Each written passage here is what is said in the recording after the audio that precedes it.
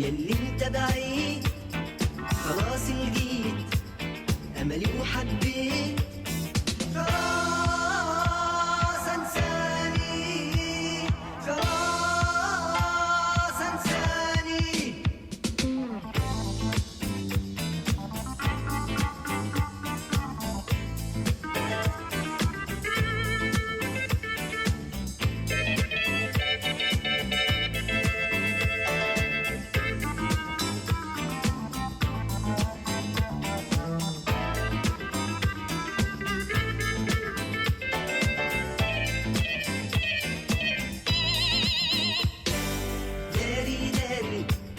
هنقولك داري خلاص انساهم ايام حناني داري داري هنقولك داري خلاص انساهم ايام حناني خلاص انساني خلاص انساني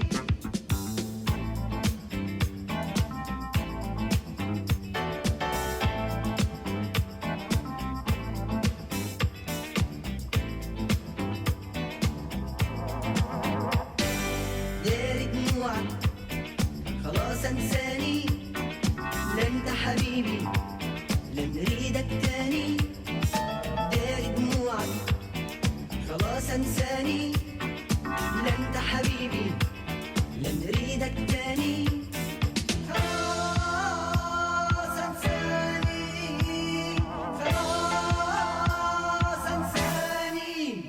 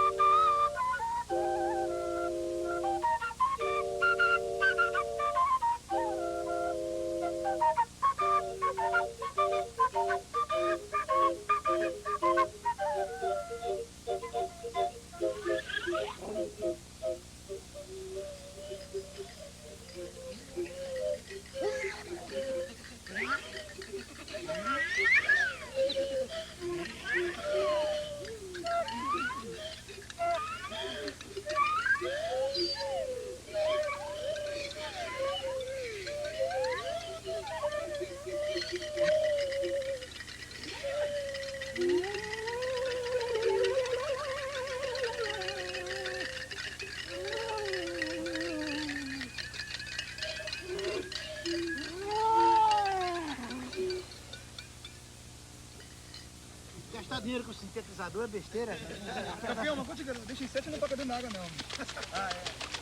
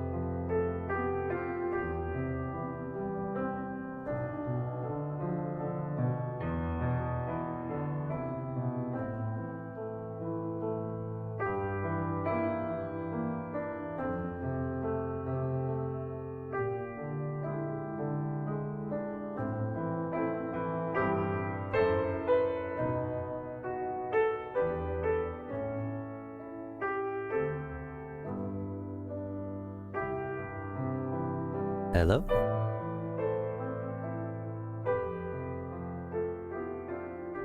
Hello, hello, hello, hello, hello.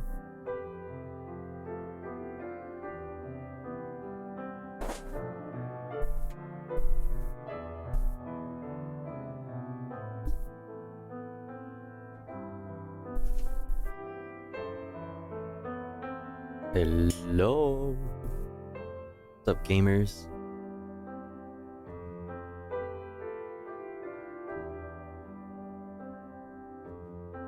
What's up, gamer grills, gamer buoys?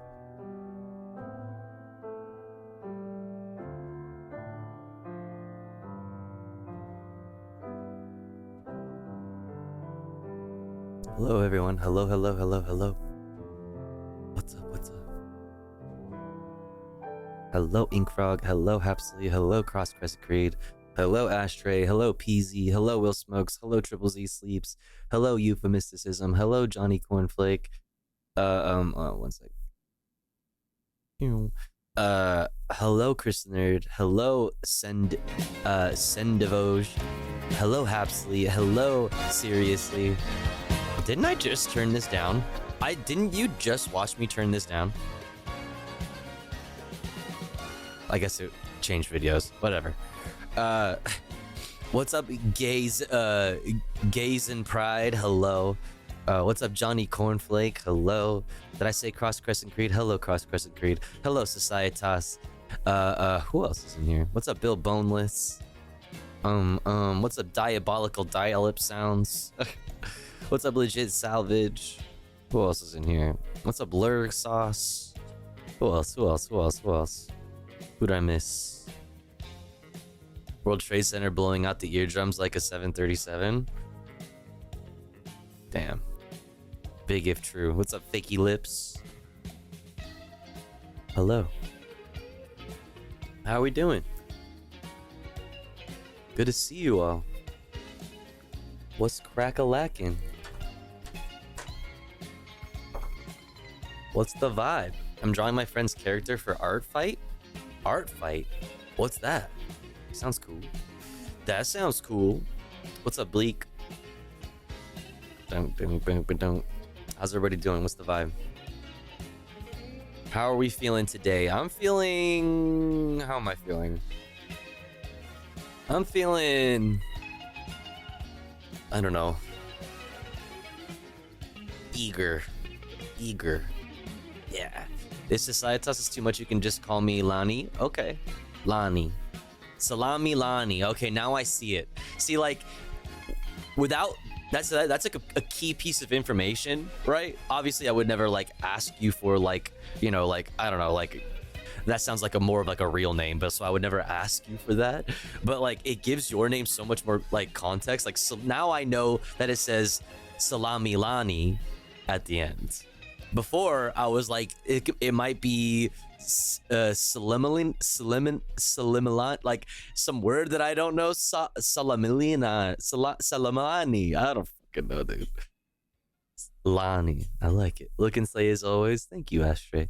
I'm scared and concerned for our country, but I'm glad. Hold on, this might yell at us. Fuck out of here. Fuck out of here. Shut up. How come you're not stopping? Listen to me. Hold on. Let me do something.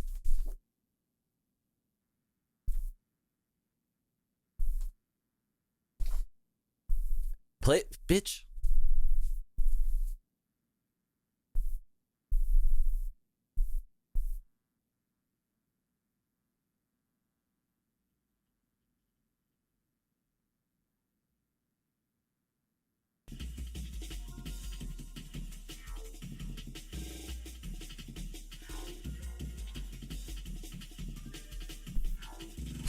Ow.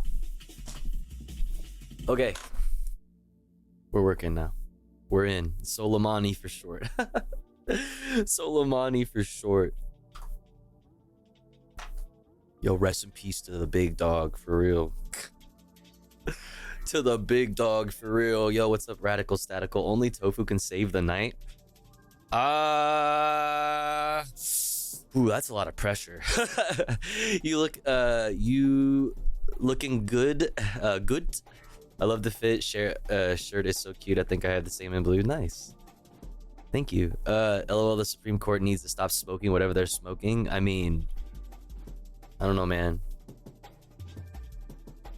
They're smoking on that fucking conservative shit. I don't know, man. That good ass conservative fucking kush. I don't know. I don't know, man. Whatever the fucking RBG fucking gifted them on her way out. We'll talk about it. Smoking on that Chevron pack. Yeah, but like when you say Chevron pack, it makes it sound like, you know, like, you know, we got rid of Chevron or some shit, but it's like kind of the other way around. They need less or more Adderall. Honestly, I need some Adderall. Fuck them. I need some Adderall. I'm very eager to get a diagnosis from my doctor. Hold on one second.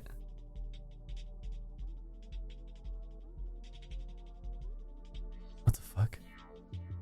There's so many weirdos on Twitter. I just got tagged in like a random thing. I don't know if they're talking to me.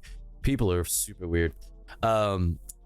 Let's see. Tofu Art Fight is a yearly art trade competition where artists pick one of two teams. This year is Seafoam versus Stardust, and last year was Vampires versus Werewolves. Oh shit. And then you draw other people's characters to earn points for your team. More polished drawings will earn more points. The term with the team with the most points at the end of July wins bragging rights. Okay, that's fun. Art Fight. Dun dun dun dun. For ADHD should be easy. Yeah, I just need it like yesterday. You know what I'm saying? I just need it like yesterday. I want to look half as good as Tofu when I grow up. I'm 30. Oh, come on. You don't listen.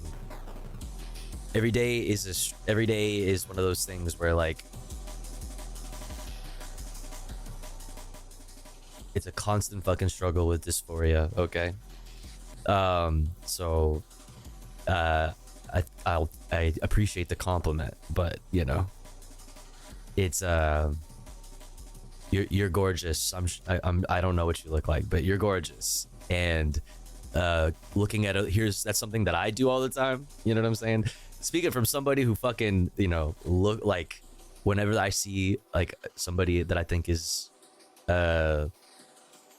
pretty or something, I immediately am like, immediately my mind wants to tell me like, damn, it would be so cool if I could be pretty. You know, to saying like, you know, it's just like a thing. You know what I'm saying? Everybody, we all have it. Okay. I appreciate the compliment, but yeah, your struggle is valid and you're beautiful. Both can be true. All comrades are cute. True. That's so exciting. I hope your team kills it. Team Seafoam. Wait, which team are you? Seafoam or are you Stardust?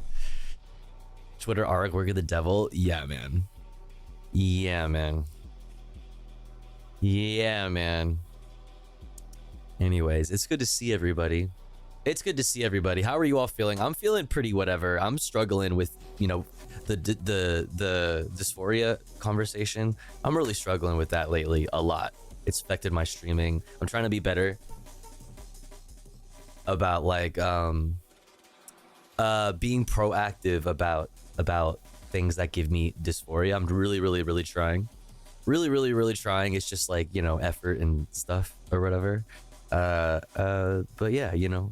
So my mood today is I said eager earlier. I think that's a good word. Eager. I'm eager to fucking get over myself and do what I need to do to fix the things that I see that are wrong with my life. You know what I'm saying? Just fucking do it already. But how are you guys doing? I'm on Team Seafoam. Pog. That's cute. That's cute. We have lots to do today. Lots to look at. We don't have a daily dose of internet, unfortunately, today. But we have... We'll look at some other silly light shit before we get into the headlines. And then we'll get into the headlines.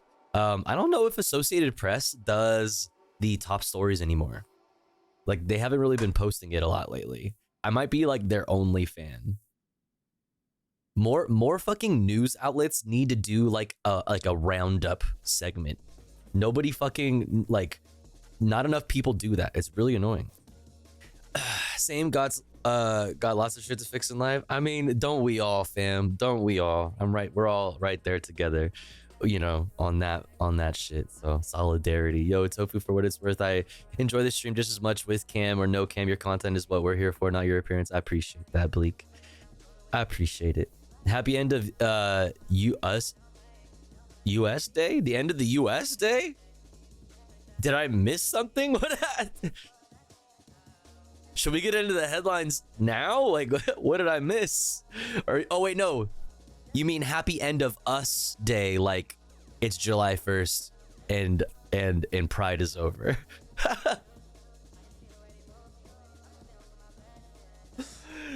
Happy Death to America Day, everybody. Wow. Oh my gosh. Oh my gosh. Both work. No more Pride. It's all gone. Corporations be like, no homo. True. We have democracy now. I'm Emily Goodman. I'm Emily Goodman. Emily Goodman is Amy Goodman's evil twin sister. No more Pride. I am now ashamed. Yeah, same. Sag. Dark time on Goodman. That's literally me, though. Let's be real. Am I still gay now that it's July? No, I'm sorry. Oh, they didn't tell you. Sorry. Yeah, shame month. Yeah. Gaytheon back to Raytheon. Rip. Rip. It was fun while it lasted, chat. Nope, we're all straight as fuck now. Yeah. So sorry.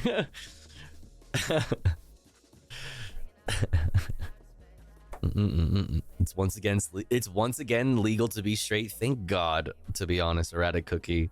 Thank God. Thank Jesus Christ himself. What's up, Lynn? Pack it up, Skittle Squad. Oh my God, Skittle Squad is so good. Yeah. So good. The gay city twerk purge is all over. The gay city twerk purge? Gay city twerk purge. It's real? Huh? Pride over back to sloth? Pride over back to sloth for me anyway. 1 to 3 naps a day, lol. Wait, you stopped doing that? You look pretty tonight. Thank you, Lynn. I appreciate it. I appreciate it. All right. Well, I guess we should get into the stuff, huh? Yo, Potato King. Thank you for 18 months. Thank you. Thank you. Saw Thank the you. ruling on presidential immunity. Think that means Biden could assassinate Trump if he wanted, right? Yes, that's exactly what it means. Yeah, the ball's in the ball's in Brandon's court. Yeah. Your move, Brandon. That is exactly what that means. Thank you for doing all of my analysis for me. We don't even really need to cover it now. That's it. Pretty much. I'm surprised Biden didn't use Pride Month for if you don't vote for me, you ain't gay, Jack. Honestly, that would have been great. You know, I'm kind of bummed that we didn't, at least for the content, for the sake of the content, that we didn't get a cool clip like that. It's been pretty boring, you know, on that front. On the content front, I went with my dog for a walk in my village. My dog found a friend, keeping him for a while. They're playing well together, like another dog. Oh. Biden, true. What's up, Ian? We probably shouldn't post hypotheticals consisting of the president carrying out violence right now, though. Don't want to get Tofu banned on accident. Listen, as long as, I mean, I don't know how that works. Like, I don't know how that works. Fantasizing about a president being violent in a joking manner rather than, I don't know how that works, as opposed to like you personally. But yeah, maybe we should probably be safe. He's just doing official acts. Yeah, right. Yeah. Exactly, we would have had new memes. Quit whining and vote for Biden. I'm always saying this. Bro has the opportunity to do the funniest thing in history. Thank you again for 18 months, Potato King. Saw the ruling on presidential immunity. Think that means Biden could assassinate Trump if you want to, right? Yeah. Yeah. All right. Well, we should get into it so that we can do fun stuff and we can get to that conversation sooner rather than later, because that's the big news of the day, obviously. So let's get into this video here. Honest government ad about AI before we get into the headlines for today. Let's do it. What's up, Sticky Monkey? Thank you, Game Gang. Hello, I'm from the government with an urgent announcement. Hello.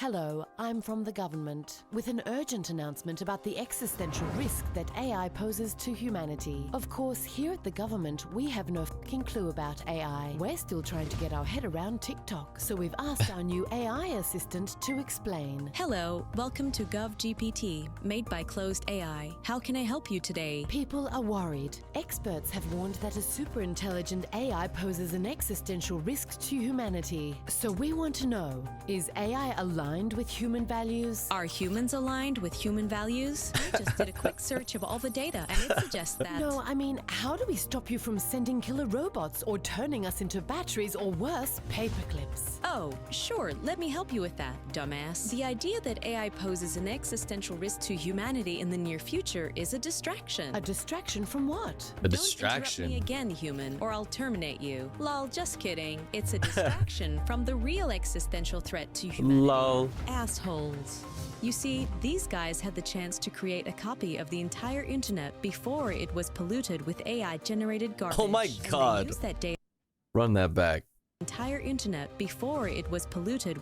Man, with AI-generated garbage, and they use that data to train AI models like me. Having locked in this advantage, the last thing we want is for anyone else to be able to compete with us. So we thought, hey, let's tell everyone some bullshit like, oh no, killer robots. Quick, give us control of AI research. Only we know how to do it safely, which of course would give us a monopoly over AI. That's a relief. So we don't need to worry about AI harming humans. Oh no, you do. See, the killer robots aren't just to distract from big tech bro billionaires gaining even more power, they're also to distract from how companies and governments are using AI to fuck everyone and everything by making you work harder at shitter, more precarious jobs for less pay and under constant surveillance, by replicating systems of oppression with biased and I don't know. I mean, like, I know this is like more fun and tongue-in-cheek than it is like serious, but like I don't know that it's more like it's really a distraction more than it is like just people not understanding that capitalism is the Mustard Queen problem Andromeda like every donated single time. $3. No mustard posting today. On the ruling, I'll say that in my law groups and law school groups, even the conservative-leaning folks are like, what the actual fuck? This ruling is unprecedented, but this also means Biden can officially mandate mustard for all. That's right. Look at the bright side. Look at the bright side. I love that. Love that. We needed that positivity. Thank you, Hapsley. Thank you, Hapsley, for that little bit of positivity. No mustard. racist algorithms, automating human rights abuses and war crimes, and mass surveillance regimes, draining the planet's resources at even higher rates, and most importantly, by flooding your entire information ecosystem with so much bullshit and misinformation that nobody knows. AI is basically just categorization at the moment. I mean, yeah. Yes, it's like most of like the implementations of AI that we see in our day-to-day lives is just like dialogue tree shit, like just like yeah, just shit like that. That doesn't mean it isn't something that is to, you know, you should be concerned about. You should absolutely be concerned about it. But the reason why you should be concerned about it is because the companies that are creating these AIs are doing it for profit. And that's not going to make like a good product for humanity.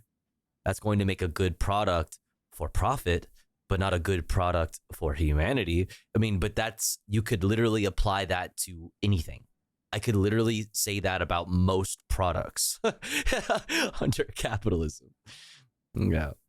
What's true anymore, thus sowing division and mistrust and leading to the collapse of democracy. Oh no! How long have we got before AI reaches these capabilities? 10 years? No, you idiot. These threats don't require any further advances in AI technology. They're all happening right now. Cause, just as my friend predicted, The final battle will not be fought in the future. It will be fought here in our present. In a chopper. Damn, what should we do? here's some solutions I found for you. Forget Skynet robots from the future. Stop the shitheads in the present. Don't ask if AI is aligned. Ask if these guys are aligned with humanity. This is okay. This is based, yeah. Or with ideologies that justify causing mass harm in pursuit of profit. Push for the regulation. And then when you find out that they are not aligned with humanity, when you find out that the CEOs and these companies are not aligned with humanity, what do you do then?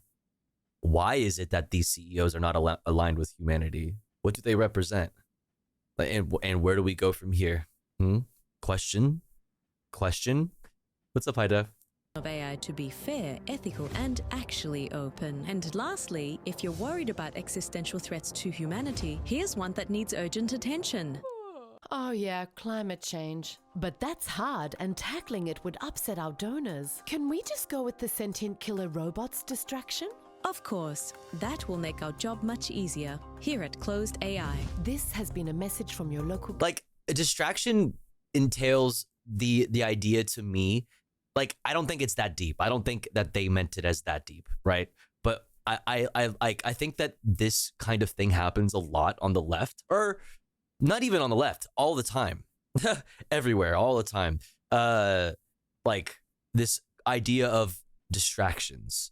I think a lot of the time, like, you need to ask yourself, like, is there a distraction means that there's like a bunch of people who are like, or there's somebody who is like willfully and like with intention like pulling the strings and causing this thing to happen as like on purpose to distract you away from the real thing, whereas like I think that it's as opposed to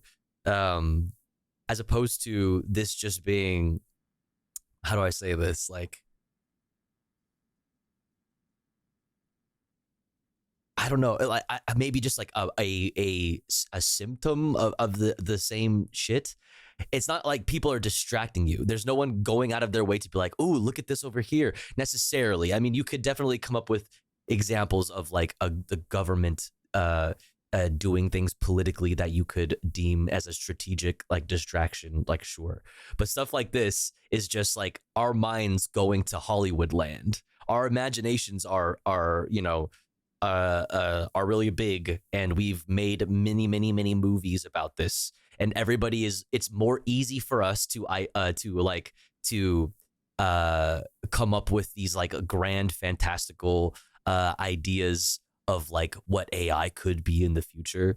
It's easier to do that than it is to understand that like capitalism is killing us right fucking now. Right, like that's the point you're missing. But it's not because like somebody's like, ooh, think about like what could happen in the future. It could be like Terminator, on purpose. That's just like us being stupid as fuck, Government franchise. Good luck. Good luck. Authorized by John Connor. But this was good though. I need to watch more of these. Tech bros trying to convince everyone AI is good. I mean, AI could be good, right? AI could be good. The problem is that the tech bros are fucking capitalists. The tech bros in question are doing it, for one purpose, and that is to make money.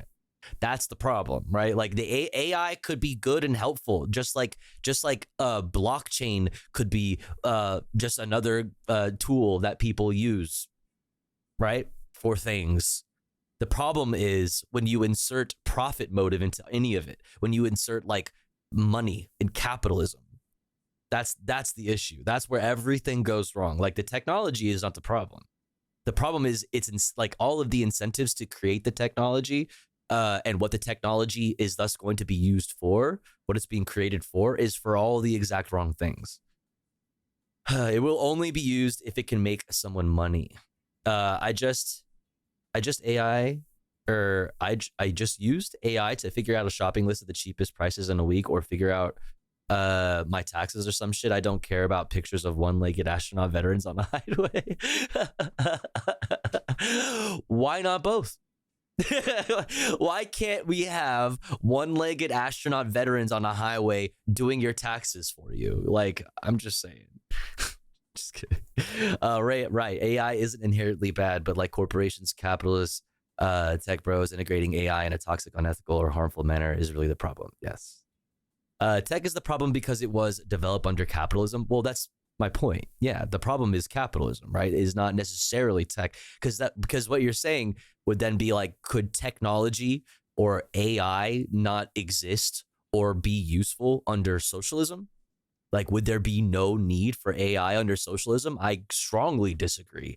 I think that we could use AI to fucking automate the fuck out of everything so that we could have fully automated gay space communism fucking right now. The problem is that capitalists, in the current context of our capitalist society, want to use AI to do exactly that. However, you need money to live.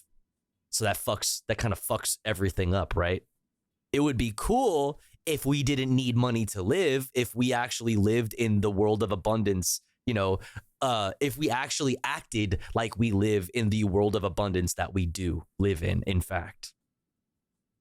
The problem is the profit motive. We still have access to enough of the AI tech to build cool things ourselves. Big companies want to destroy them, but yeah, in utopia. But AI is too resource intensive for even that. I would agree that on the scale that a lot of things like AI, and even I brought up like blockchain earlier, the scale that those things exist in the current context that it exist in now, yeah, that shit needs to be scaled way the fuck down. If you live in anything close to what might be considered like a utopia, right, it would definitely not include anything that is as like that requires as much resources as like server farms do. That shit is, yeah, agreed there. But like I said, that doesn't necessarily mean that those things wouldn't exist on a smaller scale. I've been watching for all mankind, and it's clear how the profit reasoning fucks up so many things. I think AI is like blockchain in that there are a few legitimate uses, and the rest is a bunch of clowns selling snake oil. Yes, yeah. But AI is not going to be a part of most of our daily lives, I think. I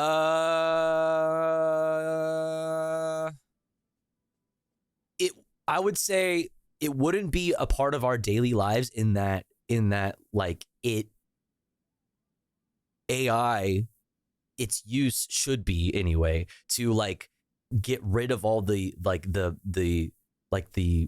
menial labor, like the repetitive, obnoxious tasks that we shouldn't be bothered to do. Like, you know what I mean? Like if we live in luxury, a fully automated space communism, right?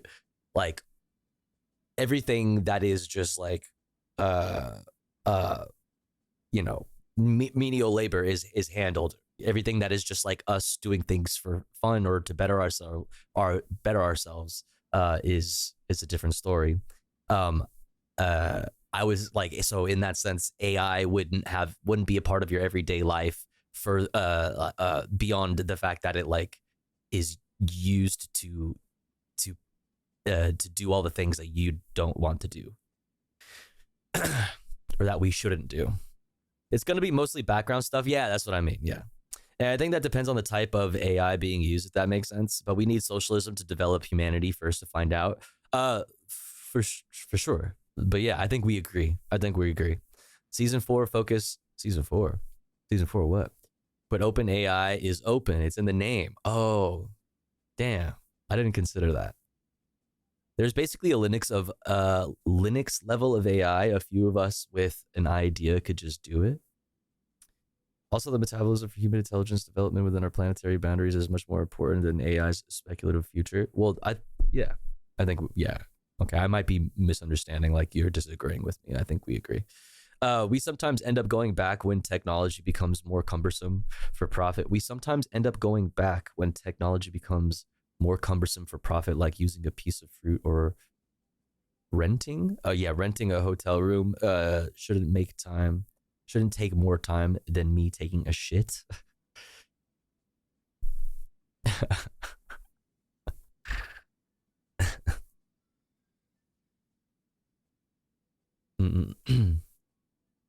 You take pretty fast shits.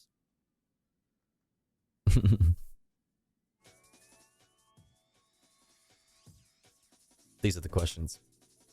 What are our like average shit times in chat? What do we think?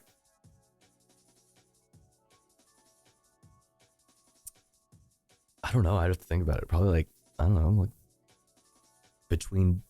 maybe like 10 minutes between, like, yeah. Yeah, maybe a little bit more, like maximum. I deal with so many IT processes that end up taking more time than doing it manual. As vegan, it's pretty fast. Let's go. W vegans. Create. Using the fruit is already canon. Sorry. Using the fruit? You calling me fruity? Too late to make AI the Democrat candidate? Open convention. Open convention. All right, chat. Let's continue on. Let's continue on. Next up. Hello? Show me the fucking playlist. Hello, I'm from the government with an urgent announcement about the I'm from the government. Coming up next, chat, we're going to get into the headlines. Top 5 stories you need to know today from Reuters, news wrap from PBS, top US and world headlines from Democracy Now! And holy shit, this is 25 minutes long. There can't possibly be that much positive news. I'm calling bullshit on that. Well, we also have positive leftist news that we could check out as well. 25 minutes is crazy. We'll see. We'll see if it's really that positive, okay? I'll be the judge of that. And then we'll get into other stuff. We'll point and laugh at Steve Bannon going to prison or reporting to the actual physical prison to do his time. I think 4 months, I think it is. 4 months. He'll be fucking fine. We'll look at Brandon addressing the Supreme Court ruling. And then we'll look into more of that from with PBS and Democracy Now! We'll do assorted international headlines out of Israel, Palestine, out of Ukraine, UK, France, and then we'll do fun stuff. We have climbing LA's tallest skyscraper in a cloud from Dying Llama, and then we have part 3 of the railway journey to capital of Georgia from Shy, and other stuff if we have time. Okay, exclamation point watching in the chat for a link to this playlist if you would like, you know, to get a link to any of the specific videos that we'll be watching this evening. But first, chat, before we continue on, we must run an ad break because it's been an hour since we started the stream. Don't you worry though, because here at the Tofu Ghost broadcast, when I run ads, I run them while I'm away from the stream. That way, even if you're unsubscribed, you don't miss out on any of the content. But if you would like to support the stream and get access to cool Tofu Ghost emotes and an ad-free viewing experience, you just gotta subscribe for $5 or for free with a Twitch Prime. Or let's say you're already subscribed to the channel and you're feeling generous and you have the means to, maybe consider gifting a sub to one of our unsubbed friends in the chat like Paluki, or a Moon-Shaped Pool, or Gone Outside, or somebody else. If you are one of those unsubbed friends, make sure to say hi, post an emote in the chat if you're lurking. That way somebody might notice you and feel generous enough to shoot you a gifty. You can also throw bits or a dono my way. Donos are cool because they go straight to my wallet, and I could use it tonight to buy some DoorDash, to DoorDash some dinner or something, which is pretty poggers. But we'll be back in 3 minutes. Don't you go anywhere. BRB.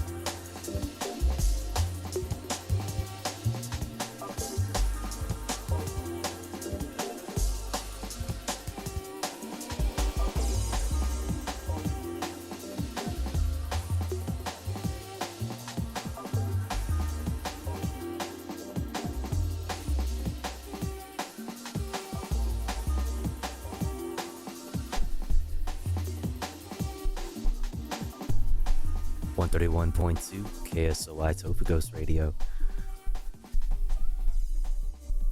We're back. Thanks for waiting through the ads if you had to sit through some ads. Thanks for doing that, I appreciate you. But don't worry, because we're back. We are back. Let's get into it. Let's get into the headline. Top 5 stories you need to know today. You absolutely need to know today from Reuters. Let's go.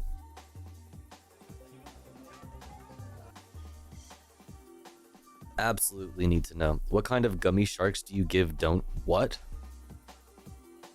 Gummy sharks? She gummy on my shark? Is this like a is this a dick? This is a D's nuts joke. I don't know. Read my chats for context.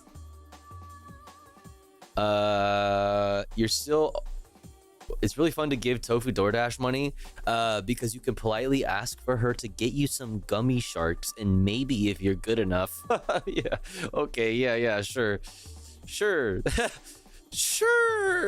yeah, maybe if you're lucky, maybe I'll even get gummy sharks. No guarantees though, but you have to give at least $500. Okay, at least. Top 5 stories you need to know today from Reuters. Let's go. Number 1. Top Democrats rule out the possibility of replacing Joe Brandon as the Democratic nominee amid calls for him to quit the presidential race after a feeble debate performance. Number 2. France's political parties rush to build a united front against Marine Le Pen's far-right party after it made historic gains to win the first round of a parliamentary election. More on this later. Number 3. The U.S. Department of Justice is set to charge Boeing with fraud over 2 fatal crashes and ask the plane maker to plead guilty or face a trial, people familiar with the matter say. Number 4. The U.S. Supreme Court is expected to rule on whether Donald Trump can claim immunity from prosecution. Spoiler alert, they did. For trying to overturn his 2020 election loss. More on this later. But however it rules, the court already has helped the former president in his effort to avoid trial before the November election. Number 5. South African President Cyril Ramaphosa appoints former opposition leader as Minister of Agriculture, bringing the Democratic Alliance and other parties into his new coalition cabinet. Interesting. Okay. Next we'll do the PBS News Wrap.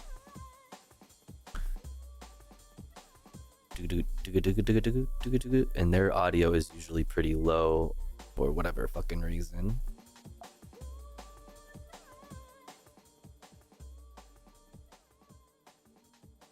In the day's other headlines, Hurricane Beryl has made landfall on the island of Keriaku in the eastern Caribbean. With winds of 150 miles per hour, it is the strongest storm to ever form this early in the Atlantic hurricane season. The National Hurricane Center has warned of an, quote, extremely dangerous and life-threatening situation. The Prime Minister of Grenada said the coming few hours will be vital in determining the storm's impact. It represents perhaps the most dangerous part of this exercise. So I want to re-emphasize to our citizens that the state of emergency remains in place. It is for your own safety. The storm is expected to remain a powerful hurricane as it moves across the Caribbean. All of Jamaica is under a hurricane watch, but other islands may avoid a direct hit. Beryl is expected to slam Mexico's Yucatan Peninsula by the end of the week. Steve Bannon turned himself into a federal prison in Connecticut today to begin his 4-month sentence. Here's the thing is, like, this isn't like an oversaturated photo. This is just the way he looks. He's just that red today. You know? Contempt charges. The former advisor to President Trump hugged supporters and told a crowd he was I want to like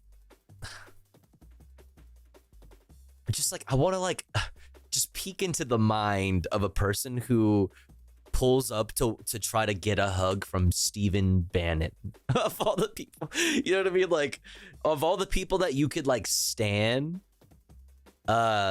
Stephen motherfucking Bannon is a good ass one. You know, I wonder.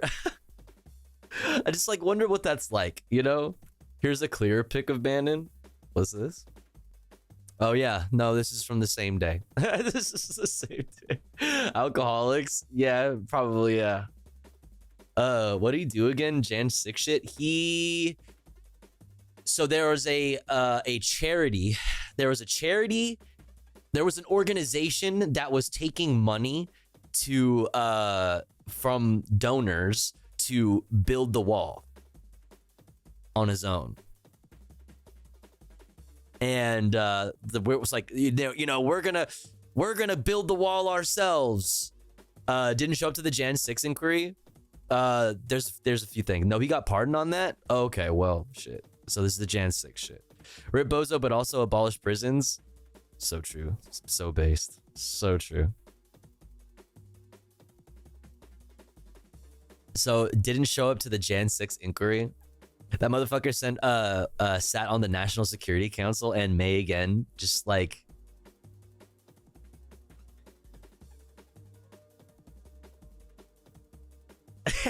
just I don't want to think about that right now. He's only serving 4 months. Yeah, he'll be fine. He'll be fine. It's federal prison too, I'm pretty sure. So, you know. It'll be fine. Proud to be a, quote, political prisoner. Bannon was found guilty 2 years ago for defying a congressional subpoena as part of the January 6th investigation. His sentence means that Bannon is set to be incarcerated during much of the run-up to the November presidential election. Republican lawmakers have sued Attorney General Merrick Garland for access to audio of an interview with President Biden. The recordings are from special counsel Robert Hur's probe into Biden's handling of classified documents, in which he said that the president has a, quote, poor memory. The Justice Department has provided transcripts, but not the recordings. In their filing today, House Judiciary Republicans argued that the audio can, quote, provide immeasurable insight into a witness's credibility and mental state. Israel issued mass evacuation orders today in Khan Yunis, signaling a potential return of IDF troops to the southern Gazan city. Much of Khan Yunis was destroyed in fighting earlier this year, but many Palestinians have returned, fleeing violence elsewhere. In the meantime, Prime Minister Benjamin Netanyahu told cadets at an Israeli military college that Israel has nearly destroyed Hamas's military capabilities in Gaza. I returned yesterday from a tour of the Gaza division. I saw great achievements. We are nearing the end of the elimination phase of Hamas's terrorist army. There will be a continuation to strike its remnants. In northern Gaza, large explosions and... does he ever go into detail about like what this looks like? What exactly does that look like then? Okay, give me specifically, like, you're nearing the elimination phase. How have you quantified that? How like what is that going to look like once you've reached the elimination phase? How will you know once you have reached the elimination phase? What does any of this look like? Has he explained any of that to anybody, to the State Department? Because I know that they were asking about it a while back. You know, maybe they gave up. Maybe they gave up on asking, their Israeli partners for for clarification on that.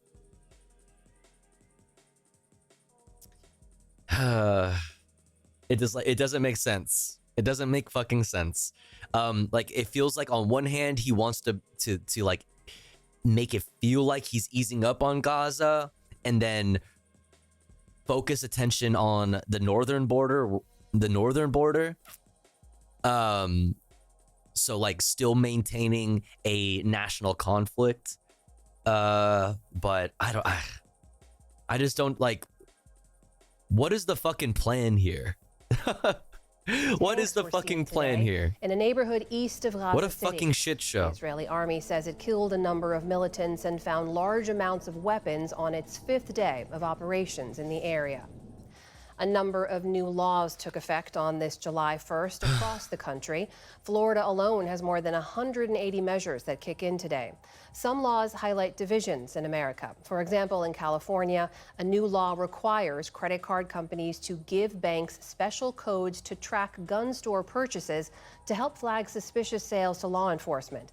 But new laws in Georgia, Iowa, Tennessee, and Wyoming do the opposite, banning the use of gun store codes.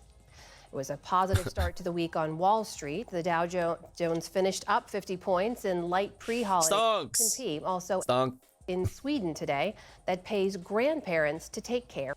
Parental leave law took effect in Sweden today that pays grandparents to take care of their grandkids.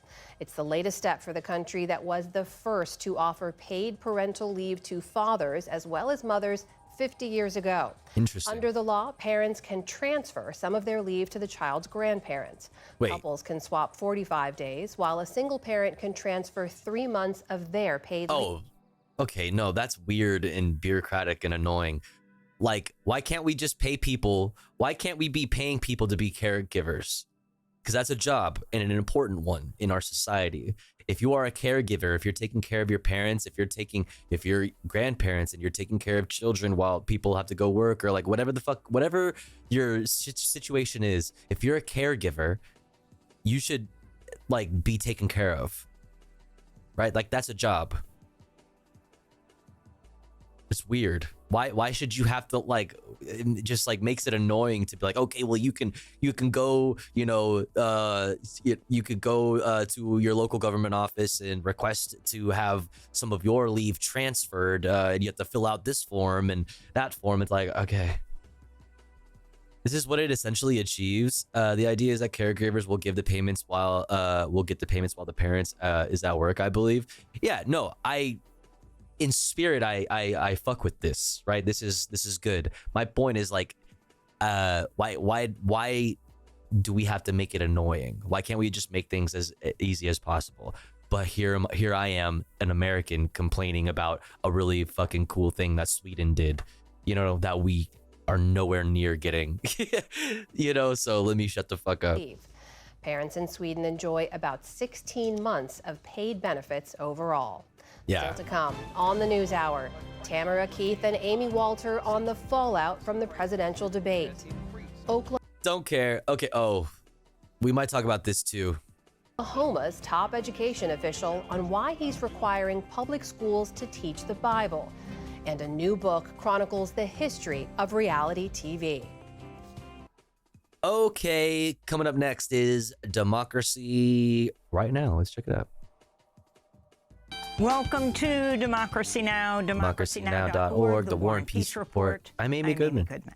In France, the far right is at the gates of power after it won a significant lead in the first round of snap parliamentary elections Sunday, a blow to President Emmanuel Macron's Ensemble alliance, which is polling third. Marine Le Pen's anti-immigrant National Rally bloc has so far clinched nearly 34% of the vote, while the new Popular Front, a coalition formed by leftist parties, came in a close second with nearly 28% of the vote.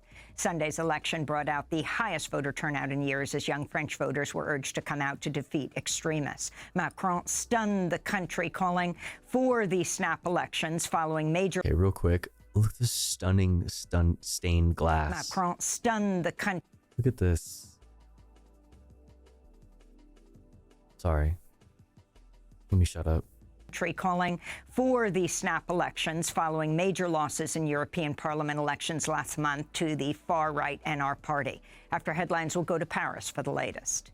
In the Gaza Strip, thousands of civilians remain trapped amidst heavy fighting in the Gaza City district of Shujaiya, where Israeli tanks were seen advancing after another day of brutal Israeli attacks. Gaza's health ministry says at least 23 Palestinians were killed in the past day alone, bringing the death toll since the start of Israel's latest assault on Gaza to more than 37,900.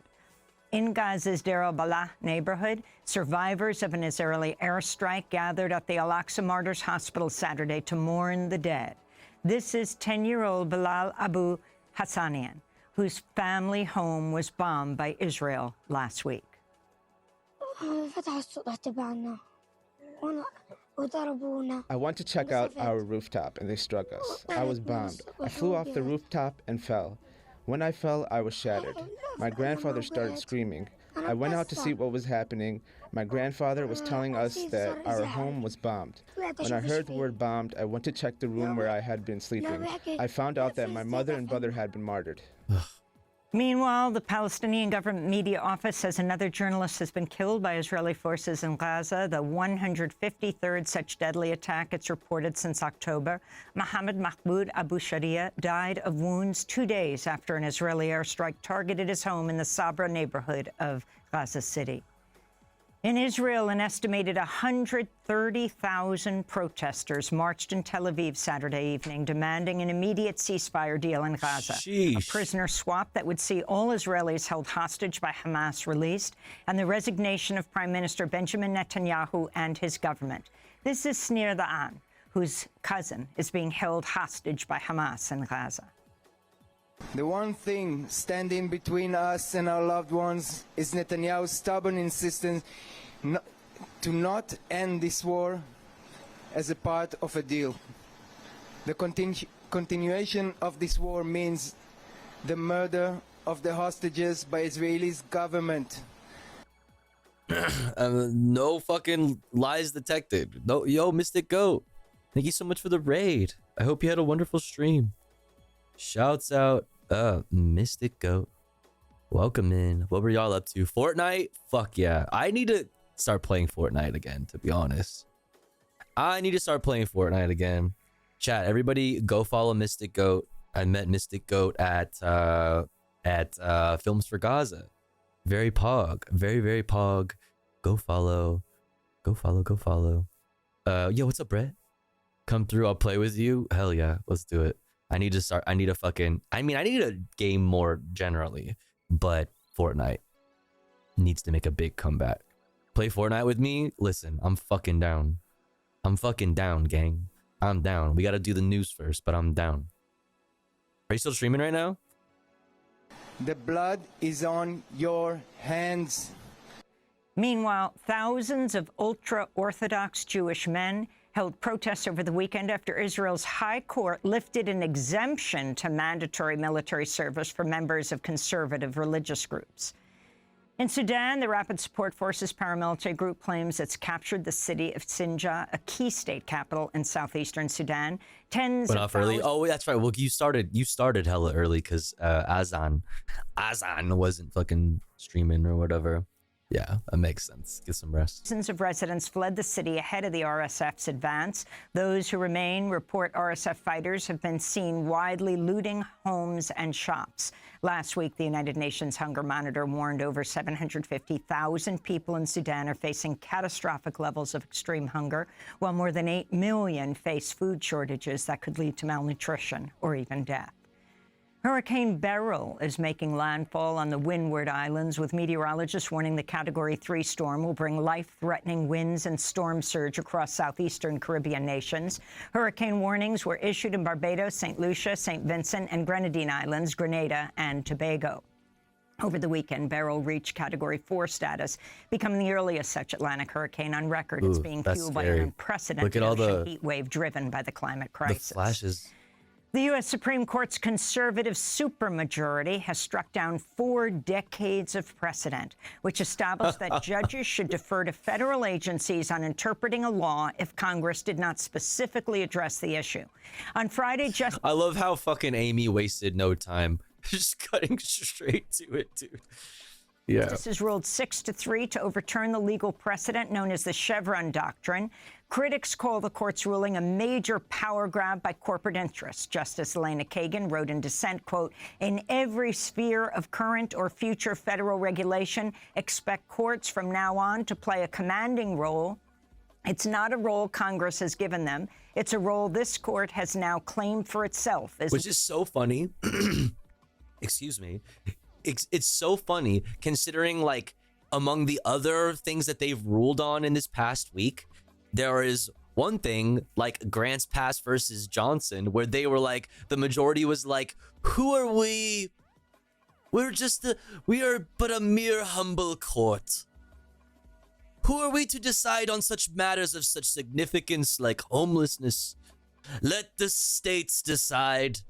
Let them decide. It is not our place to decide this. On other things, they are like, motherfucker, we have the power, bitch. We're deciding this shit, bitch. It's so fucking stupid. Well, as other judges. The most pointless fucking body. The most pointless fucking body. Not pointless, because it certainly serves a point. It's just not a good one, okay? But like the number one institution that needs to fucking go. needs to go. Afuera. Just like Javier Milei would say. Presidents make SCOTUS useless now.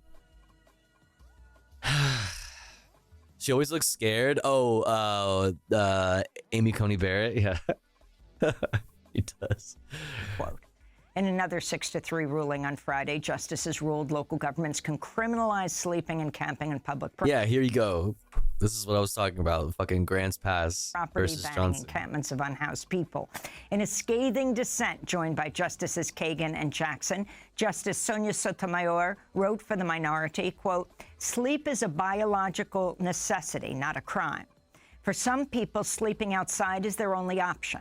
For people with no access to shelter, that punishes them for being homeless. That's unconscionable and unconstitutional, they said. We'll have more on the Supreme Court's rulings later in the broadcast. President Trump's former top political advisor is reporting to a federal prison today after he was found guilty of contempt of Congress for defying subpoenas related to the January 6, 2021 Capitol insurrection. Steve Bannon is set to begin a 4-month sentence after the Supreme Court declined Bannon's request that it intervene. Just last week, top congressional Republicans, led by House Speaker Mike Johnson, filed an amicus brief on Bannon's behalf, asking the D.C. Circuit Court of Appeals to keep him out of jail. Bannon still faces criminal charges in New York for allegedly defrauding donors to an anti-immigrant nonprofit called We Build the Wall. Wait, so he still faces... To keep him out of jail. Bannon still faces criminal charges in New York for allegedly defrauding donors to... So he does still face charges over that? An anti-immigrant nonprofit called We Build the Wall. Okay, yeah, that's what I thought. Like, this motherfucker's got a lot of shit on his plate. This motherfucker's got a lot of shit going on, dude. Holy fuck. But this is like perfect example, dude. How many people have fallen like flies all around Trump over the past fucking however many fucking years now? So many, dude. This is Trump's Hail Mary, and he just got a huge fucking boost from the Scrotumus today. The Scrotumus just gave him a big old gift. What's up, Nori? $15 million and for laundering. What's up, Nothing Worth? Democratic leaders are defending so many more President flies. Biden after his disastrous debate against Donald Trump last week, when Biden appeared halting, disjointed, and often seemed to lose his train of thought. Prominent Democrats rejecting calls for the president to step aside include Biden's surrogates, Senators Raphael Warnock and Chris Coons, Congressmember Jim Clyburn and Maryland Governor Wes Moore. Democratic strategist David Axelrod wrote, quote, unless the president himself decides to quit, which he won't, that issue is settled, unquote. This comes as a new CBS News poll finds 72% of registered U.S. voters believe Biden does not possess the mental and cognitive health required to be president. 72%! That's crazy. Friday, the New York Times editorial board published an editorial titled, "To Serve His Country, President Biden Should Leave the Race." The Atlanta Journal-Constitution's editorial board similarly called on Biden to bow out. Meanwhile, Maryland Democratic Congressmember Jamie Raskin told MSNBC there are conversations among top Democrats about nominating someone other than Joe Biden. No shit, Jamie Raskin said that. Wait, Jamie Raskin really said that? Because everybody else will have you think that the Democrats are digging in So I mean, let's see what Jamie Raskin has to say. National Convention in August. We're having a serious conversation about what to do. One thing I can tell you is that regardless of what President Biden decides, our party is going to be unified, and our party also needs him at the very center of our deliberations and our campaign. And so whether he's the candidate or someone else is the candidate, he is going to be the keynote speaker at our convention. In Iran, reformist. Okay, I need more information on that. Who's with you? Okay, like who's with you? Because other Democrats would have you think that everybody is digging their heels in right now. Like I need to know who, you know, what high-ranking Democrats are on the same page as you with this. Candidate Masoud Pezeshkian will face off against conservative Saeed Jalili in a runoff election set for July 5th after neither candidate received enough votes in a weekend poll to win the presidency outright. Fewer than 25 million Iranians voted in the contest to replace former President Ibrahim Raisi, who died in a helicopter crash in May. That's just 40% of eligible voters, the lowest turnout in any Iranian election since the 1979 revolution. Millions of people took to the streets of cities across the globe over the weekend to celebrate LGBTQ+ pride events. In Bogota, Colombia, thousands of pride participants marched against so-called conversion therapy, which aims to change a person's sexuality through interventions. A bill under consideration in Colombia's legislature would ban the practice, which has been described by a UN expert on sexual orientation as torture. In the Republic of Georgia, lawmakers have granted initial approval to several bills cracking down on LGBTQ+ rights, including bans on the so-called propaganda of same-sex relationships, gender reassignment surgery. Is the same-sex marriage the propaganda? I'm confused. On the so-called propaganda of same-sex relationships, gender reassignment surgery, and even the display of rainbow flags. The bills mirror anti-LGBTQ legislation passed by Russia. This is Tamar Jakeli, director of Tbilisi. That's an interesting way to give it context. It mirrors that of Russia. Interesting. Here, the thing is, like, I live in a city where the mayor put up a fucking pride flag, you know, at the city hall, and all that did was make me really mad. Okay, like I don't like fuck your fucking stupid fucking pride flags. Okay, I don't give a shit about no goddamn pride flag, especially in a place like Los Angeles where there are so many homeless people. Spending the night on the streets tonight in Los Angeles, over 45,000. While the police are running around, running rampant, you know. A bunch of gang members running around rampant. Your fucking pride flag really fucking means so little to me. Pride in Georgia's capital city. Pride March or Pride events could no longer be held legally. So even though in the past practically we had difficulties holding this, now it's going to be illegal. And basically if I want to hold a Pride March or any demonstration, in fact, about LGBT rights, at first I will get fined, and then I might even face charges, like to go to prison. Here in the United States, President Biden's pardoned thousands of U.S. military veterans convicted under laws banning gay sex under the Uniform Code of Military Justice. In a separate declaration, Biden described the anti-LGBTQ lavender scare that began in the 1950s as a, quote, shameful chapter in our nation's history, unquote. The White House says up to 10,000 LGBTQ+ federal employees were investigated and lost their jobs simply because... Is that... What flag is this? Is this Texas's flag?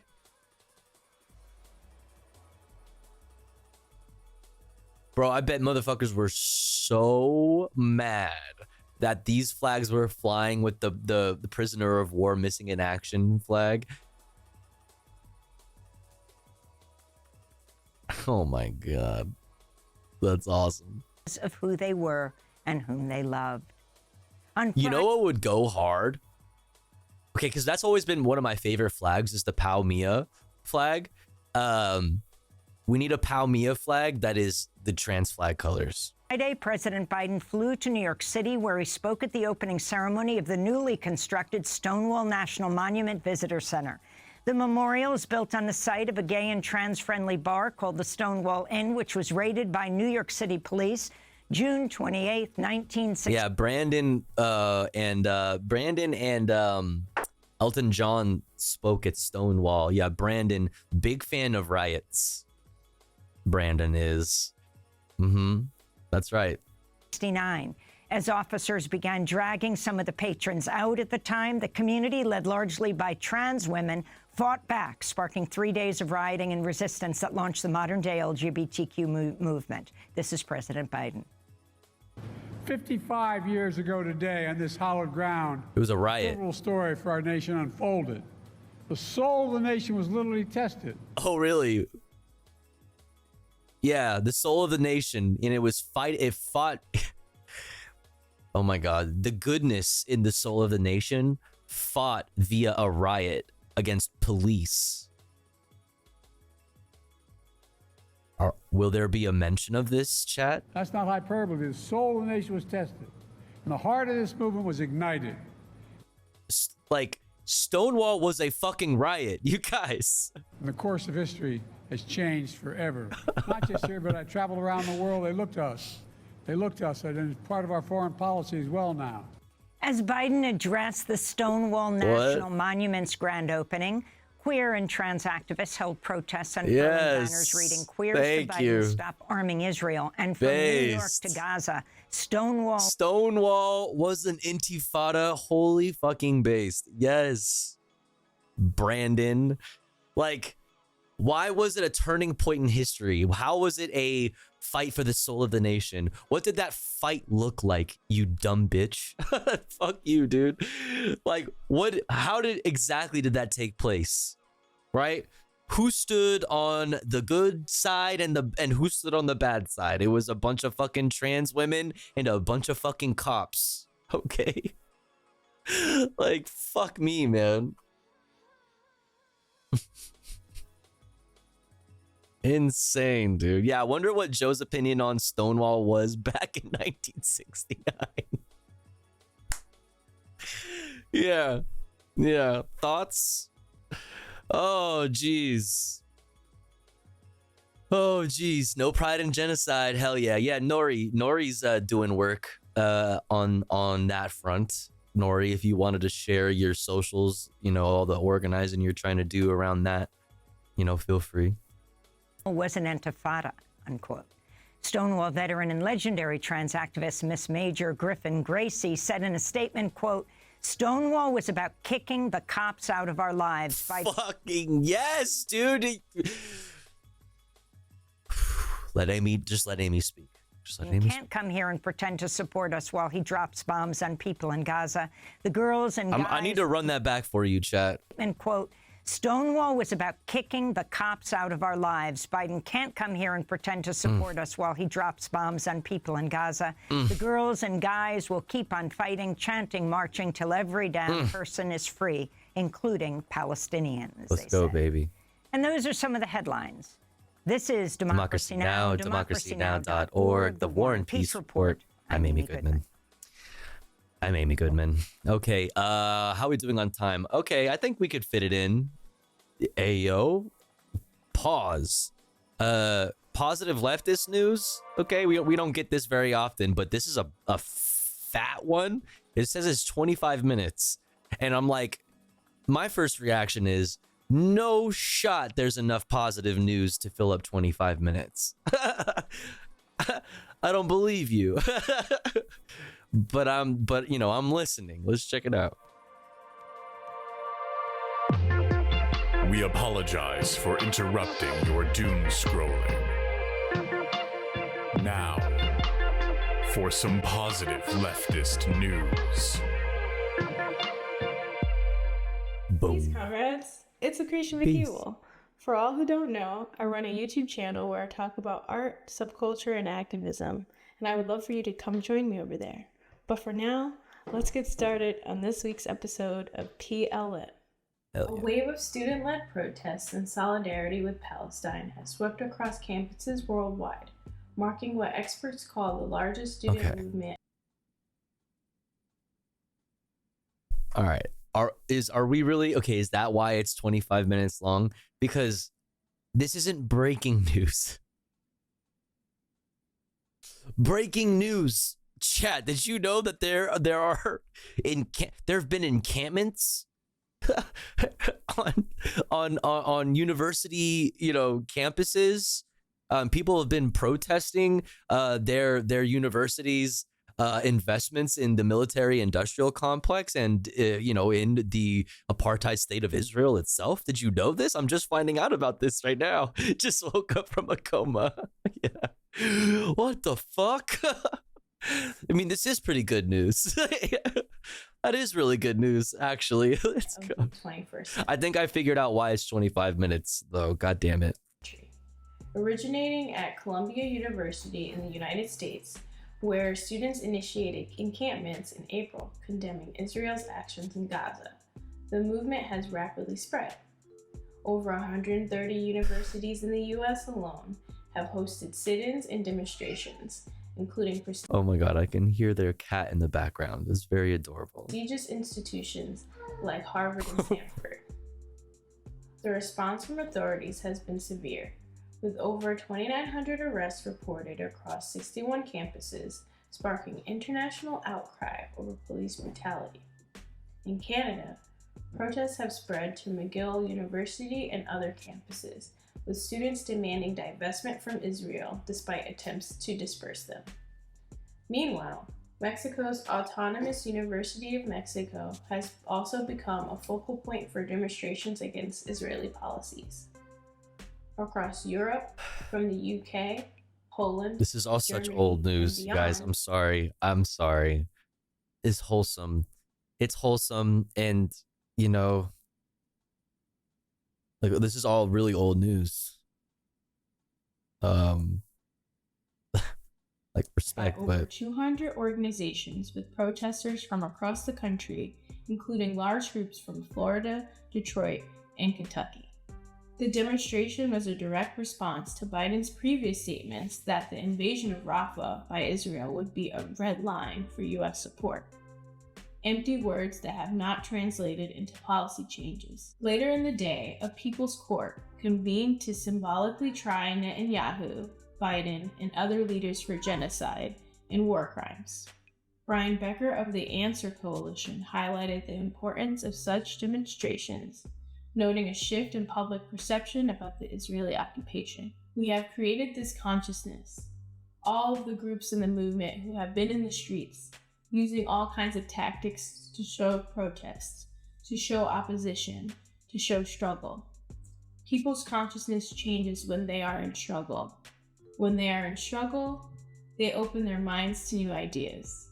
And that's what we're witnessing in the United States. This shift in consciousness is evident in a recent CBS News poll revealing that 61% of Americans oppose sending weapons and supplies to Israel. Among those under 30, this opposition jumps to 77%. Additionally, 49% of younger Americans believe President Biden should push for an end to Israeli military actions in Gaza, a sentiment shared by 37% of all respondents. Public opinion has shifted dramatically since October 7th, when 52% opposed sending aid to Israel. Additionally, a Gallup poll from March showed a decrease in approval for Israeli military action in Gaza, down to 36% from 50% in November 2023. By April, more Americans believe Israel has gone too far in Gaza, 32%, than those who thought Israeli actions were justified, 27%. This shift reflects the impact of the tireless Palestine solidarity movement's campaigns, which have culminated in the largest pro-Palestinian demonstrations in U.S. history. Leicester Crown Court in the UK. some like visuals or something would definitely help. Let's see.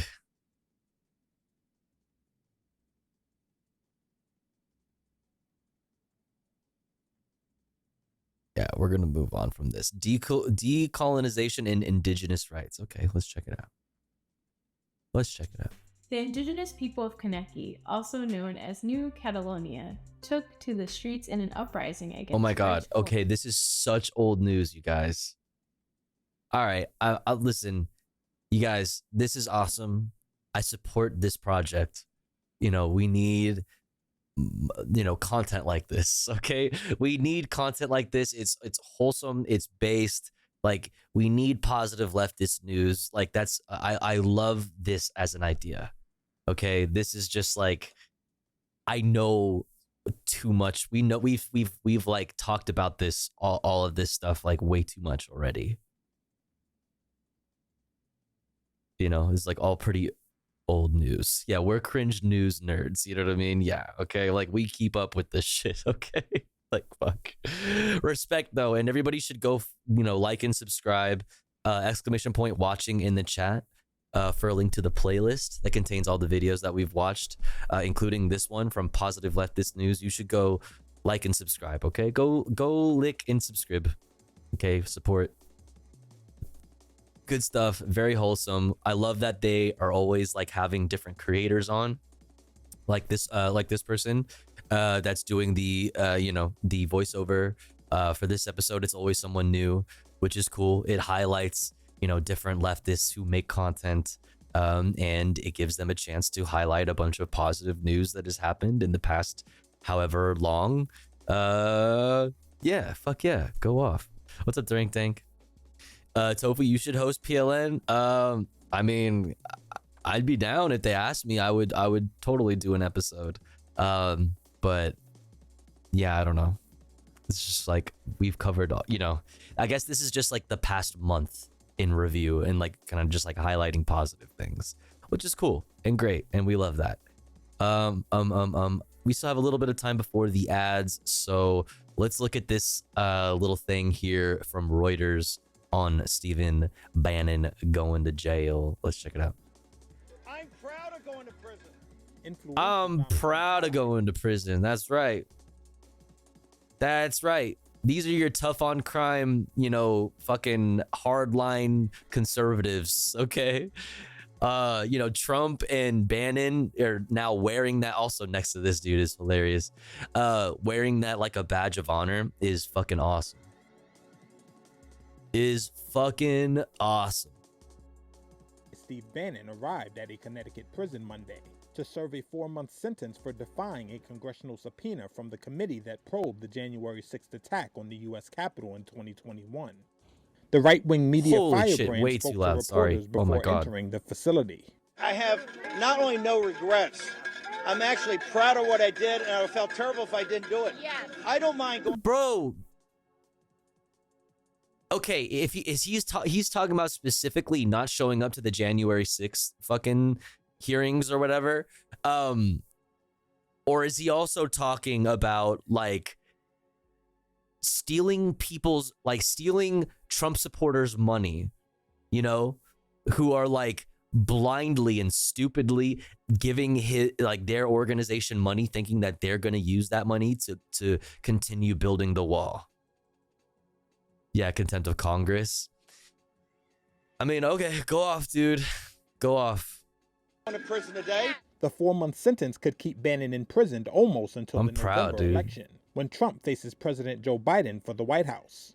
In 2022, Bannon was convicted of 2 misdemeanor counts of contempt of Congress. He was charged after he refused to turn over documents or testify to the Democratic-led House of Representatives committee investigating the Capitol riot by Trump supporters. Bannon, who was a key advisor to Trump's 2016... Which is funny because he gets to LARP like he's like a political prisoner, and that he's like, you know, under attack by the deep state and shit like that, when like, you know, if he was innocent, presumably if he was innocent and he would have cooperated, like everything would have been fine, right? If he would have just cooperated, he probably wouldn't be going to jail. But now it's like a win-win. He doesn't cooperate, plus he gets like this like street cred, if you will.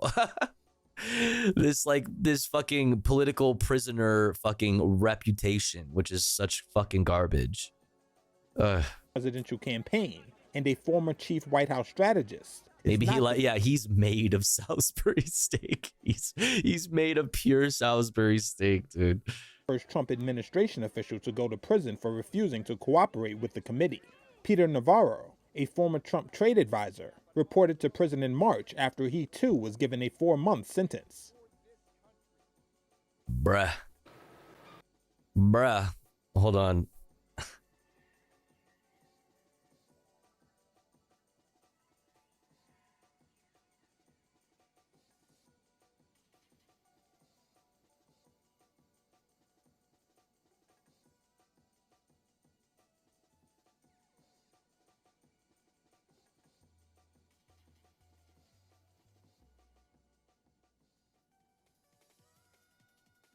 I'm trying to find a Steve Bannon. Oh my god, hold on.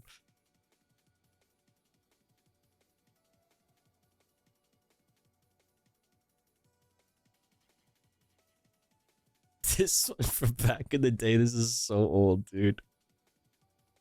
This is... Oh wait, no, hold on. I'm cooking, chat. I'm sorry. One sec.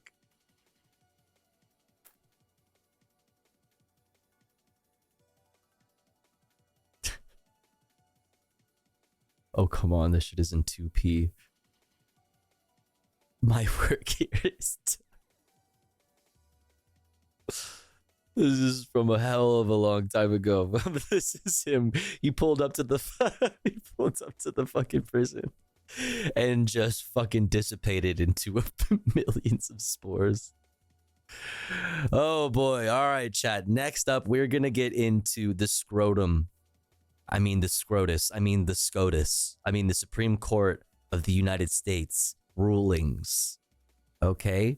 We're going to look at Brandon addressing the Supreme Court rulings today. We're going to look at PBS and Democracy Now! Talking about it.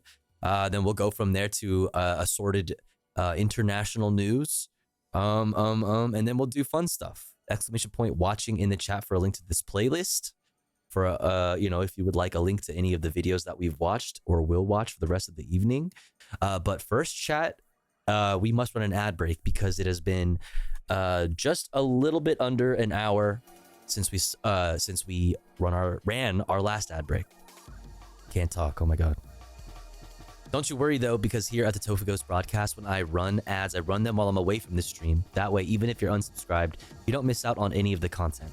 But if you would like to support the stream and get access to cool Tofu Ghost emotes as well as an ad-free viewing experience, you just gotta subscribe for $5 or for free with the Twitch Prime by connecting your Amazon Prime account to your Twitch account. Or let's say you're already subscribed to the channel and you're feeling generous and you have the means to, maybe consider gifting a sub to one of our unsubbed friends in the chat like Argonian Bum, like Ian DJ Cooper, like Prickly Mo,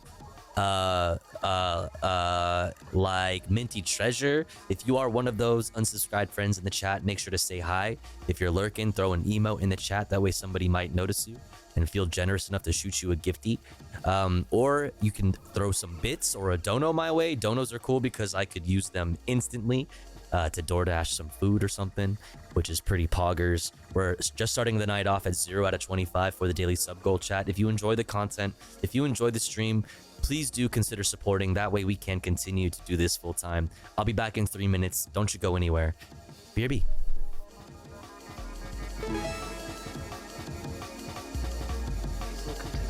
Yo, thank you, Midnight Dime. Thank you. I really appreciate it. Thank you. BRB.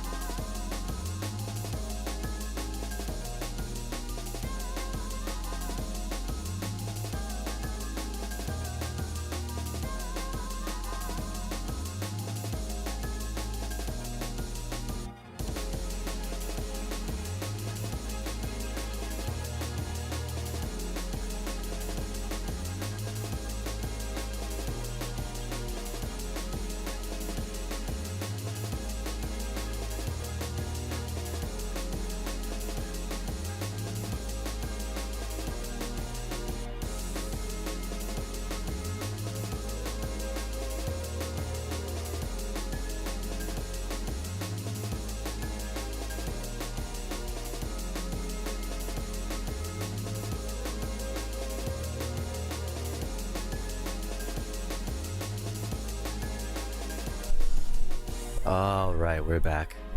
Thanks for waiting. If you had to sit through the ads, thanks for sitting through the ads. I appreciate you.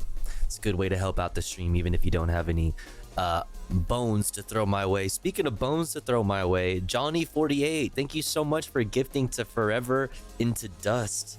Thank you so much. And also, Midnight Dime, thank you again for gifting to Argonian Bum. I really appreciate it. Very, very kind. Getting us started off at 2 out of 25 now for the daily sub goal. Thanks to you guys. Thank you so much. Thank you, thank you, thank you. You got a gifty, please make sure to thank whoever gifted you. What's up, Dusty? What's up, Vox? What's up, Xenomonic? Look at Boris Johnson conduct the hell out of that orchestra. Don't do him like that. Don't do him like that. That's crazy, dude. That's crazy. Don't Bojo jacket people.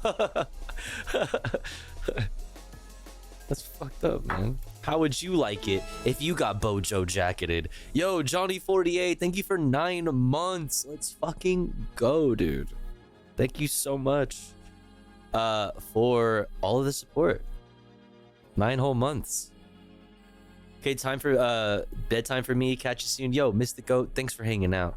Hope you have a good rest of your night. And also, thank you for the raid. Everybody should go follow Mystic Goat. Go follow. What is this? What this? What that?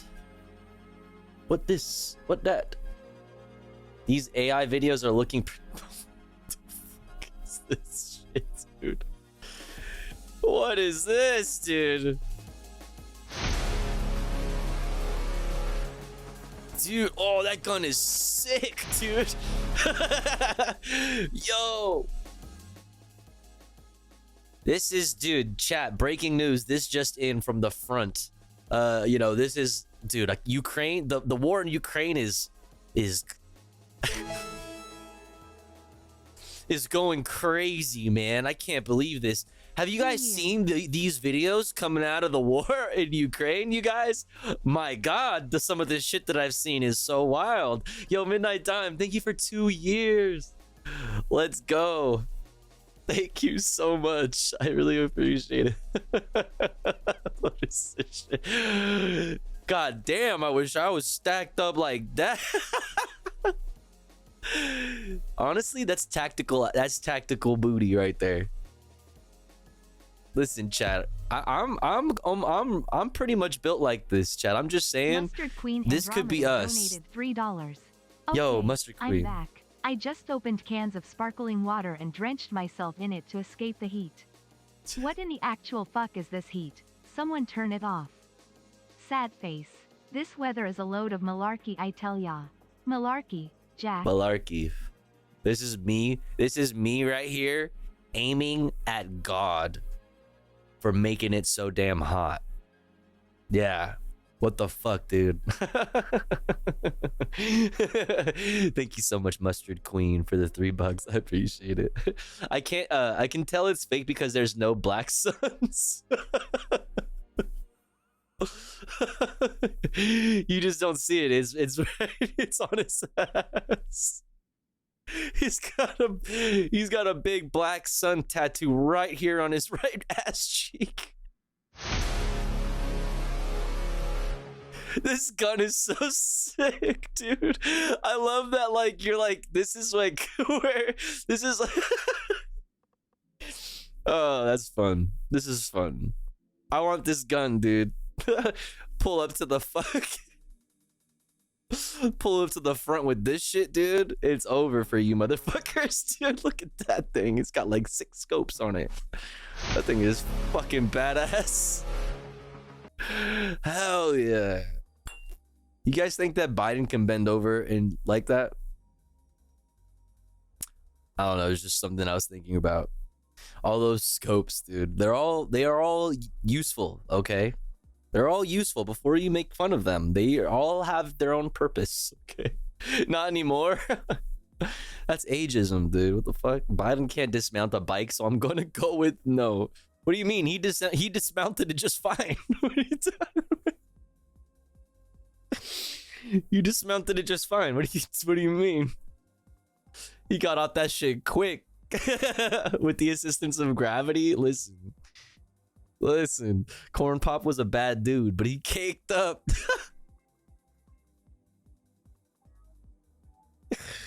Oh man. All right. Let's go see what Corn Pop's up to.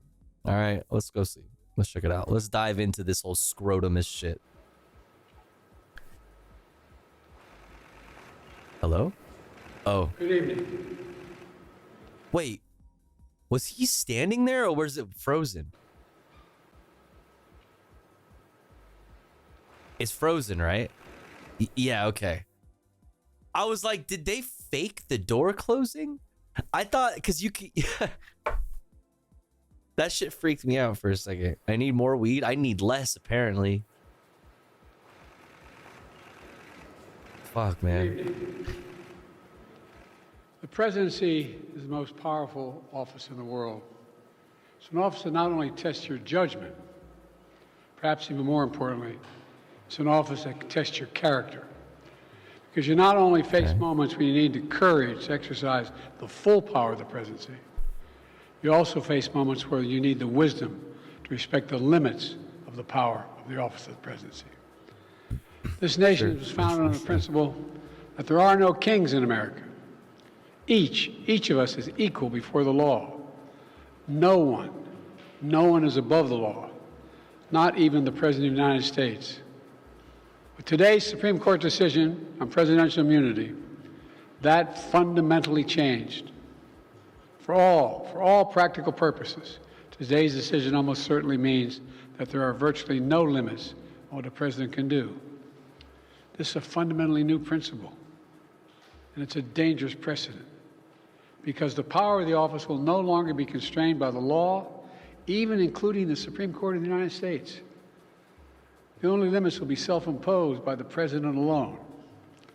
This decision today has continued the court's attack in recent years on a wide range of long-established legal principles in our nation, from gutting voting rights and civil rights, to taking away a woman's right to choose, to today's decision that undermines the rule of law of this nation.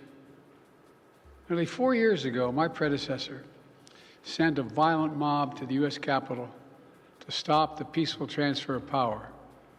We all saw it with our own eyes. We sat there and watched it happen that day. Attack on the police, the ransacking at the Capitol, a mob literally hunting down the House Speaker, Nancy Pelosi, gallows erected to hang the Vice President, Mike Pence.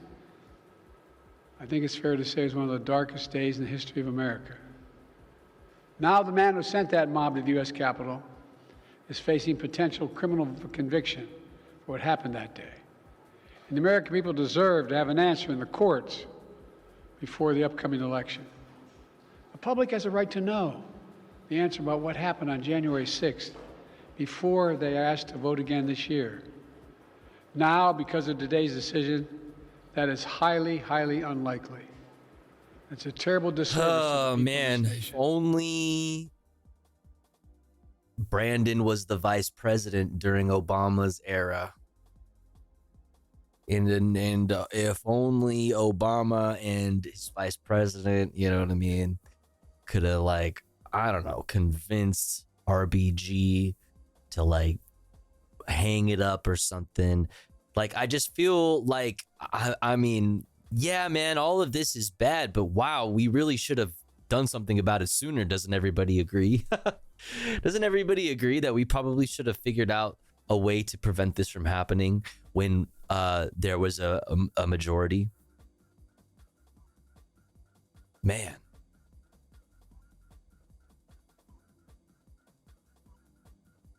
Seems like not even voting blue can protect us from the Supreme Court. Brandon could literally send SEAL Team 6 to Mar-a-Lago, but he won't. Dems really have been on this wheeling people around kick. Wheeling people around kick. Anything to avoid doing a baton pass to the younger reps in the Congress that don't have as many of those old-timey opinions. Old-timey opinions. Yeah. Nobody could have foreseen for soon. This churn of historicity. Oh, Jesus Christ. You know what would be funny if his brain just slipped the right way, and someone told him Hamas was under the White House and he just dropped, oh my God, dropped the bomb. For soon. So now the American people have to do what the courts should have been willing to do, but will not. The American people have to render a judgment about Donald Trump's behavior. The American people must decide whether Donald Trump's assault on our democracy on January 6th makes him unfit for public office in the highest office in the land.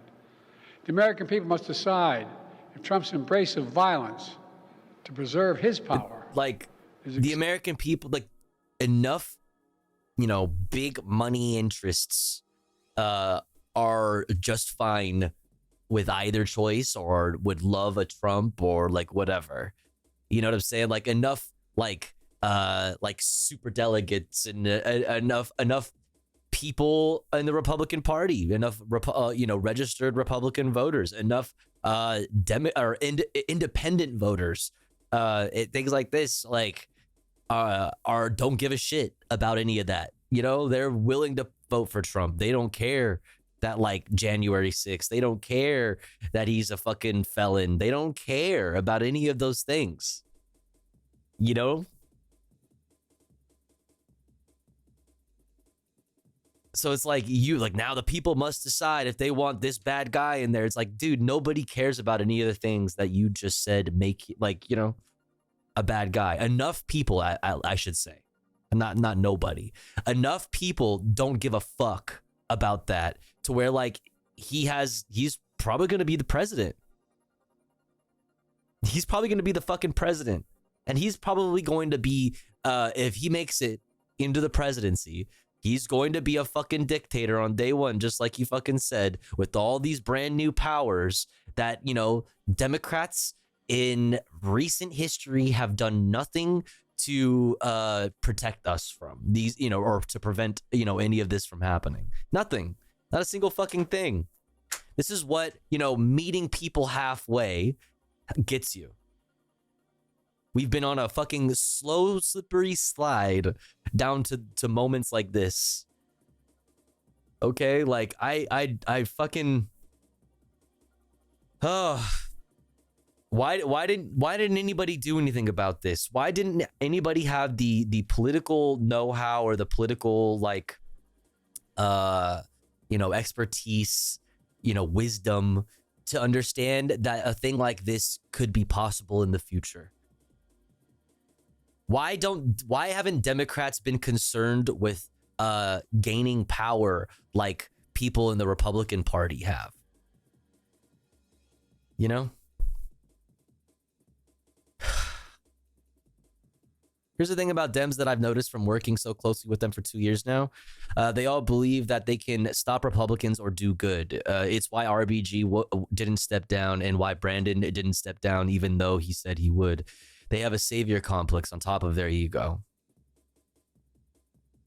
If only Democrats were 1/1000th as competent as and mean as Republicans gave them credit for, right? Or just as 1/1000th as mean or maybe not competent but driven as, you know, maybe some of their Republican counterparts are or have been. I've been saying 3 months. I've been saying since 3 months. I've been saying since 3 months, and to buy them being. I've been saying since 3 months, and to buy them being in office, that Trump is going to be reelected, and no one believes me. Biden is going to lose, and Trump is going to win. I saw that 3 months ago into Biden's term. I mean, you're not like. You're not like, I don't know, like there's plenty of people who recognize that Biden is not like, is increasingly as time goes on, less and less competent to take on Trump in a rematch, you know?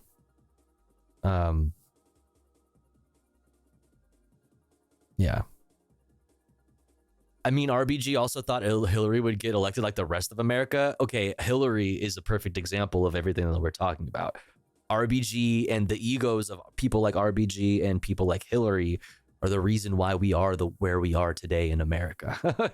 Okay? If the DNC, I will never ever forgive, as an American, I will never ever forgive the DNC for putting us where we are right the fuck now. Okay? It was their fucking hubris. It was their fucking hubris that got us fucking Trump in 2016. Make no fucking mistake. Make no fucking mistake. And everything has just been on a fucking downhill slide. We could have put that shit to rest in 2016 and we'd have all had healthcare. Chat. Think about it. We're in 2024 now. We would have had healthcare. Y'all, like, it was people believing that Hillary was the only way forward, that got us Donald Trump, and is the reason why we're dealing with all of this shit today. The fucking hubris, the fucking ego, it's just such bullshit. It's bullshit. Bunch of bullshit, and I'll never forgive them. Ever, ever, ever, ever, ever. Yo, Rennie Park, thank you so much for the raid. I hope you had a wonderful stream. Shouts out to Rennie Park.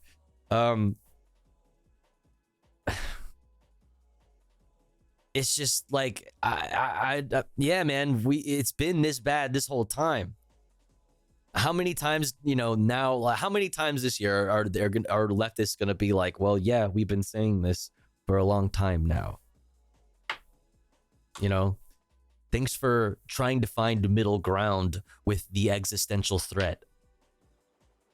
Thank you for that. Thank you for finding middle common ground with an existential threat of fascism. Thank you for doing that. Stupid. Like, god damn it. What's up, Misty Bubbles?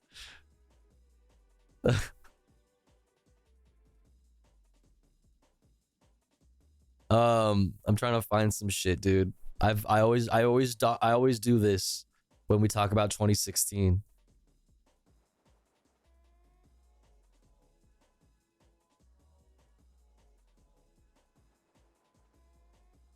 This is me on November 9th, 2016.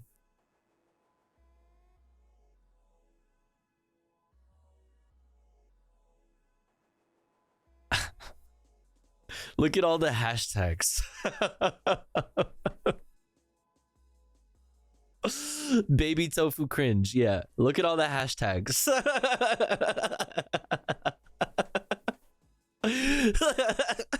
Hackermans. I'm in. Yeah. Yeah. That's right. This is me using the internet. Okay. Ever heard of it? Look into it sometime. All right. This is me using the internet properly. Okay. In 2016. All right. Fuck you. Hashtag suck a dick, okay? Chat before you fucking talk shit. For capitalist crap. So ignore the hashtags. But just get where this is like this is how I felt, okay, in 2016. Bet the hashtag DNC. I bet the hashtag DNC didn't see this coming when they positioned the hashtag establishment.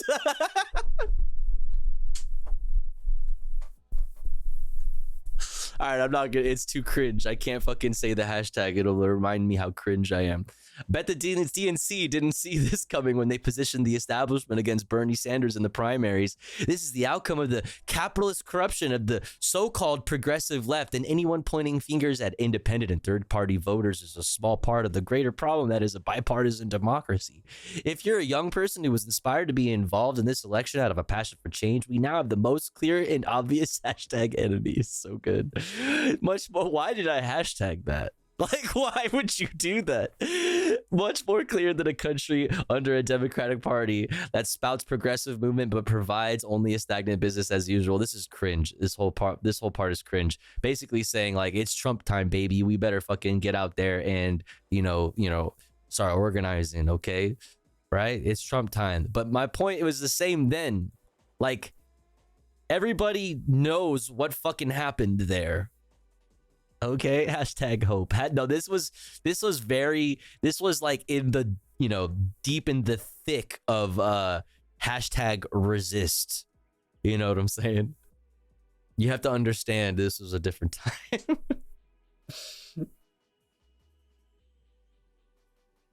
Hashtag resist. Hashtag feel the burn. That's right. And look at the fucking type of people it fucking brought out of the woodwork, dude. Look at this lady that I took a picture of on 9/11. It's time to bomb this shit out of them. Fuck ISIS. Let's go, Donald. Blue Lives Matter. We will never forget. Fuck ISIS. All my homies hate ISIS. Fuck de Blasio. Honestly based. Honestly, go off, Queen. So true. Fuck de Blasio. This shit is so cool. Even cooler than that was this guy who pulled up. This is my favorite guy from that same protest with the Freedom Tower or whatever the fuck it's called, the World Trade Center, in the background. Look at this motherfucker's shirt, dude.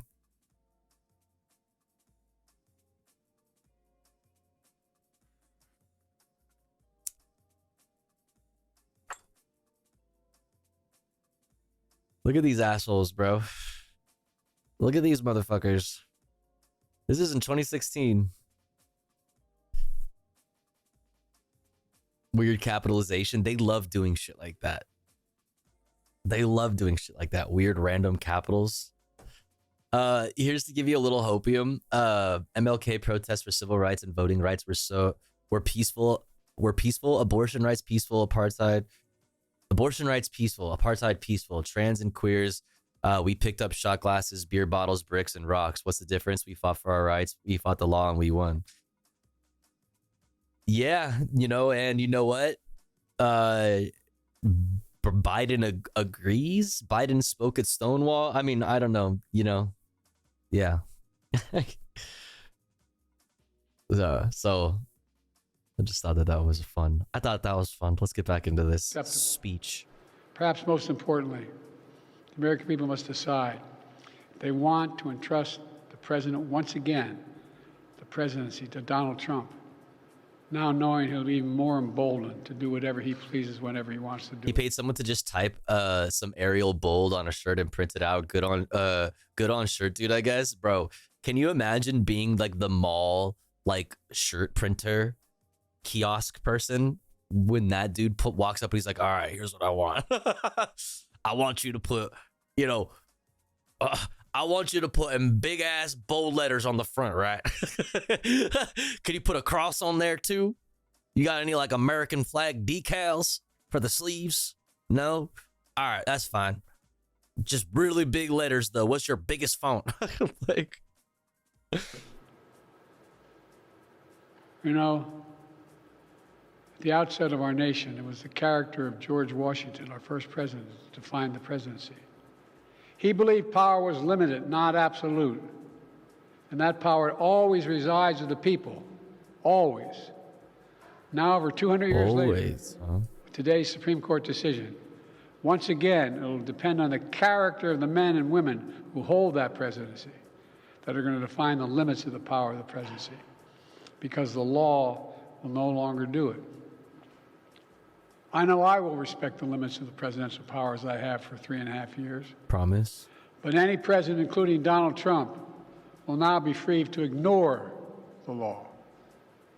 I concur with Justice Sotomayor's dissent today.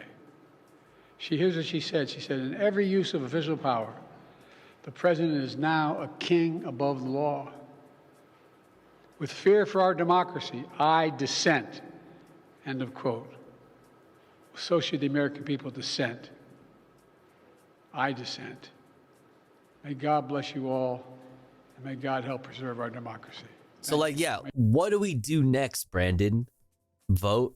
Like, we gotta vote. Because the president has the powers of God. And, you know, you better be happy that I'm God currently, right? Otherwise, you get the other God, the orange God. Like, what next? What now?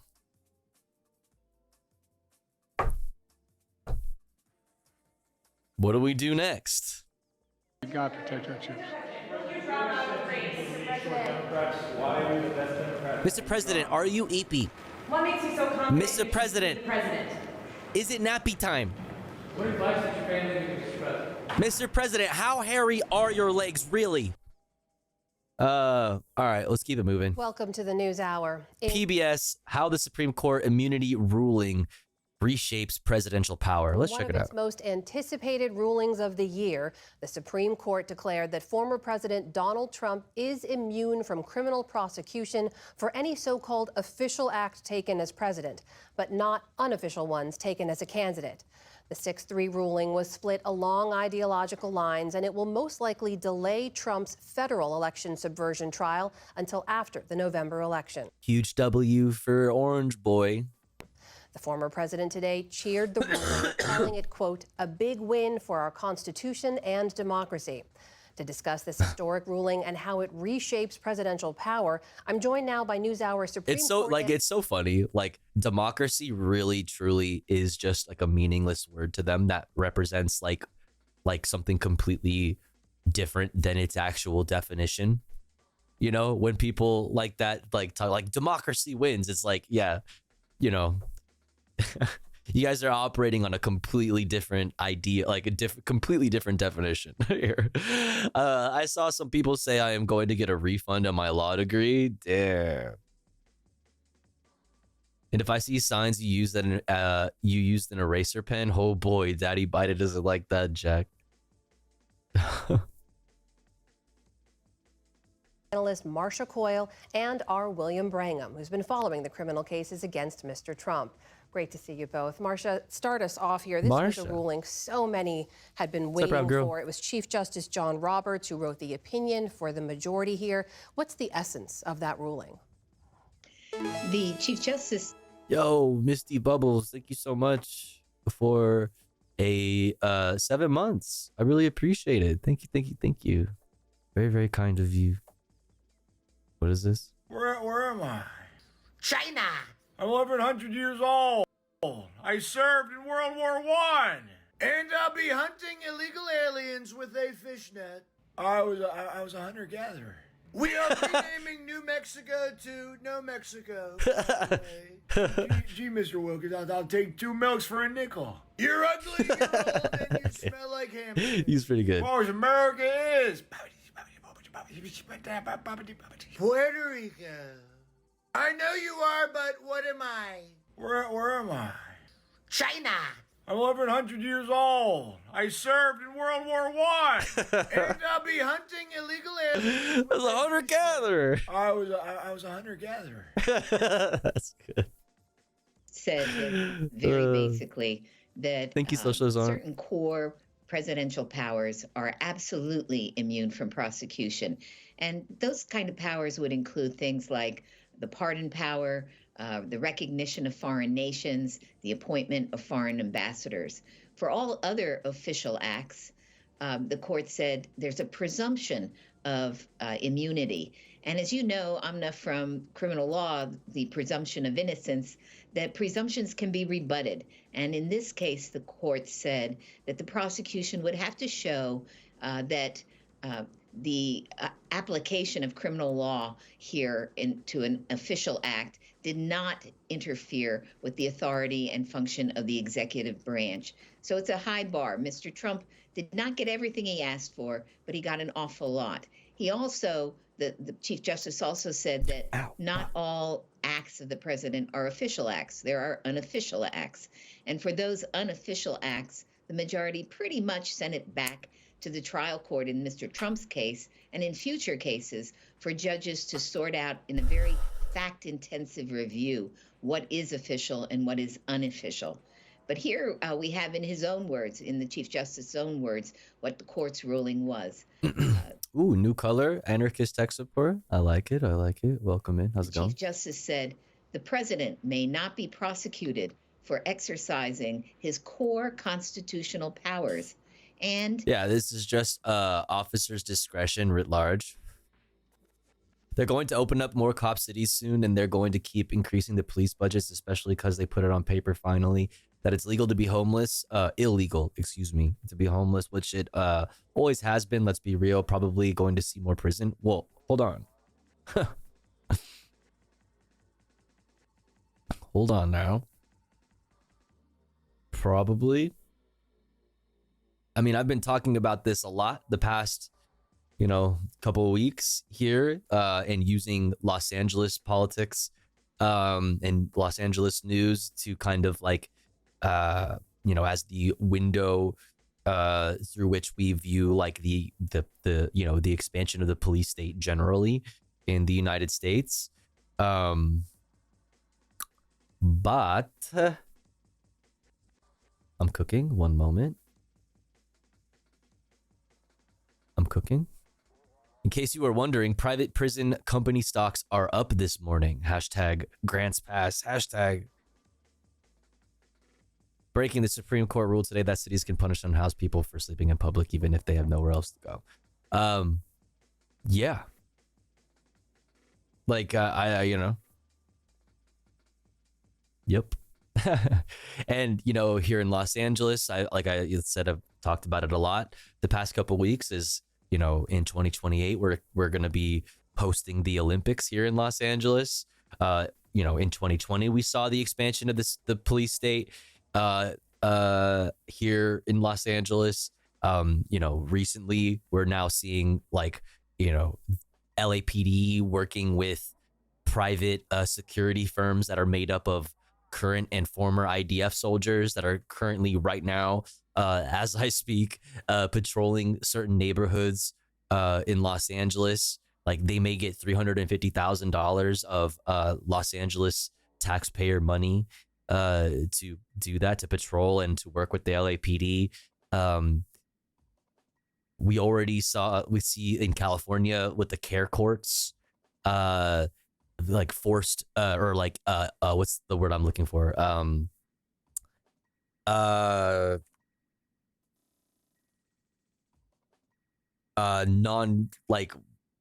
It's forced care. What is the word I'm looking for though? Non-consensual, forced mental health care. You know what I'm talking about. We've talked about this a lot. I don't know. There's a word that I'm blanking on for some reason right now. But yes, with you are going to see an expansion in policing. I'm seeing it, as an Angelino here in this city, in real time, go fucking insane, go crazy, go stupid, because of things like the Los Angeles Summer Olympics in 2028. Committed involuntary. Thank you, Skepteasy. Jesus, fuck. Involuntary is the word that I was looking for. Thank you. My stupid ass brain not working. Involuntary care. It's not like a 5150. Care courts are it's a whole thing. Essentially, if the police, a similar thing happened in New York. Essentially, if the police, to put it as simply as possible, to simplify it as much as possible, if the police deem somebody to be unfit to be allowed to exist in public, they can be taken in and then assessed, given like a psychiatric assessment after they're arrested, and they are given from the care courts, they are given a court order to take a certain plan, like a certain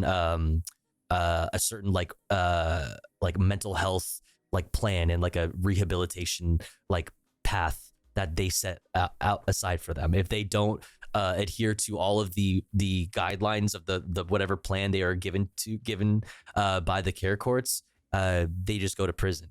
Essentially, the care courts takes away money from already existing mental health care programs in California. It takes money away from those programs to create to this program, which is essentially a fast track to prison if you are homeless and dealing with mental health issues. It's just a fast track. It's just a way to speed up the process and further weaken social safety nets and further give further powers to law enforcement. It's just all in one fucking, all in one double fucking triple quadruple whammy. Let me also show you. This article was really great. Why did LA 28 hire an army general as CEO? If you're interested in this conversation or in this, in this topic, the expansion of the police state, and you're curious to see, what that looks like through the lens of politics in Los Angeles since 1984, the last time we had the Olympics in Los Angeles. This is a really, really good read. In this article, there's also, it links to another article that was really good that we read on stream. It was, hold on, let me see.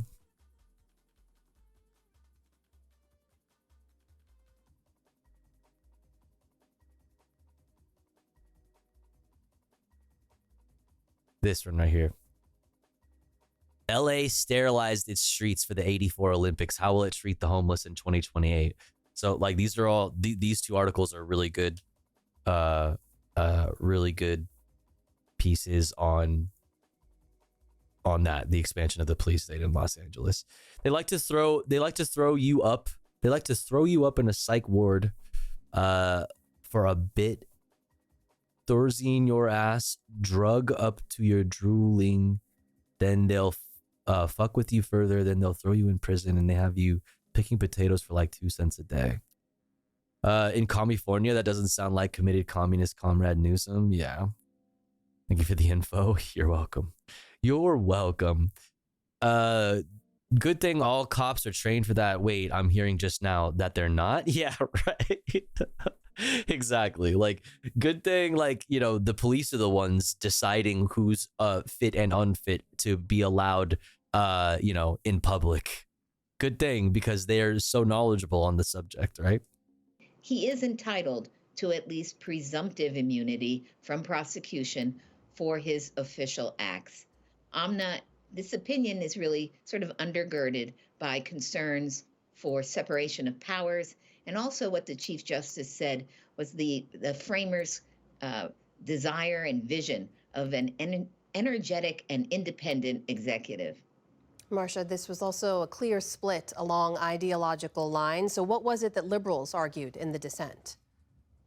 The main dissent was from Justice Sonia Sotomayor, and she pointed out that there was nothing in the text, the history, or even Supreme Court precedent that envisioned, applied, recognized the kind of immunity that the Supreme Court, the majority, was endorsing today. She wrote a very impassioned dissent that she read, partially a summary from the bench. In fact, I think, Amna, it was her most impassioned dissent ever. So for her, there was nothing that really justified the grant of immunity in this case, and that the criminal justice system that we have... I mean, if only we had more Sotomayors and what's the other two's names? Other ones had some good rulings. KGB? Ketanji Brown Jackson, KBJ. Just fine for the prosecution of a president. She said here in her own words, when Did I say KGB? Uses his official powers in any way under the majority's reasoning, he now will be insulated from criminal prosecution. Orders the Navy SEAL Team 6 to assassinate a political rival, immune. Organizes... Yeah, it's all RBG's fault for dying. I can't believe she would do this. Military coup to hold on to power, immune. Yeah, Kagan as well, yeah. Takes a bribe in exchange for a pardon, immune, immune, immune, immune. I don't think she could have been more direct than that. William, help us understand the context here. The immunity claim was brought by Donald Trump in response to the federal charges he's facing in the January 6th case. That trial had been on hold pending this ruling. So now that we have this ruling, what does it mean? It means that it is all but impossible for Special Counsel Jack Smith to bring this case to trial before the November election. The court, in its ruling today, categorically sliced off one part of his indictment, and that was the charges that Smith had brought, that Donald Trump, in the aftermath of the election, tried to get his Justice Department to basically affirm his bogus claims that there had been widespread fraud and that the DOJ was investigating that. That is now carved out of the indictment. Everything else that has to be determined, as Marcia was just saying, is the judge, Tanya Chutkan here in D.C., has to decide what is an official act and what is not an official act. That is pretrial motions, that is hearings, that is going to take up a lot of time before you could even begin a trial that itself was not going to be a short trial. We are 5 months from the election. There just seems to be no way that that's going to happen in time. We should also point out this doesn't just apply to former President Trump. It also now applies to President Biden, to any future president. But he's a good guy. He wouldn't use it. He wouldn't do that. He wouldn't. He wouldn't even use the powers for good. Yeah. He's too good of a guy. Into the Oval Office. What does it mean for the scope of presidential powers moving forward? This was something that was picked up in the dissent today. Justice Sotomayor said that the majority has left this shield laying around for any president to pick up if that president wanted to act criminally or undemocratically while in office. They have obviously, famously, presidents never act criminally. That it never happens. That has never happened ever, okay? You can't prove it, chat. There's never been a moment ever where a United States president has ever acted criminally. Wanted to act. So, obviously, this, this would never be a problem, right? Laying around for any president to pick up if that president wanted to act criminally or undemocratically while in office. They have this sort of cloak of immunity, this veil that they can put on over themselves. We talked earlier today with Steve Lodek. He's a SCOTUS, a Supreme Court scholar at Georgetown University. Scrotum scholar? That's crazy, bro. University. And he said that this ruling quite significantly tilts power away from Congress towards the president, away from judges towards the president. He also said this. Most importantly, it tilts the power away from we the people, because we all of a sudden become left only to the impeachment process and all of the warts that we've seen in recent years with that for accountability for misdoing by presidents, a process that is weak enough on its own. What is this, Punky? You gotta be fucking kidding me with this email. Joe Brandon, I'm asking you to help save the America we know. Today's decision by the Supreme Court removes virtually all limits on what the president can do, Jack. That's why I need your money. Give me your money, or else it gets the Trump again. And hard to imagine being especially effective in a late second term of a presidency, just as we saw how ineffective it was late in President Trump's first term. Justice Neil Gorsuch, during oral arguments for this, acknowledged that in this case they would be writing, quote, a rule for the ages, and that is absolutely true. This applies decades forward, and a lot more power has now been given to the President of the United States, and that will be that way for decades to come. Meanwhile, Marcia, while we have you, there were other rulings that came out of the Supreme Court today, notably one that dealt with state laws governing social media companies and moderating content. How did the court handle those cases out of Florida and Texas? These two laws were really prompted by concerns that the social media platforms were censoring conservative thought. And the Supreme Court today did not get to the merits of the arguments. I guess you could say they punted. They decided that the lower courts did not apply the proper First Amendment analysis, so they sent the case. What this? What that? What this? What that? What this? What that? There's a lot of misunderstanding of the Supreme Court's ruling in the presidential immunity January 6th case. We created this infographic. Just security. to explain the pathways open to Jack Smith, the scope of immunity from prosecution for all future presidents, presidentes, type of conduct, official conduct, unofficial conduct. So we'll start over here. Type of conduct. Is it unofficial? It is. Yes, prosecute. Possibly false elector scheme, possibly ellipse speech. Okay. Official conduct.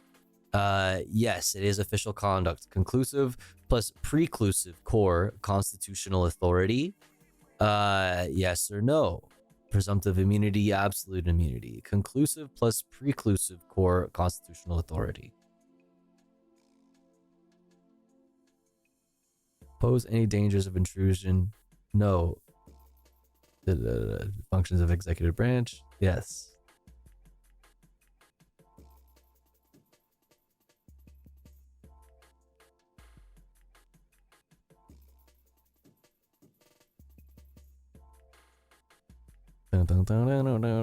This is back to the 2 Federal Circuit Courts of Appeals to do just that. It's been a term of enormous consequence. Thank you so much to Marshall Coyle, William Brangham, for helping us understand it all. Always a pleasure, Amna. Thanks. Thank you so much.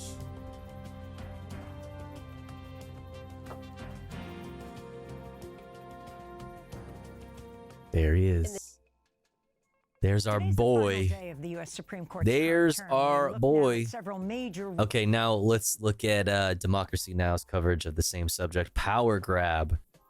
Supreme Court overturns 4 decades of federal regulatory control, hands power to the courts. Oh wait, so this might be actually in regards to other things as well. But still scrotumus related. Still scrotumus related. Rulings from the court's conservative supermajority. In a 6-3 ruling Friday, the court approved a power grab by corporate interests who want to strip federal agencies of their authority to regulate public health, the climate, environment, worker protection. What's wild is that more anti-genocide protesters have been arrested than January 6th insurrectionists. Bruh. And yeah, I mean, even on a smaller scale, if you look at like specifically UCLA, for example, there's all of those people who have been identified and are on camera attacking pro-Palestinian protesters at UCLA. There's been no prosecutions. There's just been one misdemeanor charge for one person out of all of the different fucking Zionist attackers from UCLA that day. All those UCLA students, though, all those protesters in the encampment that went to jail, crazy, man, crazy. There was a number of, what is the number?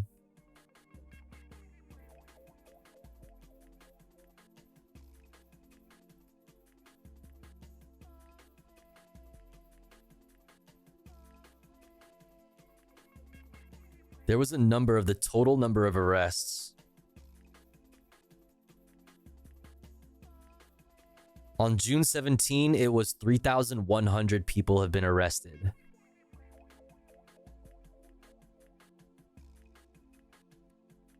That was as of June 17th. So I don't know where we're at now with that. More than 3,100 people.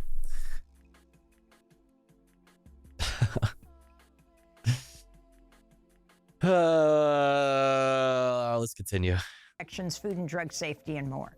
The court struck down 4 decades of a precedent known as the Chevron Doctrine that stems from a Reagan-era ruling called Chevron versus Natural Resources Defense Council, which establishes that judges should defer to federal agencies on interpreting a law if Congress did not specifically address the issue. Justice Elena Kagan read her dissent from the bench saying, quote, "In every sphere of current or future federal regulation, expect courts from now on to play a commanding role. It's not a role Congress has given them. It's a role this court has now claimed for itself." Like I said earlier, it's crazy how in Grants Pass versus Johnson, the majority opinion was that like the essential, one of the parts of the majority opinion was that the court shouldn't have the power to decide. That it's not any of the court's business, to be ruling over an important issue such as homelessness. It should be up to the cities and the states. Why would we, rule on that? Well, we shouldn't have that power. Meanwhile, like this shit in the same week, as well as other judges. In the same week. Some Democrats responded to the ruling by vowing to introduce legislation to protect their policy-making ability. Senator Ed Markey said the ruling would create, quote, a regulatory black hole that destroys fundamental protections for every American in this country, unquote. Meanwhile, Thursday, the justices voted 5-4 to block the Environmental Protection Agency's Good Neighbor Plan, which allows the EPA to regulate air pollution that drifts across state lines. In a statement, Earth Justice wrote, quote, the court's order puts thousands of lives at risk, forces downwind states to regulate their industries more tightly, and tells big polluters that it's open season on our environmental laws, unquote. The Supreme Court had to issue a corrected version of its opinion on environmental laws, unquote. The Supreme Court had to issue a corrected version of its opinion in the case after Justice Neil Gorsuch confused the air pollutant at issue, which is nitrogen oxide, with nitrous oxide, which he continually referred to in the decision. Nitrous oxide is laughing gas. I love that shit. What's the problem? Oh, what's the problem? I always pull up to the function with the tank of that shit. You know, that dentists administer. I'm handing up whenever we have our court parties, our office parties. Whenever it's a justice's birthday, we hand out balloons. Okay. Yes, SCROTUS off the whippets. He said this more than 5 times in his opinion. She's clearly off the whippets. She's suited, bro. 2 years after the Supreme Court gutted Roe v. Wade and its Dobbs ruling, and before today's highly anticipated ruling on former President Donald Trump's bid for immunity from his federal indictment for trying to subvert the 2020 election and stay in power. For more, we're joined by 2 guests. Ali Mistal is the nation's justice correspondent, author of Allow Me to Retort, a Black Guy's Guide to the Constitution. His new piece headline, We Just Witnessed the Biggest Supreme Court Power Grab Since 1803. And Mustafa Ali is the former head of the Environmental Justice Program at the Environmental Protection Agency, now Executive Vice President of National Wildlife Federation and CEO of Revitalization Strategies. We welcome you both to Democracy Now!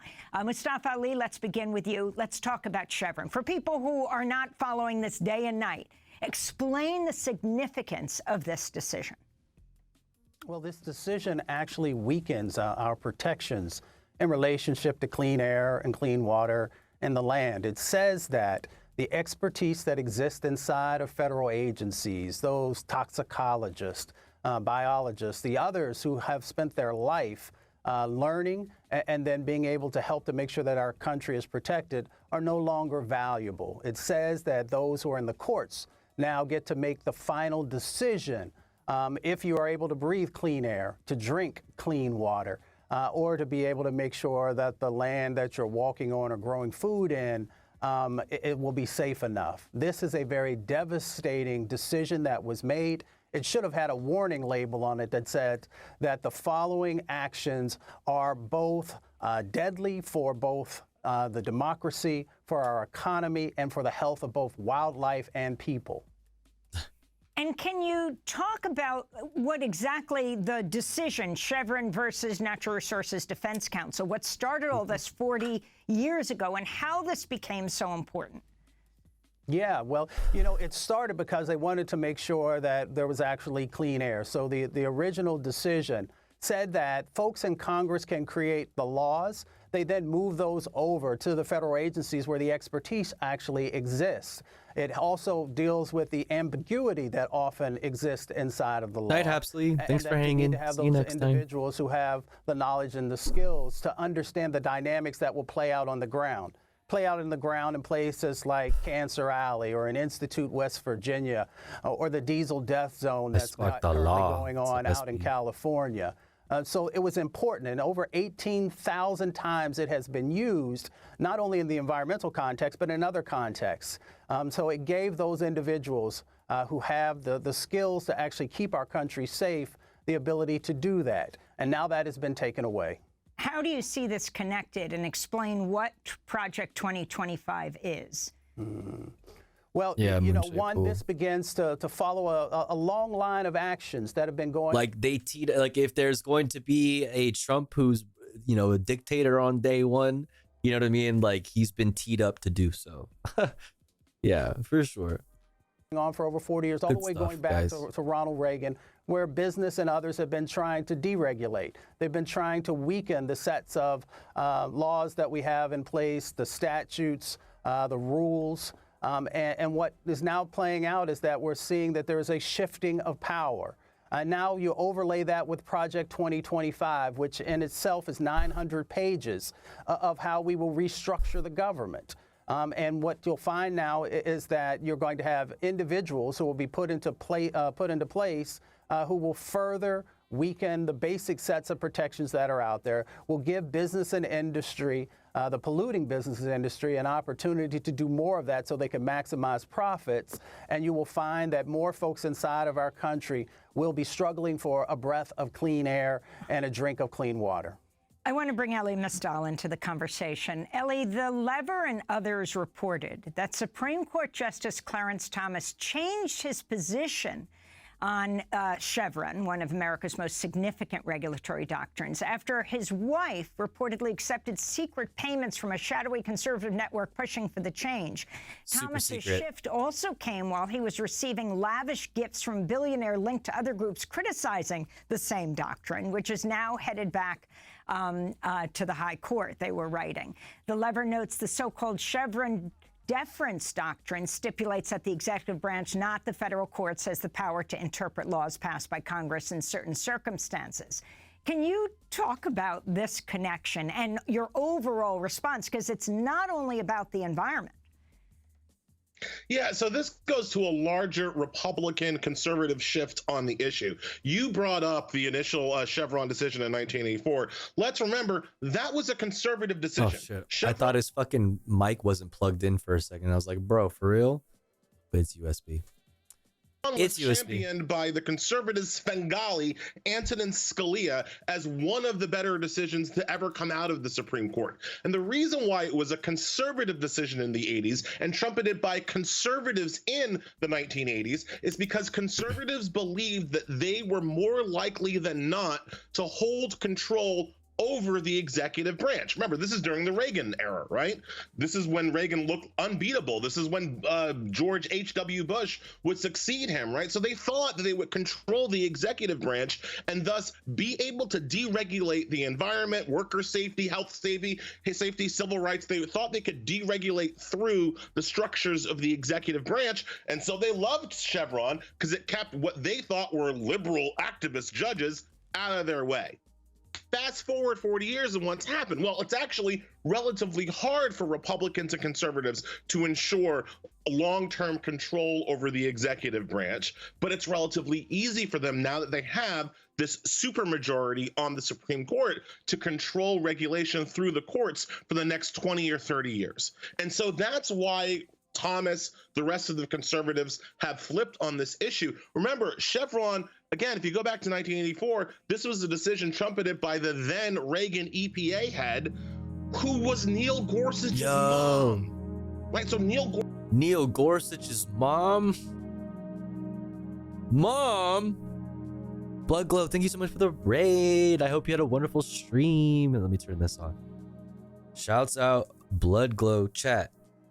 Blood Glow, who just raided in, is working on getting partner. Okay, if you don't already follow Blood Glow, please go follow and go lurk over there. Okay, we're trying to get Blood Glow partnered. That way, Blood Glow can go to TwitchCon and hang out at the partner lounge. Right. Hope you guys had a good stream. Welcome in. I'm Tofu Ghost. If you've never been here before, we talk about the news. And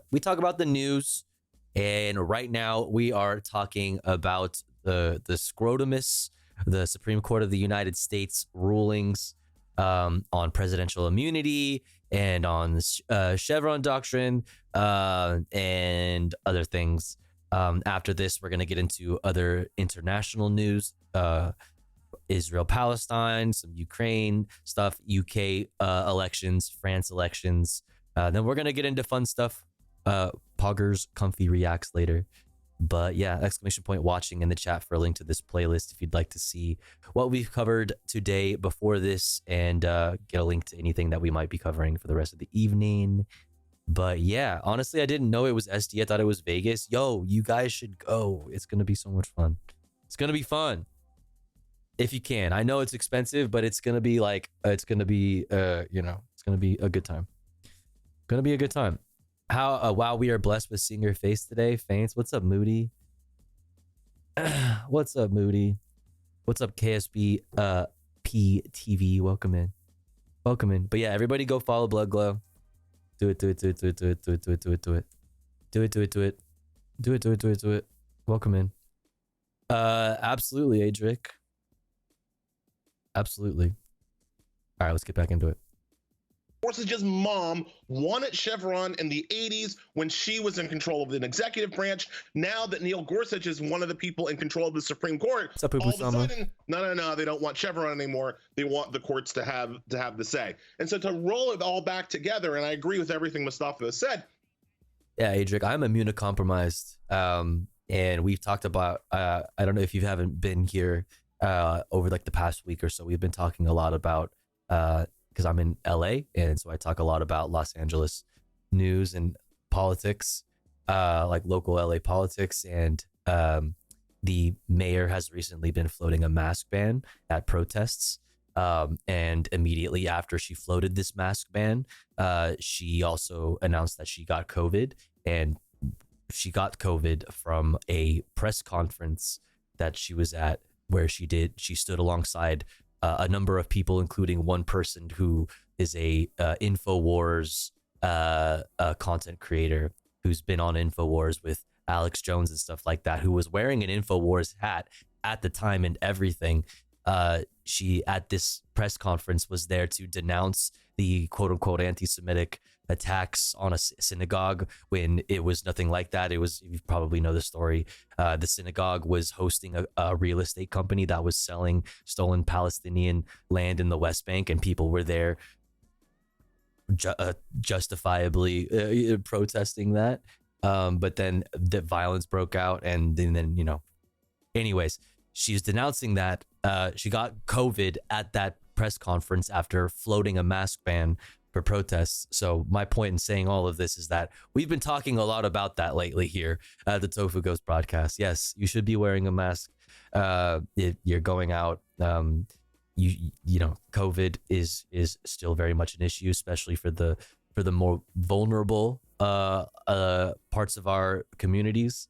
Those that are disabled, those that are immunocompromised, those that have had immunocompromised for whatever assorted reason. But yeah, it's important. What's up, Vision Man? Mask ban? What the fuck? Yeah. All right. If you're not familiar, this happened recently in New York as well on the subways. It's just another way that the police state expands itself. Mask ban. Mask ban. Mask ban. So here's this recently in Los Angeles. Los Angeles's mayor was contemplating a mask ban. She just got COVID. This is a really good article from the New Republic.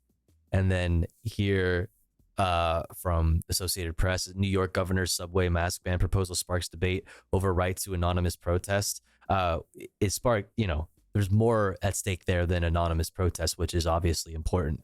But like even people who are completely, unconnected to any sort of protesting that might be happening, maybe people who just like are going to work and are immunocompromised and want to wear masks while they're on the subway, they suffer.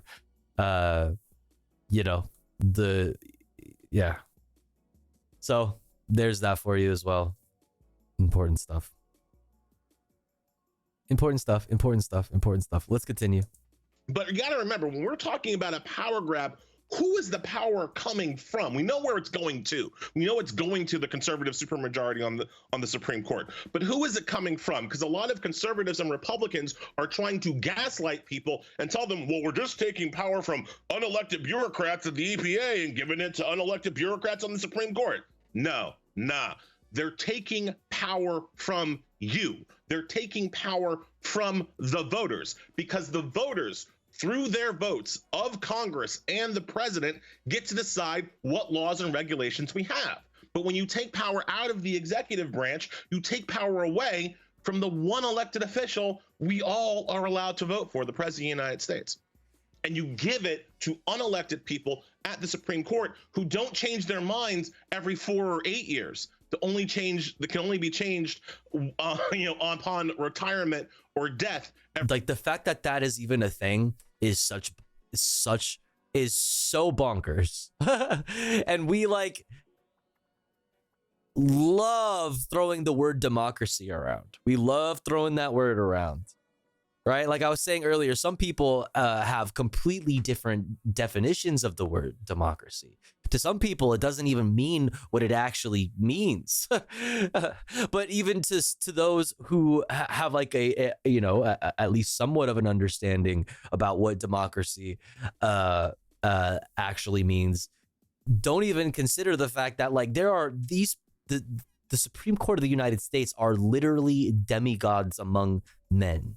They are unelected, lifetime appointees that decide the most important things. How we interpret the law in this country.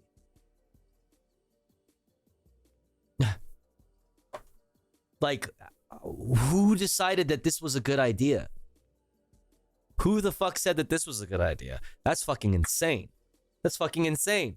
And then the people that you do have a say, in voting for, care more about their donors, you know what I mean? Care more about their donors than they care about their actual general voters. I mean, hey, if you voted, that's great. But also, are you like a big lobbying firm for some fucking, for a number of huge corporate conglomerates? Then I don't, then what are we doing here? Unless officially replaced with the assistance of SEAL team, Biden has the opportunity to do something real fucking funny right now.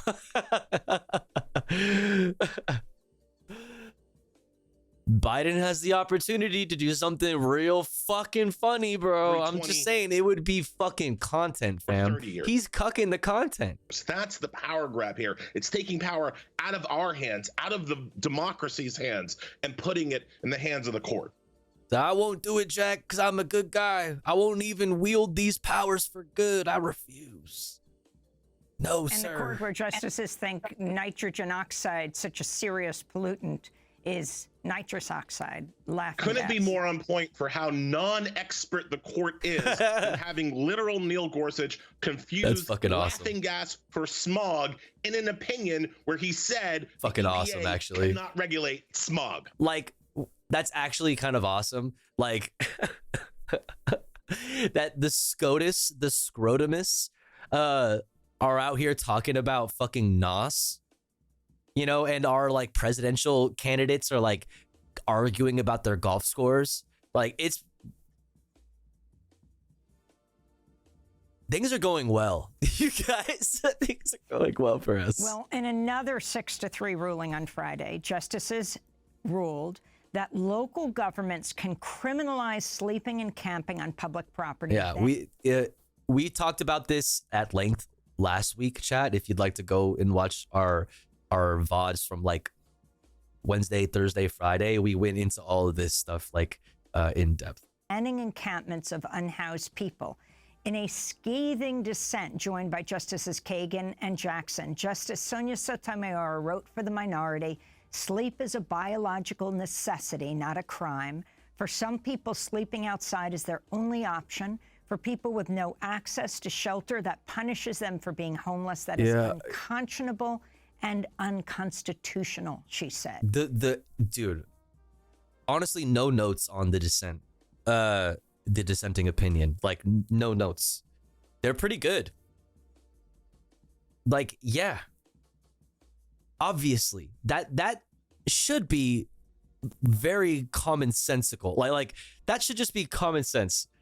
What she just said, you know, that should just be kind of like where we're all at with that. Obviously, that makes sense, right? When there's no beds available, how can you charge somebody with a crime for sleeping when there's no beds available? That just makes sense. Right? Anakin meme. Can you respond right? to this decision, Ellie? Yeah, so Neil Gorsuch, who wrote the majority opinion for the Republicans, basically doesn't think the Eighth Amendment is allowed to exist, right? Like, this is actually a part of a long string of Gorsuch cases where he has written the Eighth Amendment out of the Constitution. Nothing is too cruel for Neil Gorsuch, and no punishment is unusual. So in this opinion, he wrote that criminalizing people, throwing people in jail for the crime of not having any place else to sleep but outside is not an Eighth Amendment violation. It is not cruel and unusual. Neil Gorsuch, and I wish I was making this up, literally analogized sleeping on the street in Oregon because you have no place to live to campers, or perhaps people who are camping out because they wanted concert tickets. It's the same thing, according to Neil Gorsuch. And so just like the city or the county can say, hey, you can't camp outside Ticketmaster just because you really want to see Pearl Jam,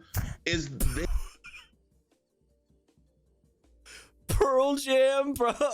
Yo, Amy liked that one. Dude. Amy couldn't contain her laughter. She's like, Pearl Jam? I love Pearl Jam. Can't camp outside Ticketmaster just because you really want to see Pearl Jam.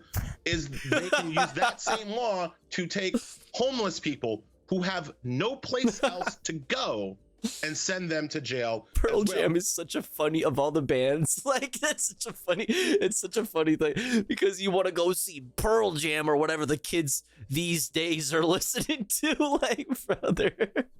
Neil Gorsuch found no difference between that. It is a cruel decision, and I would go so far as to say it is an evil decision. There's something broken. Yes, it is evil, and like I said earlier, part of the majority opinions was that the Supreme Court shouldn't have a say in something that I've said this multiple times tonight, but like it's something that is really stuck with me. You know what I mean? That the Supreme Court shouldn't have a say in something so important. You know what I mean? Such as homelessness. The Supreme Court shouldn't rule on that.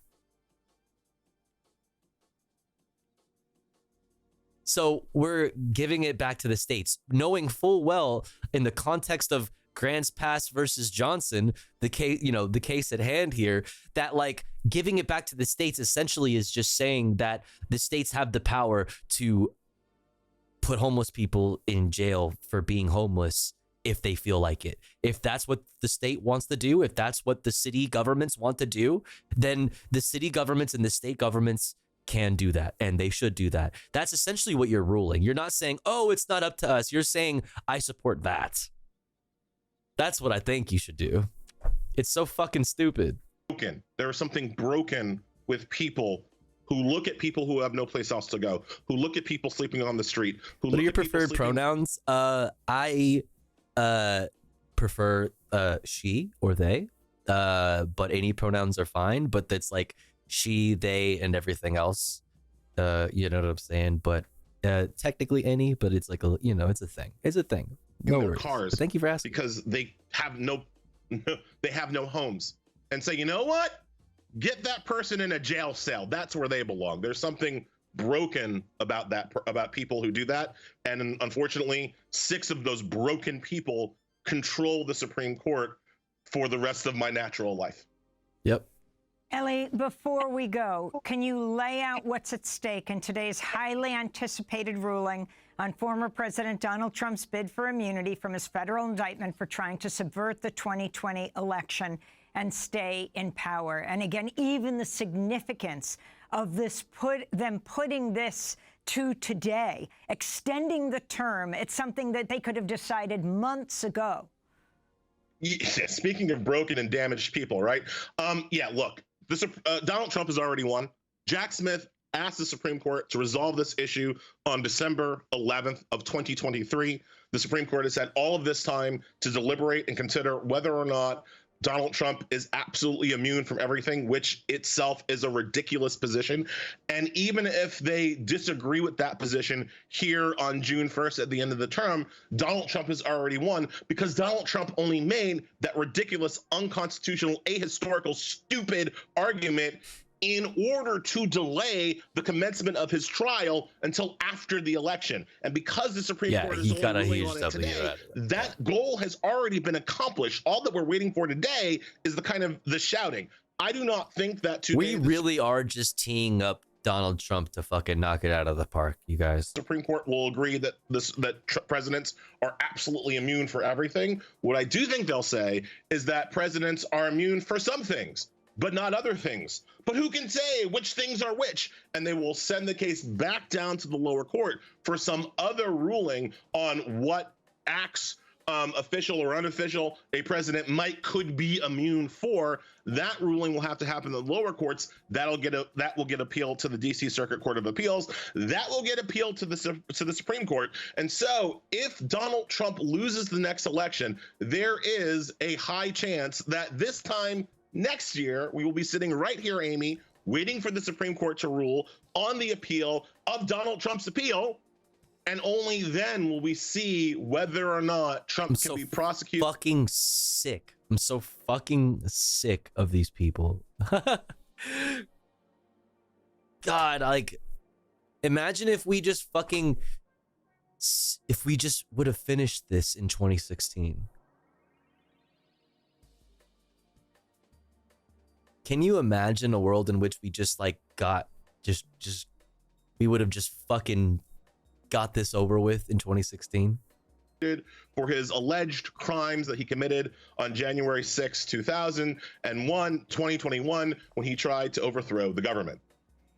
Elie Mystal, I want to thank you for being with us, Nation's Justice correspondent. We'll link to all your pieces. He's the author of Allow Me to Retort, a Black Guy's Guide to the Constitution. We also want to thank Mustafa Ali, former head of the Environmental Justice Program at the Environmental Protection Agency, now Executive Vice President, National Wildlife Federation, and CEO of Revitalization Strategies. Next up, how the publisher of the Washington Post allegedly... Okay, chat. Next up for us, we're going to be getting into some international news. We're going to look at a couple of updates here out of Gaza. We're going to look at some pieces here from Associated Press out of Ukraine. We're going to look at this about the election in the UK. We're going to look at a couple things about the elections in France. And then we're just going to do fun shit. We're just going to, hang out and watch some guy climb LA's tallest skyscraper in a cloud, and Shai's railway journey to the capital of Georgia, part 3, and maybe some other stuff like these. Who knows? ! Watching in the chat for a link to this playlist that contains all the videos that we have watched and will watch for the rest of the evening. But chat, before we move on, we must run an ad break because it's been an hour since our last ad break. Don't you worry though, because here at the Tofu Ghost broadcast, when I run ads, I run them while I'm away from the stream. That way, even if you're unsubscribed, you don't miss out on any of the content. But if you would like to support the stream and get access to cool Tofu Ghost emotes, as well as an ad-free viewing experience, all you gotta do is subscribe for $5 or for free with the Twitch Prime by connecting your Amazon Prime account to your Twitch account. Or let's say you're already subscribed to the channel and you're feeling generous and you have the means to. Maybe consider upgrading your sub to tier 2 or tier 3 to get access to exclusive emotes. Or maybe consider gifting a sub to one of our unsubscribed friends in the chat like Kitty Swain, or Kitty Splain or Ducky or Warlord or Air Dash or whoever else is unsubbed. If you are one of those unsubbed friends, make sure to say hi in the chat. If you're lurking, throw an emo in the chat. That way somebody might notice you and feel generous enough to shoot you a gifty. If you have the means to, chat, and if you enjoy the content, please do consider supporting in some way. That way we can continue to do this full time. We're at 2 out of 25 for the daily sub goal, and we restarted our July tip goal. I'll be back in 3 minutes. Don't you go anywhere. BRB.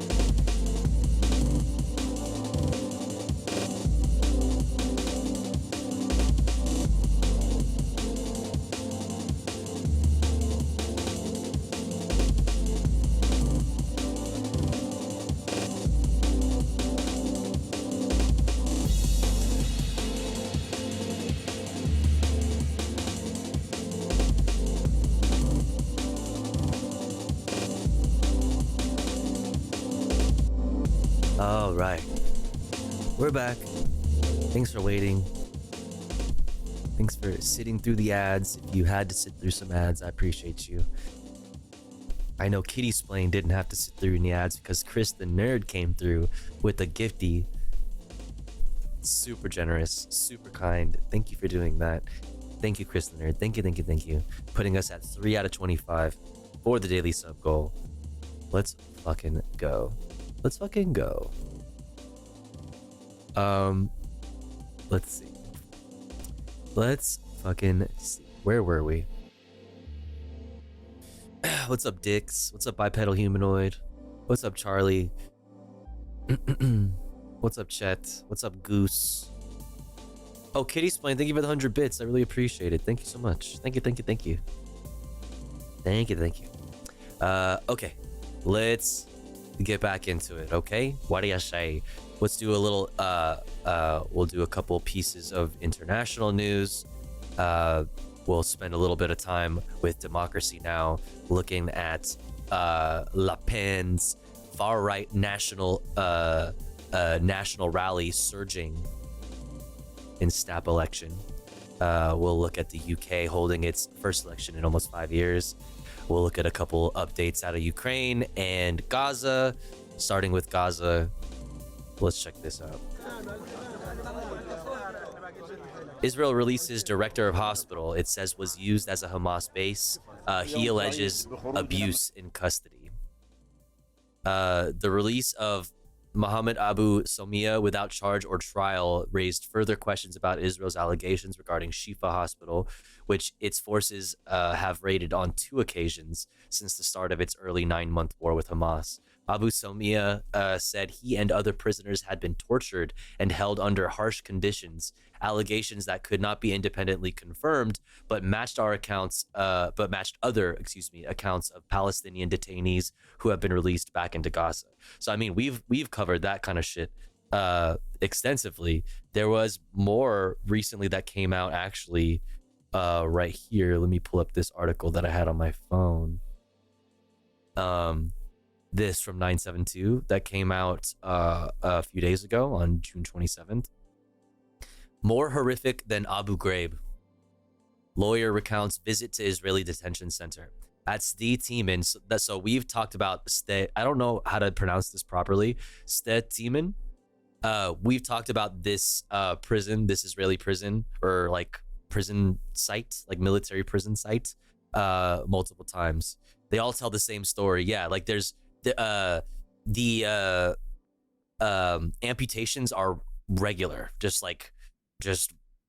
every day, multiple times a day type thing at places like this, specifically at this place, because of the fact that people are held with like handcuffs and are bound and like have their hands tied and their legs tied for so long, for with no medical attention, that they most of the time end up having to just fucking amputate. It's a regular fucking thing, and we've covered a lot of the coverage out of it. It was broken by CNN of all the places, but now there's like been so many pieces done on this camp. It's crazy.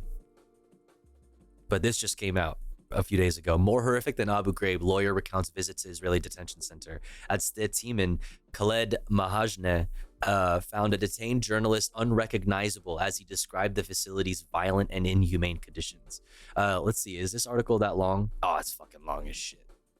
It's long as shit, so we probably won't read it today because it's long as fuck. But I'll share it in the chat for you if you would like to read it. Let's continue on though with this Associated Press piece here. It's a happy day that we have been released from the Israeli occupation's detention. We and a group of We and a group of colleagues working in the health ministry and other detainees who were released with us today, around 50 detainees. We left behind many detainees, tens of thousands of detainees who have been mistreated, who have been physically and psychologically tortured, that no Palestinian prisoner had been subjected to since the 1948 Nakba catastrophe.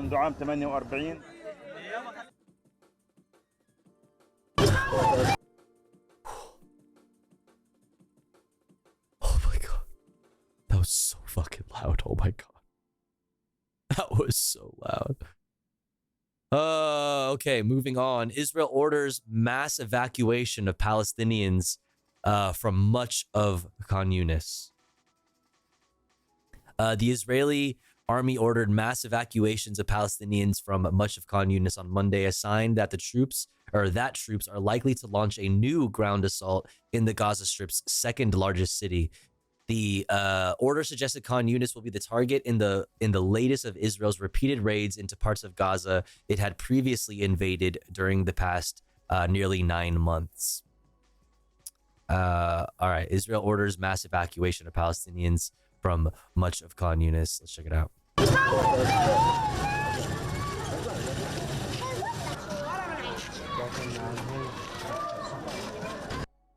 Run it back. Run it back. So this is like updated. I mean, we've seen the maps where they broke up the whole of Gaza into all these little districts. We've seen that map, but this looks like it's updated with more specifics. Probably depending on the location of the recipient, of whoever, like if you have the ability, if you have like access to internet in a certain area, maybe it gives you a different like message, a different graphic. I don't know.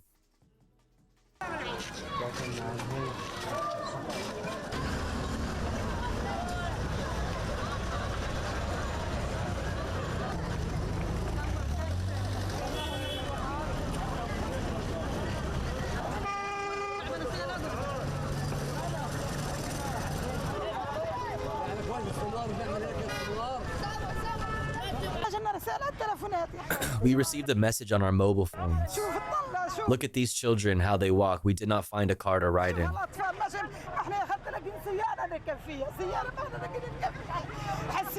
Allah is sufficient for us, and He is the best disposer of affairs.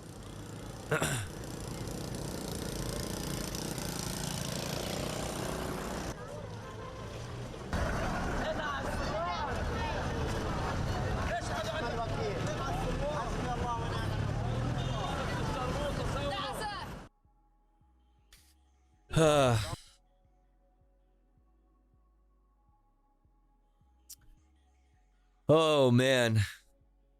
All right.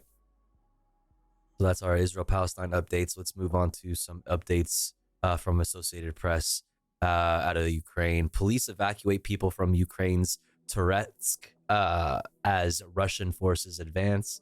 And then Ukraine's prisoners offered freedom at a high price, joining the fight against Russia. So the shit that we talk all that shit about Russia for, like deservedly, you know, all of the incarcerated conscripts and shit like that, how fucked up that is of a concept. Looks like more people are hopping on that. Let's check it out.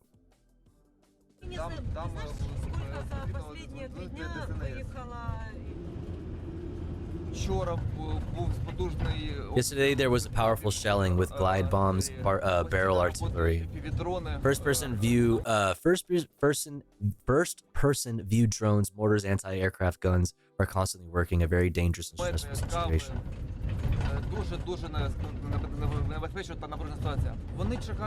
They are waiting for evacuation and need help. We try to go to all the addresses we can. So these guys are cops, I guess. These are Ukrainian police, I think. There are 3, 4, 5 evacuations per day all the time.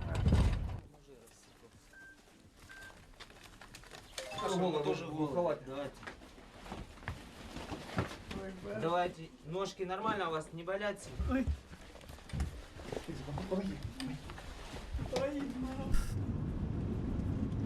Seems pretty bad.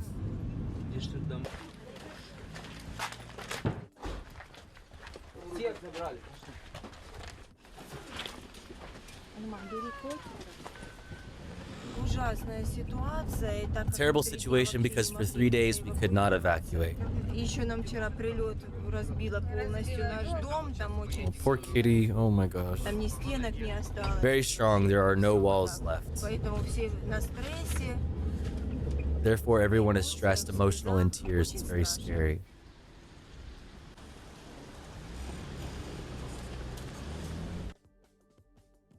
This is not painting a very good. This is not painting a very hopeful picture.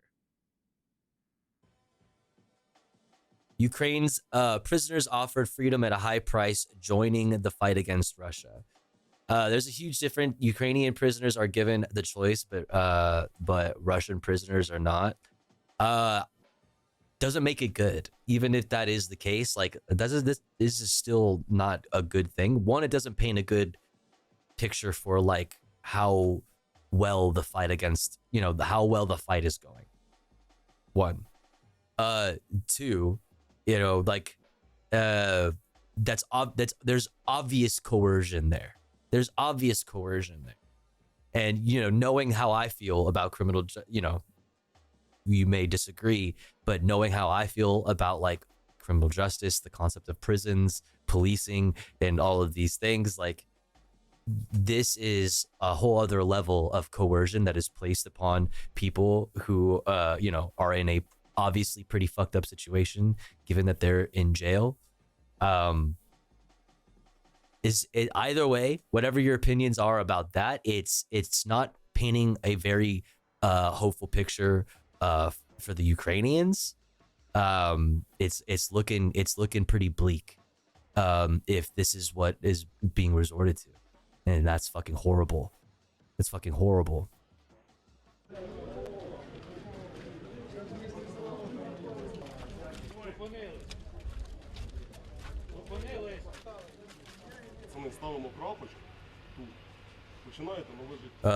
What does they say? Sorry.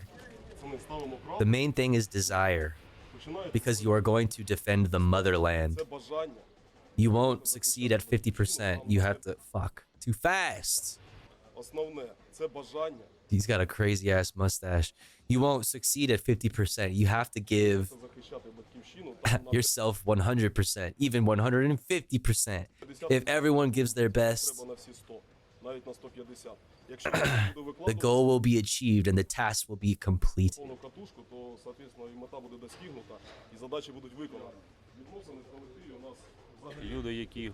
People who want to go into the army, for them, I think it's a good idea.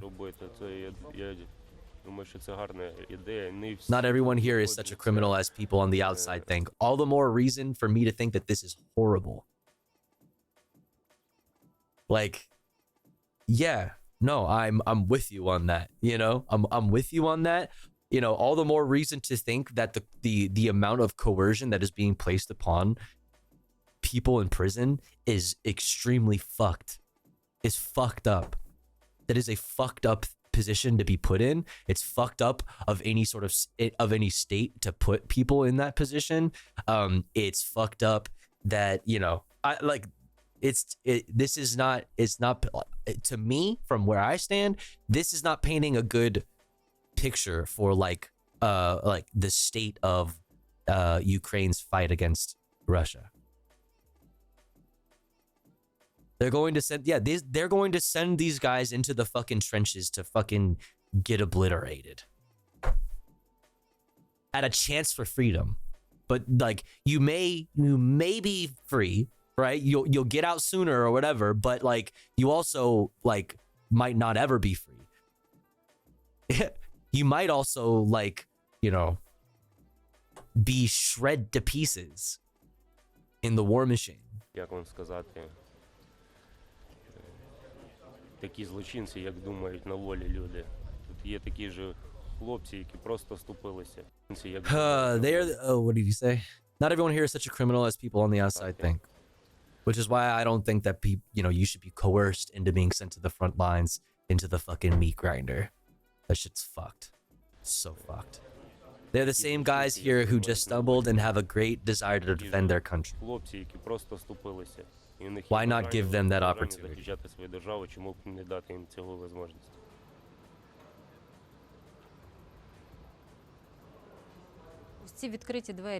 Here's the open door for the military, for the commanders who, if they sign a contract with this or that unit. Wait, did I miss something? For the commanders who, if they sign a contract with this or that unit, this led to the fact that we have more than 5,000 such submitted applications. Like, that doesn't surprise me that, like, people are signing up. Like, of course people are signing up. They want to get out of jail. Like, you know what I mean? Like, they have a chance to get out of jail.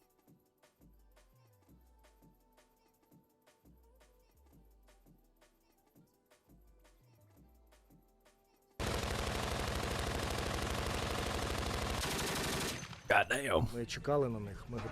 We were waiting for them. We prepared for this because we have to pass this experience on to them. We see great potential in them because in these days, 2 weeks, we see what kind of aspirations they have, how they try to fulfill these tasks, how they study. It is well worth it.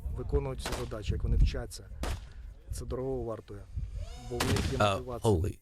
Because they have motivation, they have an inner desire, and they are volunteers just like us.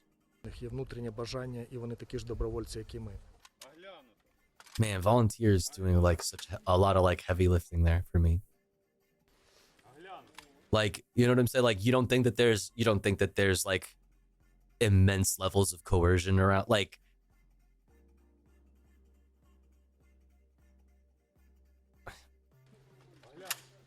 I mean, I don't know, man.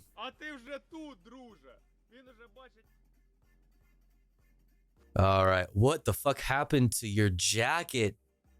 What happened to you?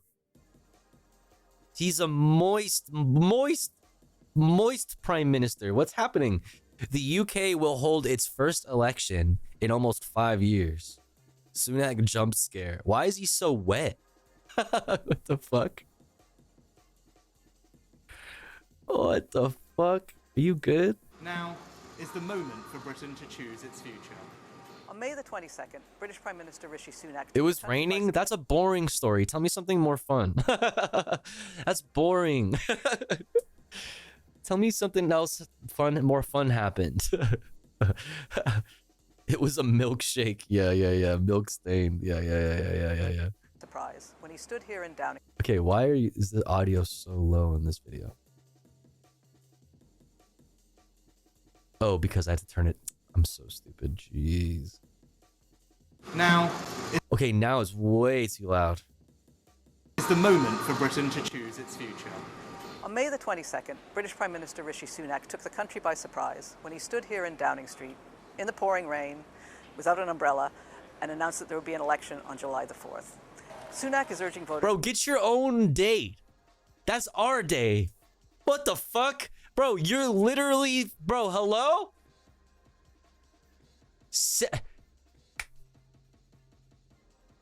2 words. 1776. Bitch, that's our day.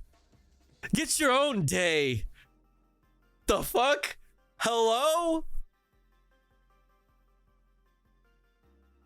I'm pissed. Yeah, they just can't get over it. Get your own day. Kind of problematic. Fucking colonizer. Damn, dude. Culture vulture ass motherfuckers. Conservative Party, which he leads and which has been in office since 2010 under 5 different prime ministers. The left of centre Labour opposition has lost 4 straight elections, but under its leader Keir Starmer, it has had a... Yeah, that's true, but have you considered... Wait.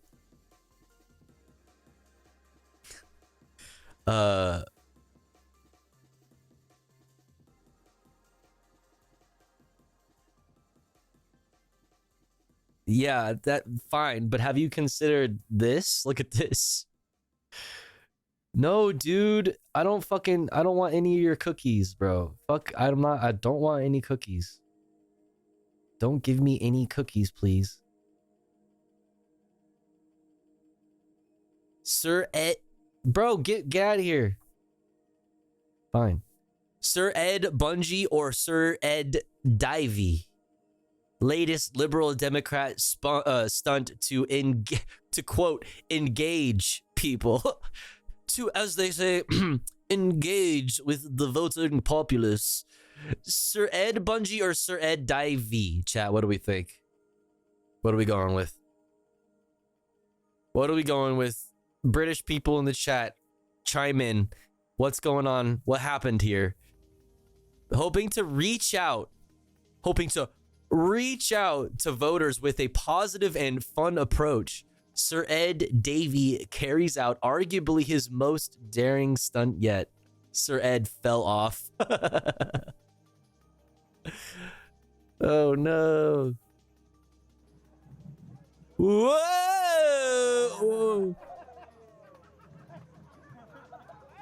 Hey, I wasn't gonna vote, but now I am. That's crazy. You know what? That's the kind of guy that I want in office representing me. Whee! Whee! Whoa! Cheerio! Wahoo! The Liberal Democrat leader performs the latest of his stunts to engage people. Do you feel engaged? Are you not engaged? British voters, are you not engaged?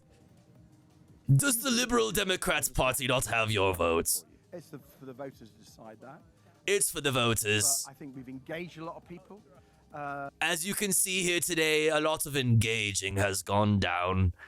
Many people have been engaged with by this particular stunt. Sometimes politics is a bit negative, a bit divisive, a bit shouty. And that's why, yeah.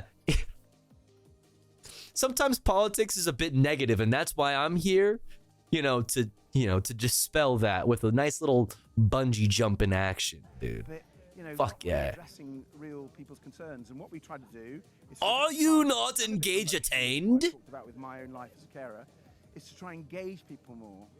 Look at how engaging I'm being. You don't have to shout and be all negative about the others. You can be positive about yourself. You can be positive about yourself and others. That's what this stunt is meant to represent. Don't you see? It's so obvious and plain. It's poetic. It's metaphorical. And our country needs to have some positive. This really says so much about our society. Who actually care about their community, want to do something good. And that's what we're about in the Liberal Democrats. You see, life is kind of like a bungee. Chat. And that's what it's about. Some people are saying it looks more like an Ed Davey bucket list than an election campaign. You think this is on my bucket list? Get out of here. I did this for the people. Yeah, fuck you, bitch. You don't know me. You don't know me. I never wanted to do this. I sacrificed this for the people, the constituents, okay? The voters, everyday British people. All right? I didn't want to do this. You think I want to bungee jump? I did this for you. How dare you? How dare you, sir? Insult me with such things. What a fucking weirdo. So that happened. Steady lead in opinion polls for more than a year.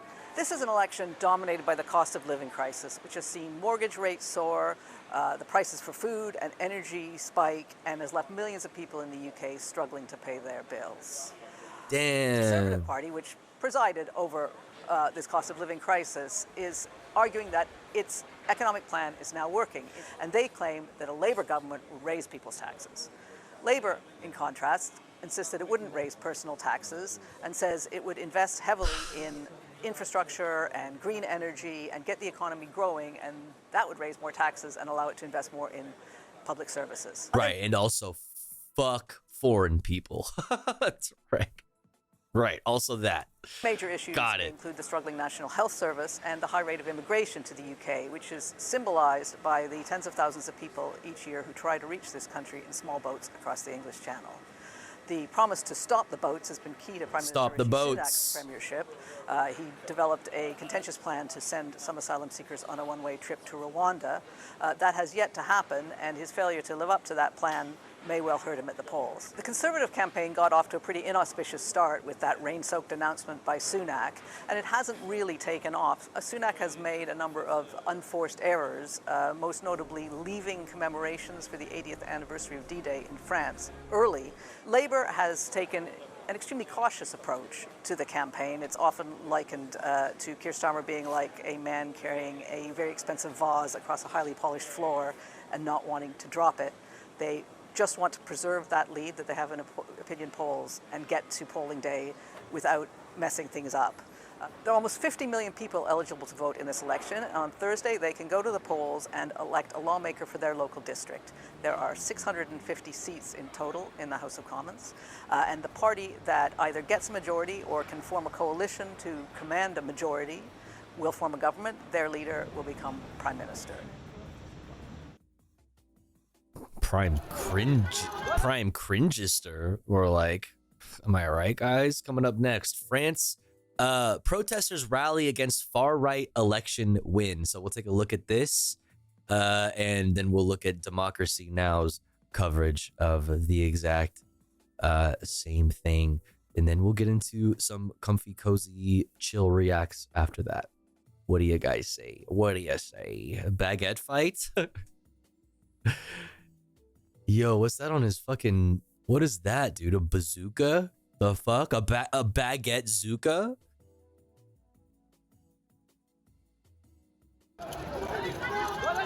Oh, that's just like a fucking sign, dude. Oh my god, the French really mean business. React to this? Psh, bitch, I got something you could react to. These nuts. Dozens of French protesters rally on the streets of Paris after a historic far-right election result.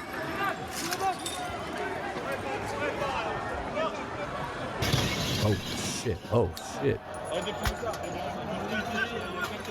Ah ouais. Oh shit.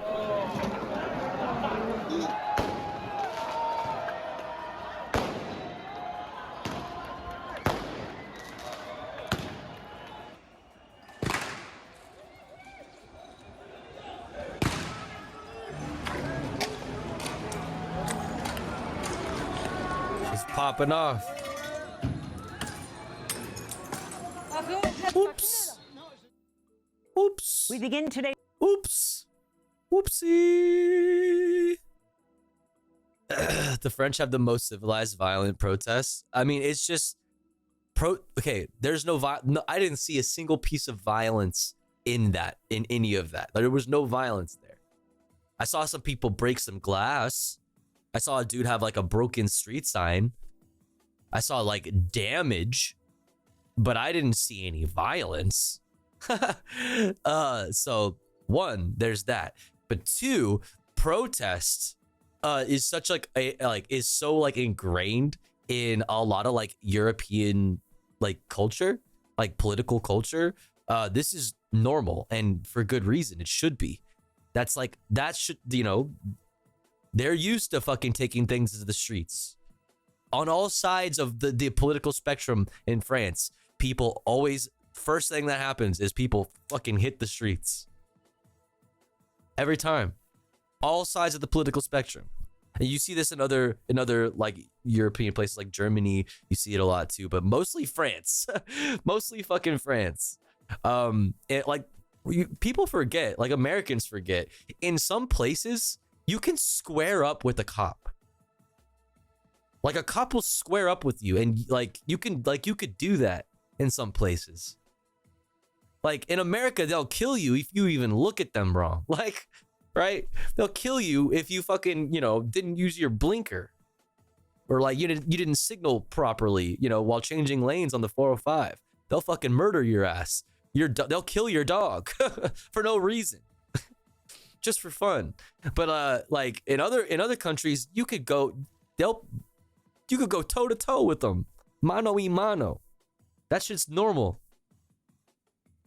Crazy. Marine Le Pen's far-right national rally surges in snap election. Let's check it out. This is relatable. What is this? Relatable? Oh, I remember this. Oh, yeah, no, I remember this. Hi, my name is Luis, and today I'm in Paris to try the top 5 croissants, and we're gonna see which one is the best. So the first one we're gonna check is called tout. Excuse me, how do you pronounce this? Tout autour du pain. Tout autour du pain. All around the bread. It's so fucking good.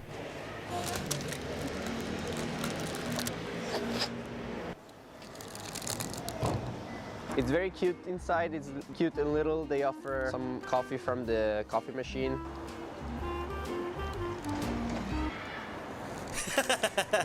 I do not recommend the coffee they serve, but let's try what we're here for. So, the croissant, €1.50 with the inflation. Damn, it looks good. Price. The croissant is lovely. It looks beautiful. Like a typical croissant. Flaky. Fuck, I'm hungry now. I'm already hungry. Buttery. I'm hungry, chat. It's very fluffy and crunchy. Fluffy and crunchy is good. Which makes it a very good. It's more like a normal neighborhood bakery. So the next one is called carton. Carton.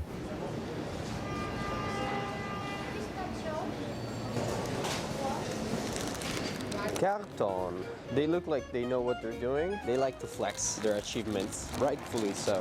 For now, they're the best looking ones. Damn, okay, fuck, man, that looks good.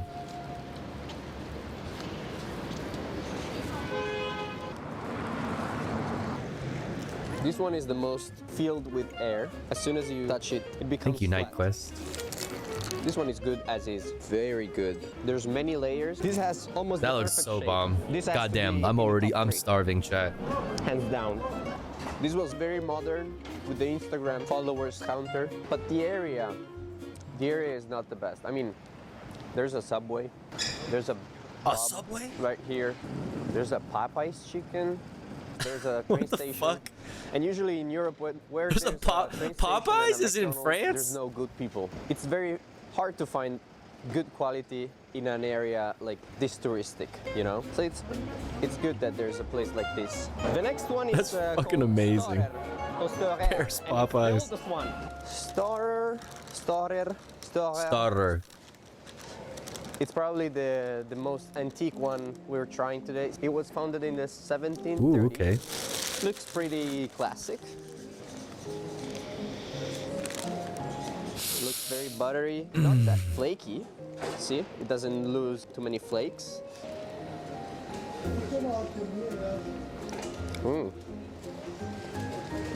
It's very thick. That's the thing. Very buttery, very tasty. I don't want to say I'm disappointed with the Storer one, but it's the most normal one. I mean, it's the texture, the look. It's probably the one that your grandmother loved. The location, I mean, it's pretty unique. 300 years old, but the area is very, very, very touristic. So it doesn't look like a place where you will go on a daily basis. It's more of a historic place. Yeah, as I said, this is not the most interesting one because it's a little thicker than the other ones. It doesn't have all those layers that the other ones have, but it's still very good. It's a normal good croissant. The next we're gonna visit is cool. Du Pain et des Idées. So now we're at the Boulangerie du Pain et des Idées. Very cute, very old. It looks like a jump in the past, you know? So the inside is Ooh, they're little like baby ones. Liberty style. So let's try this one. This was a little bit more expensive. That was kind of small, no? It's flaky, like it's supposed Looks to good be. though. I like that it's not perfect, you know? The shape is not perfect. It reminds me on how not perfect the pizza napoletana. You know, it's not a perfect shape. And this is the same. Wow. You can definitely taste more of a vanilla. Probably they put some egg yolk on top and that makes it so good. This is good as is. There's Waldo. There's Waldo. We saw Waldo. Else. You don't need cappuccino. You don't need to dip it in milk because it's not dry. You know, there's the right amount of butter. It has a little bit of a vanilla taste to it. It's creamy, kind of, but there's no cream inside, you know? And probably that's the effect that the egg gives it. It's so messy eating this. The birds in Paris seems to know when you have a croissant, they come to you because they know there's gonna be crumbs. The next one is Cédric Grolet Opera. Sorry for my French. This is the most French video ever. Like, by the way, like this is the most French video ever made. I'm not French. He's not even French, but it's the most French video. Cédric Grolet Opera. So there's a huge line. So I asked the guy on the door, do they still have croissants? No more croissant. No more croissant. Okay. They said, no more croissants. I'm not gonna come tomorrow morning. They finished all the croissants, so we left. Why did he say croissant? Croissant? We're not gonna know how to place them in the rating. Too much work for a croissant. I cannot judge it, so it's gonna be a question mark. I don't know. It's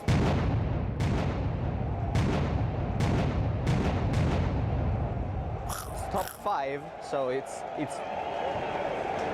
because I only tried 5, so yeah. Du pain et des idées. Du pain et des idées. Not perfect shape makes it so tasty to me. I don't know why. It's buttery. It's flaky. It's very good.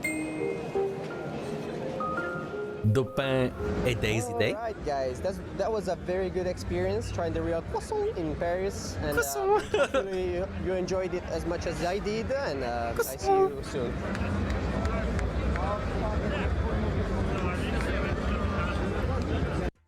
Croissant.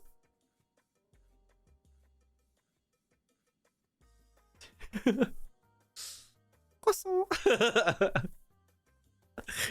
All right, Marine Le Pen's far-right national rally surges in snap election with our favorites, the best ever, Amy Goodman. Let's go. Show in France, where the far right's at the gates of power as it holds a significant lead in the first round of snap parliamentary elections Sunday, a blow to President Emmanuel Macron's Ensemble alliance, which polled third to the right and to the left. Marine Le Pen's anti-immigrant national rally and our bloc has so far clinched nearly 34% of the vote, while the New Popular Front, a coalition formed by leftist parties, came in second with about 28% of the vote. This is far-right leader Marine Le Pen. My dear compatriots, democracy has spoken, and the French people have placed the National Rally and its allies on top and have practically erased Macron's bloc. Meanwhile, hundreds of people took to the streets of Paris and other cities Sunday following news of the initial results. Protesters held signs that read, "Let's not leave France to the fascists." And oh my God, look at this. I love this. That's sick. That's actually fucking fire. Yo. Protesters held signs that read, "Let's not leave France to the fascists." That's fascist Mario, dude, by the way.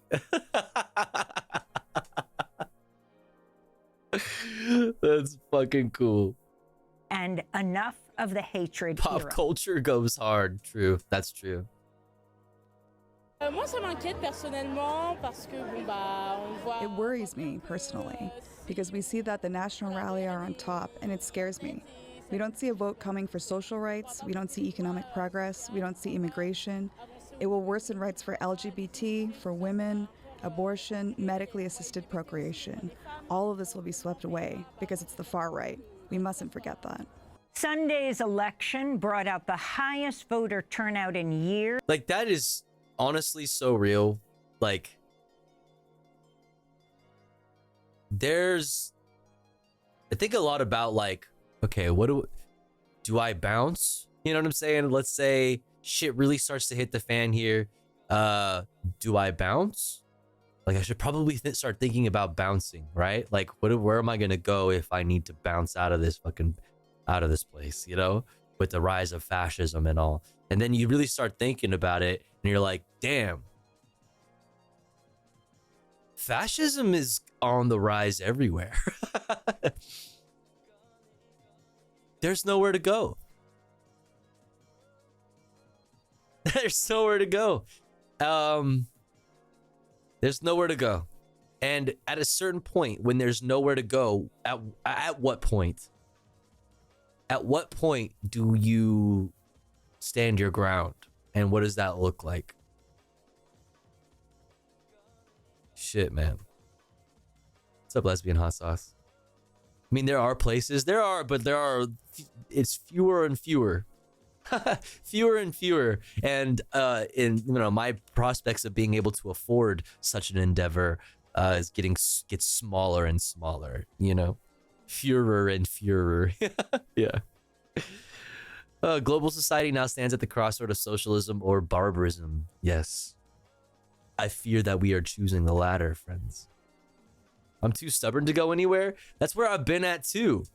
That's where, like, I've wanted to believe that I'm at, and then I'm like, man, I could, like, if I had the opportunity, would I? And should I start considering this? You know, and it feels less and less. It feels less and less possible. But we'll see. I don't know. As young French voters were urged to come out to defeat extremists. Leaders of the newly formed leftist New Popular Front also joined mass protests against the rise of the far right, vowing a complete break. Front also joined mass protests against the rise of the far right, vowing a complete break with Macron's policies. This is Mathilde Panot, head of France Unbowed, speaking from Paris last month. Popular mobilization is the key to fight against the extreme right and to beat the extreme right. We say regularly that the European elections mark the after-Macron period. Macron stunned France, calling for the snap elections following major losses in European Parliament elections last month to the far-right National Rally Party. The RN has announced 28-year-old Jordan Bardella as its candidate for prime minister. The party's steadily risen in popularity across France as it backs anti-immigrant, xenophobic, racist, and anti-Muslim policies. It's also been accused of anti-Semitism. Many have urged parties to unite against the RN as the second round of the elections is scheduled for Sunday, July 7th. For more, we go to Paris, where we're joined by Harrison Stetler, a freelance journalist and teacher. His latest piece for Jacobin is titled "Corporate France is Making Peace with Marine Le Pen." Welcome to Democracy Now!, Harrison. Can you start off by just describing what took place? Yeah, of course. Hi, Amy. Thanks so much for having me on. I mean, first off, I wish I could say that these results were... Is this like a Google Street? This is like Google Street View. It's like not rendering all the way, like, or like there's like, it looks like it's a Google Street View. He just fucking, oh shit, where am I supposed to be today? Oh fuck, I'm in France. Okay, France, Paris, and just screenshots that shit. Not so, he's just got a great fucking rooftop studio, yeah, with a wonderful view of the fucking the Eiffel Tower, dude. It's crazy. Wow. Were surprised. Flight simulator map, yeah. Were not to be expected. I mean, in electoral politics, you somewhat can occasionally expect to have pleasant surprises in elections. This, unfortunately, is what many observers, what many people in France have seen coming for several weeks. from the day that Emmanuel Macron made the shocking decision in early June to dissolve the National Assembly on the backs of what was a historic victory for the National Rally in the European elections, as you presented in your introduction. The thing is, like, I don't even think that his background is green screened in. Like, look at his hair. Like, I'm pretty sure this is printed on a wall behind him.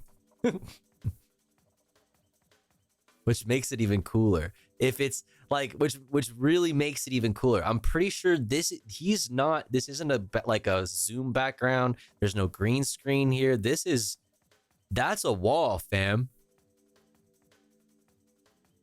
Matte painting, pure cinema. Damn, imagine I'm sitting here talking shit and he painted this shit by hand. Honestly, dude. I would say the gut reaction on the ground in Paris, in political circles here, in the mainstream media, there's the impression one has is a certain sense of vertigo across the board. This is the one you said? The headline of Le Monde. Wow, dude, this is such a HD pic. Dude, how did they get fucking the Statue of Liberty so close to the damn? Is this before they shipped over the Statue of Liberty? Wait a second. Is that the Statue of Liberty on top of Notre Dame? Get down from there. Madam.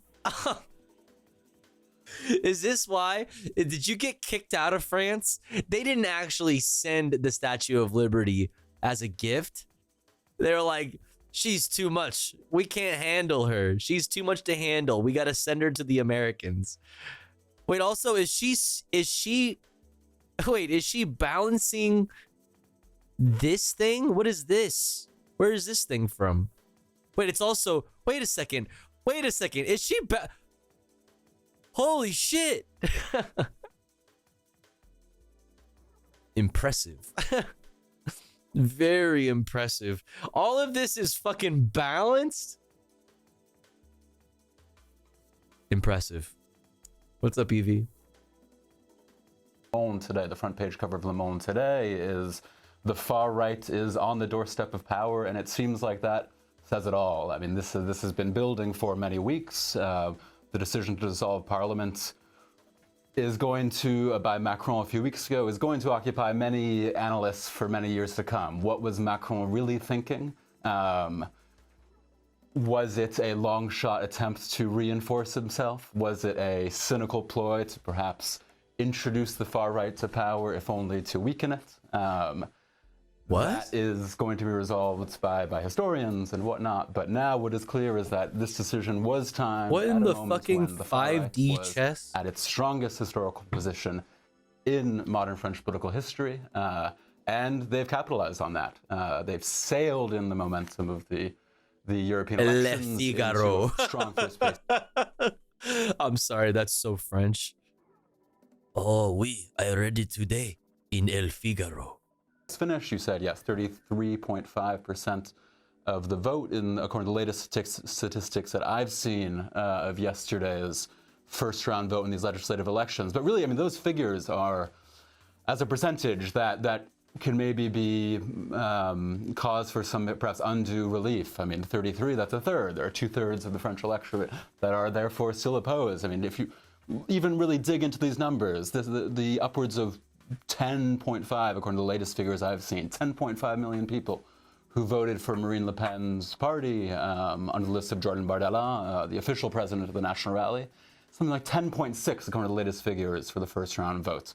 That's more than about 6 or 7 million voters compared to the legislative elections in 2022, when the party won something like 4.2 million votes. It's just an enormous, enormous surge in 2 years' time for a party that relatively recently was considered beyond the pale of legitimacy and acceptability. So crazy how that happens. Beyond the pale and so far out of the realm of legitimacy, and acceptability. And then they become prime minister. And then they become the president. Like the same with fucking Trump. Javier Milei. Like, Fuck, dude. What's up, Mortog? How you doing? Thank you. It's always like, no, it could never happen. They're too crazy. They're insane. They're too radical. They could never come to power. We just need to figure out a middle ground with them until they go away. Next thing you know.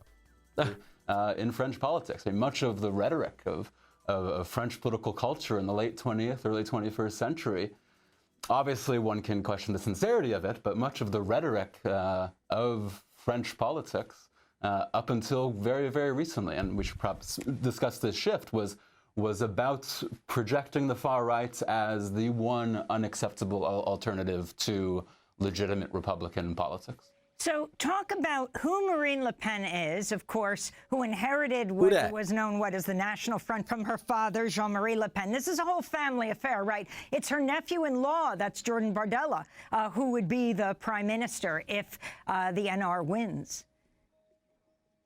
Right. So Marine Le Pen took over control of the National Rally about 10 years ago in the early 2010s. Before, as you mentioned, this far-right force was founded by her father, Jean-Marie Le Pen, in the early 1970s.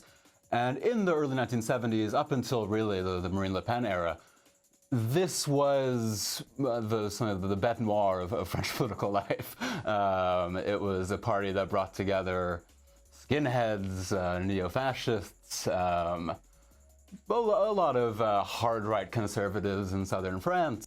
Fuck yeah. You love to see it, dude. You love to see a good coming together, right? Setting aside of differences, right? Skinheads, neo-fascists coming together, you know, and kissing, you know, exploring each other's bodies.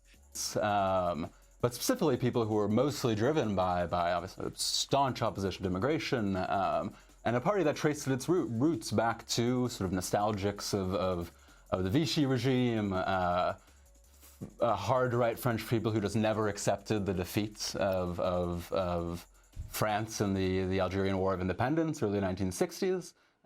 So this was sort of the bête noire of French political life were these forces. In the early 2010s, Marine Le Pen, when she took over the reins of her party, I mean, the constant framing of the Marine Le Pen shift in the early 2010s is that she moved to the term the French use is to de-diabolize what was then called the National Front. In 2019, she the what? She moved to the term the French use is to de-diabolize what was then called the National Front. In 2019. Bro, speak American. Speak American. What the fuck are you talking about, son? She changed the name to the Rassemblement National, which means the National Rally. And so the main narrative of the Le Pen years, and obviously this narrative leaves out Le Diabolique. All the continuity over the transfer between Jean-Marie Le Pen and Marine Le Pen. The main narrative of the last 10 years of the National Rally's history, or the National Front's history, is Marine Le Pen's attempt to detoxify the party. She actually moved to expel her father a few years ago on account of drama, of further outrageous Holocaust-denying claims that he made. And her broad strategy to do this has been to try to present a force that is more or less capable of government, can be amenable to traditional conservative elites. On the other hand, you had an attempt by Marine Le Pen in the 2010s to mark somewhat of a shift from sort of the original economic positions of the far-right National Rally, which in her father's years was essentially the French version of Reaganism, whereas much of the traditional center-right up until the 2000s had an at least rhetorical support for the French welfare states, defending certain sort of social institutions that maintained the peace between businesses and workers. The original National Front was very much sort of alleged to be the defender of sort of the small entrepreneur against big business in collusion with state actors. And Marine Le Pen orchestrated a shift towards a sort of more workerist economic populist position, which in recent weeks actually has essentially been dropped out of the arena. And what we've seen in the last 2 weeks as the party essentially prepares itself for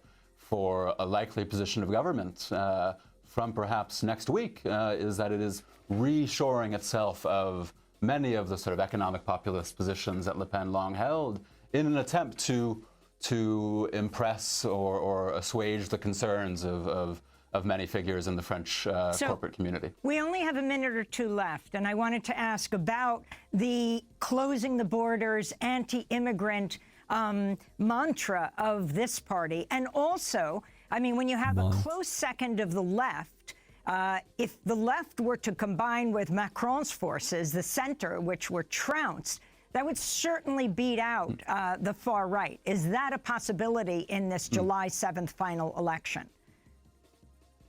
Of course, to respond to the first question, I mean, if there's been shifts back to the original pro-business planks of the far right, what it has clung to absolutely is its staunchly xenophobic rejection of immigration. We're going to see an attempt, if they're in power and in a position to govern, an attempt to fully accelerate and expedite the process for expulsion of immigrants in France, zero tolerance policies, attempts to institute a firm division between French nationals and non-French nationals, even between French nationals and binational French citizens, people who have a second passport. So the party is binationals? Motherfuckers is, what's next? They're bisexuals, binationals, they're biracials. I can't take it anymore. What the fuck? There's more that What's next? Connects it to its past than that distinguishes it. Just wanted the second question, which really is the question over the next specific. Yeah, bi-genders. Bi-gender. Yo, I need some NBs to start. Yo, this is a call out to my NBs, okay? For the memes, y'all need to start. Some of y'all need to start identifying as bi-gender, okay? 24 hours. For the memes, come on. Mostly until Sunday is, what are the other political forces going to do in this situation? I mean, the National Rally and the faction of the center-right that they're allied with are in a very commanding position, are in first place in the majority of runoffs for next Sunday. Already ahead of you. Let's fucking go, dude. To the left's credit, the New Popular Front Alliance, they have put out a very fair offer, a very reasonable proposition to withdraw all left-wing candidates from districts in which the left-wing candidate qualified for the second round. Run that back. I'm sorry. What are the other political forces going to do in this situation? I mean, the National Rally and the faction of the center-right that they're allied with are in a very commanding position, are in first place in the majority of runoffs for next Sunday. And what can the other forces do? I mean, to the left's credit, the New Popular Front Alliance, they have put out a very fair offer, a very reasonable proposition to withdraw all left-wing candidates from districts in which the left-wing candidate qualified for the second round runoff, but is in third place behind another figure of either Macron's bloc, the Macronist centrist coalition, or the wing of the center-right that did not ally with Le Pen.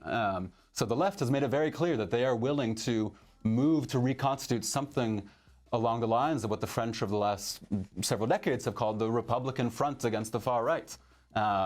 Now, if you look to what's happening in the Macronist center, you're getting anything but clarity in that regard. You have Macron put out a very sort of vague sentence about the desire to have a Democratic and Republican alliance. You hear some figures say that, yes, they will pull out from certain districts, certain constituencies, when the alternate candidate in second or first place ahead of them against the National Rally is someone that they deem Republican enough and respectful enough of Republican Just to be clear on that point, you have the leftist New Popular Front saying their candidates would stand down if they were in third place, came out. You know, there were like 300 candidates. Macron's coalition has not yet stated their candidates would step down.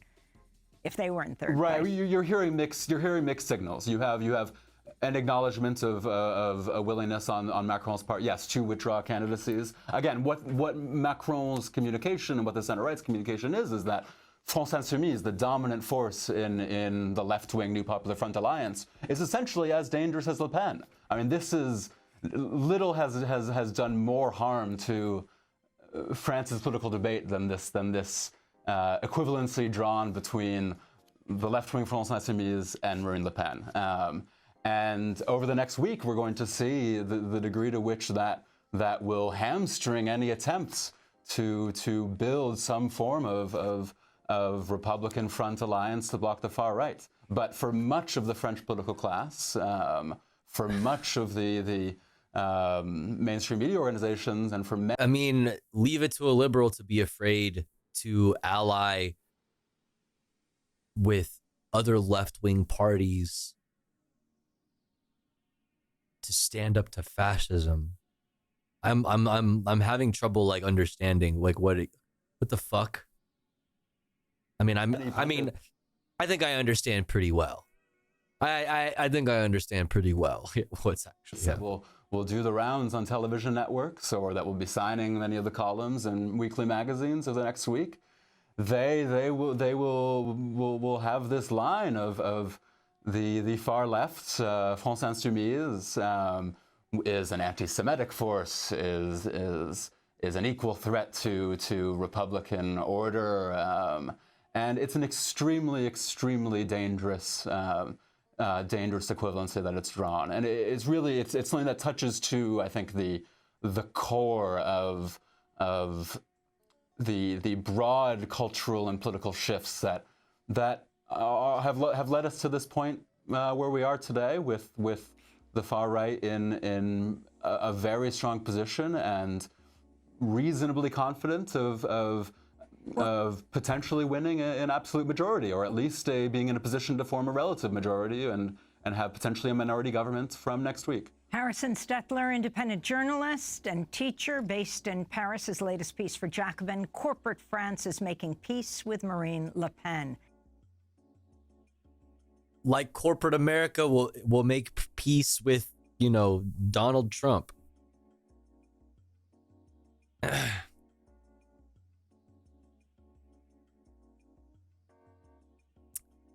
Yeah, man. Free falling. Chat. We're free falling.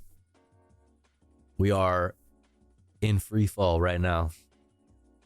You love to see it. You don't love to see it. You hate it. You hate to see it. But like I said, man, where do you go? Where do you go?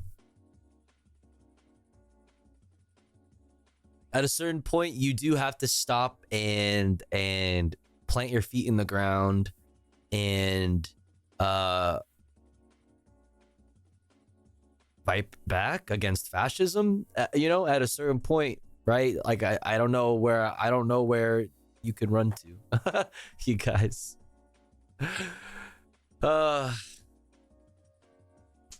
You don't go. You stay and fight to whatever capacity you can. There it is. There it is, baby. Civil liberties for the fascists, I guess. Free falldom, yeah. Mm-hmm. Yep. We do manufacture the most weapons here. That's true. That's true. We do. That's true. That's true. That's true. All right, so that was our news coverage for the day. Look at that timing. It's 3:07 a.m. If you would like a link to this playlist that contains all of the news, all of the videos that we've watched this evening, and even all of the fun videos that we will be getting into for the rest of the stream, ! Watching in the chat will get you a link to this very playlist here. Coming up next, we're going to get into some fun stuff, okay? We'll do a little dying llama, a little shy, maybe some other stuff if we have time. But first, we must run an ad break because it's been a little bit more than an hour since our last ad break. But don't you worry, because here at the Tofu Ghost broadcast, when I run ads, I run them while I'm away from the stream. That way, even if you're unsubscribed, you don't miss out on any of the content. But if you would like to support the stream and get access to cool Tofu Ghost emotes and an ad-free viewing experience, you just gotta subscribe for $5 or for free with a Twitch Prime by connecting your Amazon Prime account to your Twitch account. Or let's say you're already subscribed to the channel and you're feeling generous and you have the means to. Maybe consider upgrading your sub from tier 1 to tier 2 or tier 3 to get access to exclusive Tofu Ghost emotes. Or maybe consider gifting a sub to one of our unsubbed friends in the chat like Adric, or Goose Von Kaiser, or Dick's Theory, or Click Click Clack, or whoever else, Paluki, or whoever else is unsubscribed in the chat. If you are one of those unsubscribed friends, make sure to say something, say hi, or if you're lurking, throw an emote in the chat. That way somebody might notice you and feel generous enough to shoot you a gifty. If you have the means to, if you're feeling generous, if you enjoy the content, if you'd like to see the stream continue on full time, you just gotta do like Anonymous just did and gift a sub to Dick's Theory in putting us at 4 out of 25 for the daily sub goal. Thank you so much. Thank you, Anonymous. I really appreciate it. Thank you. We'll be back in 3 minutes. Don't you go anywhere. BRB.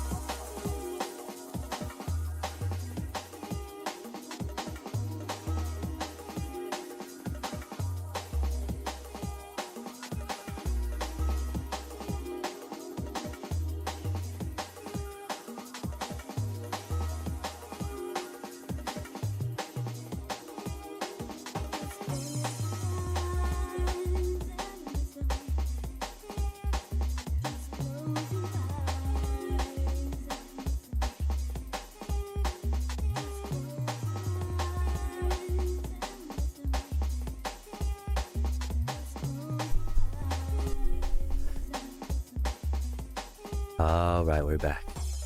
Thanks for waiting. Thanks for sitting through the ads. If you had to sit through some ads, I appreciate you for doing that.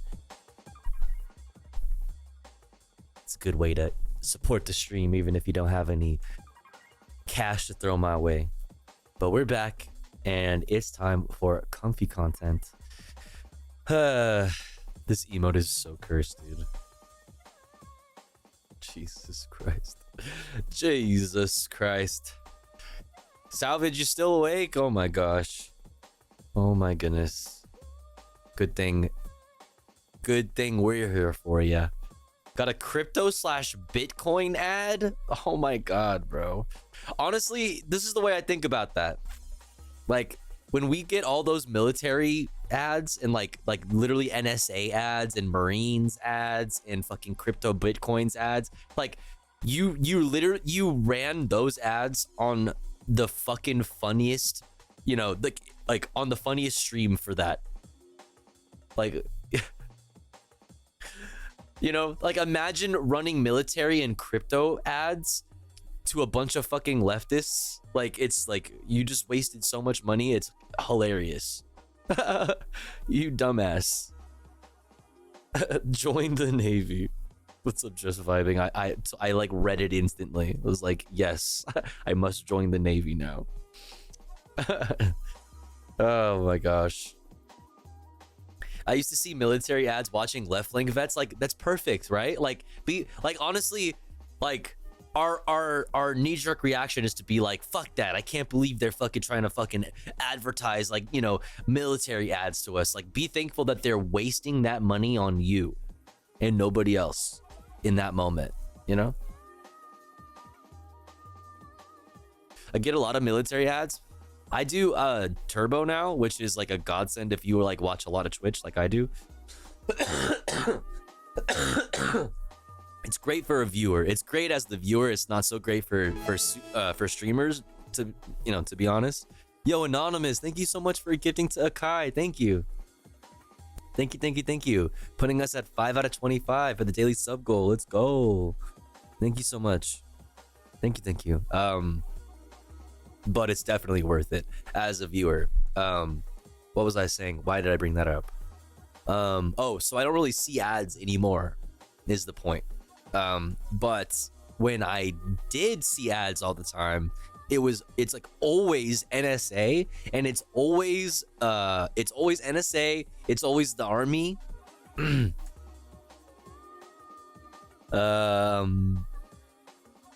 like random other shit. But like NSA, surprisingly a lot.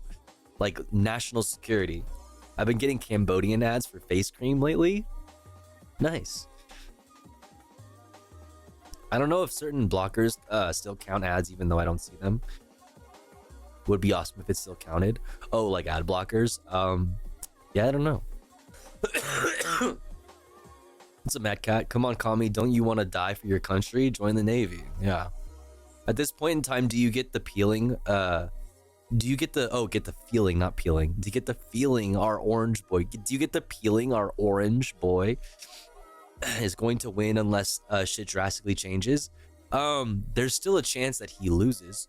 There's still a chance that like that Brandon, you know, wins the election, even given like all of the, you know, immense L's he's been taking. It's still possible that he wins. I mean, here's the way I'm looking at this. Slow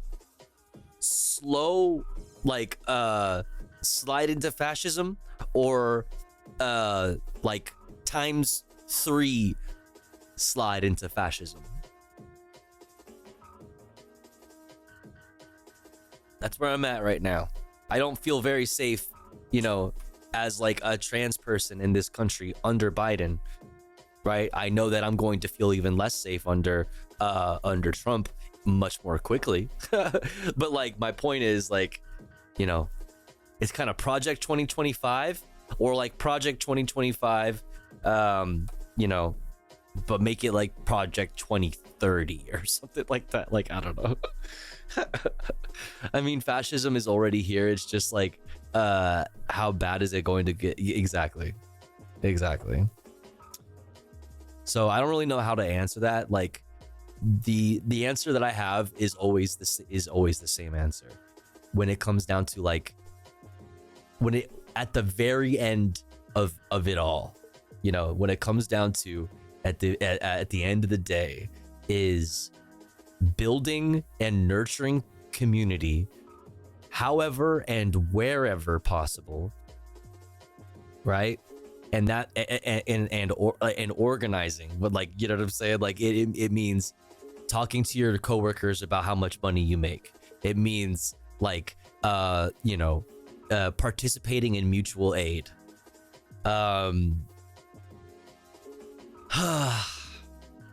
Because things are going to get harder and harder and harder, you know, and at the end of the day, if nobody else is going to keep us safe, if the police aren't going to keep us safe, if, you know, whatever, we have to keep us safe.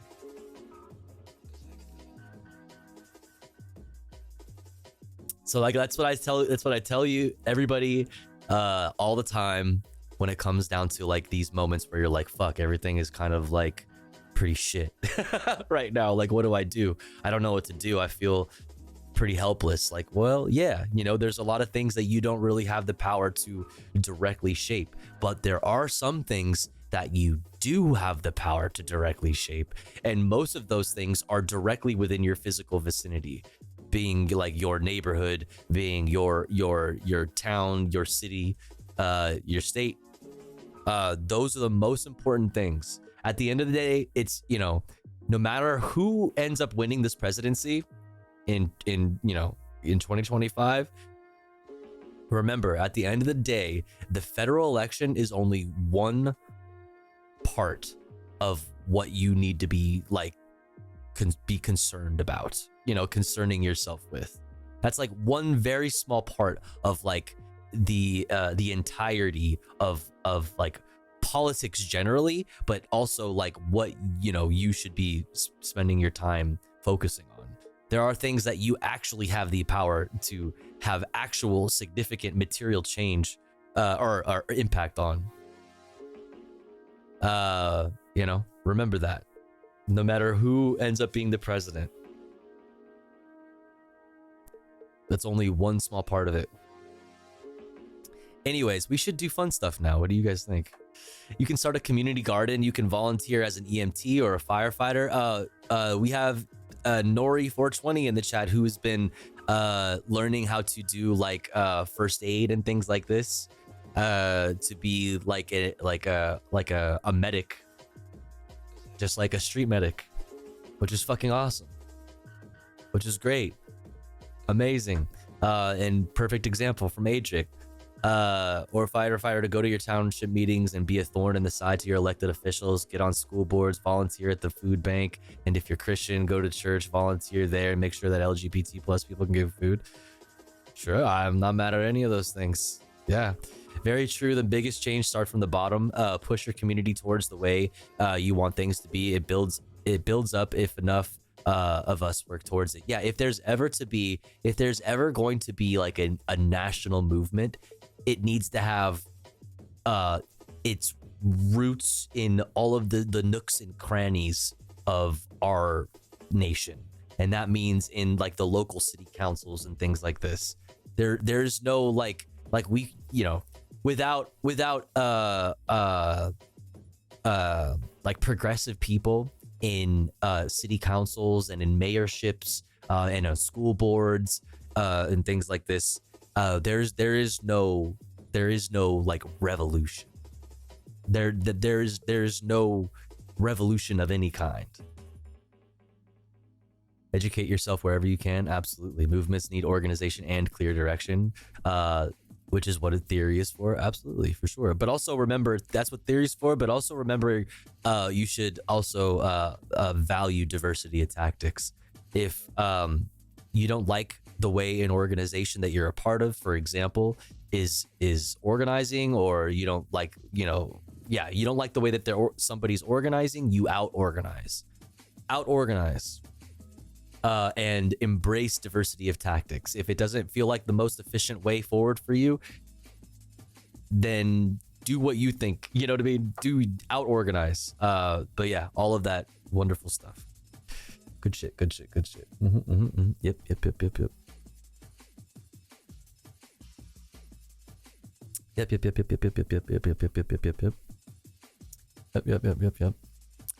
You don't need to be a leader in your community. You can join an organization and assist. Absolutely. But what I'm saying is, like, if that organization, you know, if the hierarchy can't justify itself, then, you know, you do the thing that you need to do and embrace diversity of tactics. But also, you can just join an organization and take someone else's lead, and there's no shame in that. You know what I'm saying? No shame in that at all. Let's get into some fun shit, though. What do you guys think? I got some things for us. I definitely want to watch this guy. Actually, you know what? We'll start off with this because we've been meaning to watch this for a while now. Railway Journey to Capital of Georgia, Part 3. We've watched Part 2, or Part 1 and Part 2. Now I guess we'll watch Part 3, and then we'll watch Climbing LA's Tallest Skyscraper in a Cloud. And then maybe we'll do some other stuff. I don't know. Who knows? Let's do it.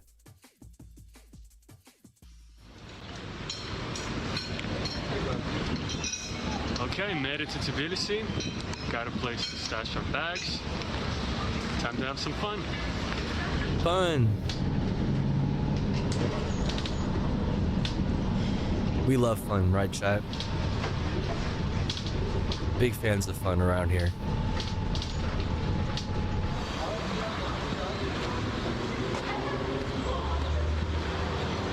Okay, let's try one of these.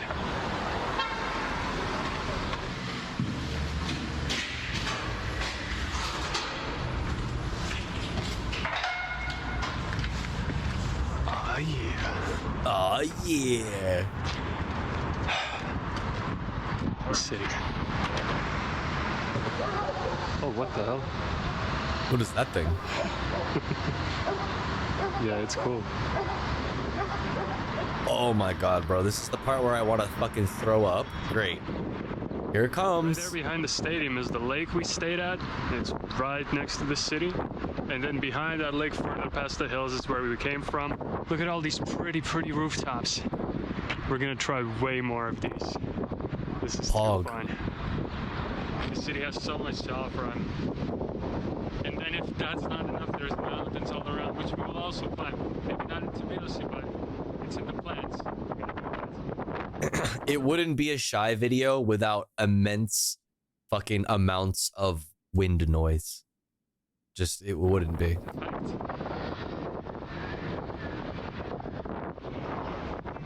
But like, for real, get a fucking... Dog, they make things for that. Like, your videos do extremely well. This video came out 6 days ago. It's got 340,000 fucking views.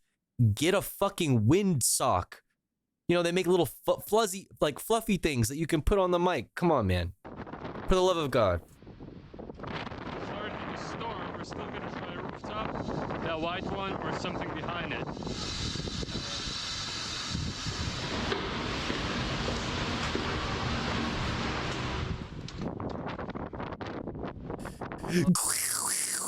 It's so fucking ridiculous.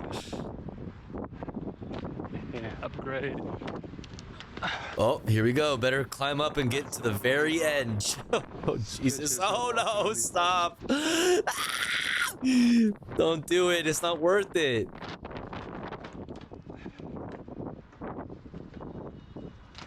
Oh, here we go. All right, timed it right. Fucking sweet. Crazy motherfucker.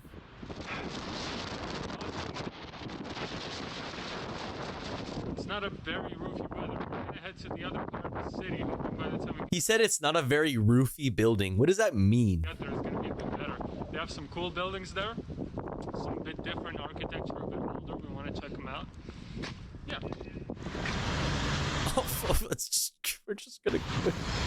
go that way. Yeah, let me just.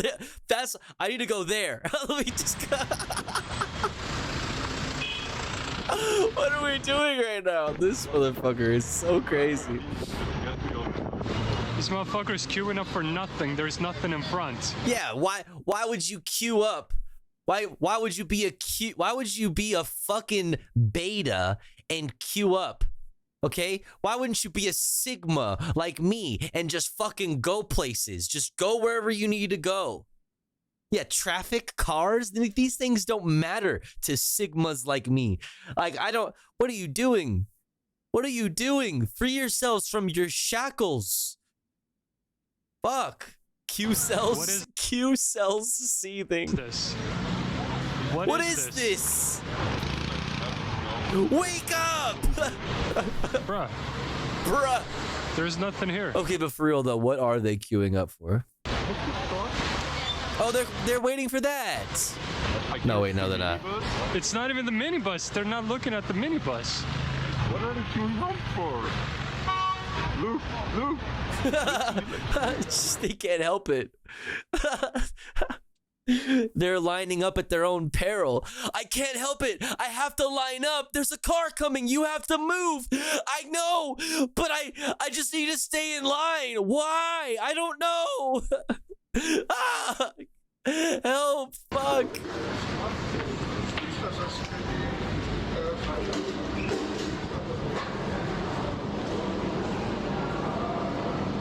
Wait, is that Dunkin' Donuts? That's Dunkin' Donuts, dude. That is... Wait, somebody translate for me. That says Dunkin', right? I'm from Boston. Hell yeah, it is. I knows the fucking Dunkin' Donuts when I sees one. I don't care what kind of fucking crazy language it's in. I know a Dunkin' Donuts when I sees one, okay? I know me some Dunkin', okay? I don't care where I am. I can spot those sprinkles from a quarter mile out. Dunkin' in the background. Oh, there it is. Oh, it literally says Dunkin' right there. Dunkin' spotted. Yo, Ramona, thank you so much for gifting to Moody. I really appreciate it. Thank you. Very, very kind. We're all gonna go get Dunkin' now. Thank you so much. Time to dunk the D. Damn.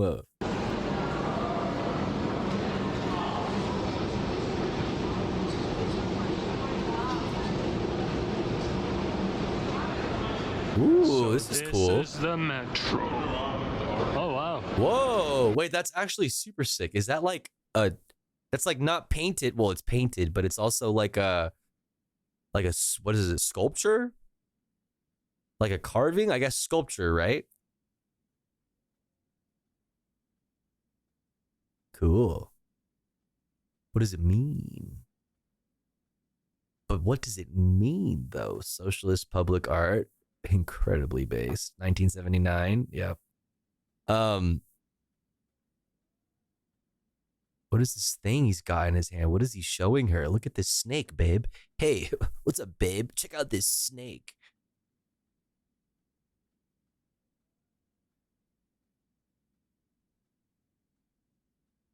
There's a little tiny horse. Little tiny horse. We love a little tiny horse action. Oh, the sea creatures even, bro? Fuck, dude. That's sick. That's fucking sick. What's bro doing? Bro's hitting the fucking pipa with the fucking pigeon, dude. My boy zooted. A mosaic. That's nice. Oh, wait, is it a mosaic?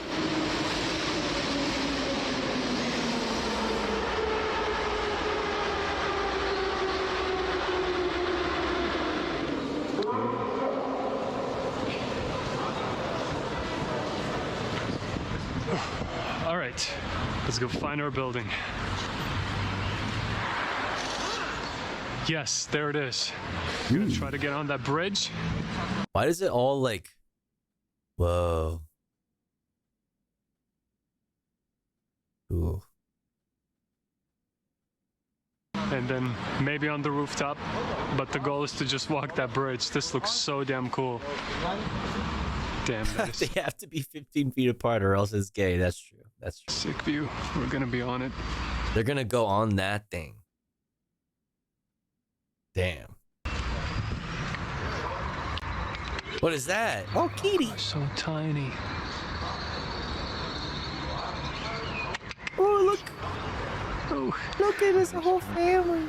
Okay, so we climbed up this stairway, and now we're leveled with the bridge.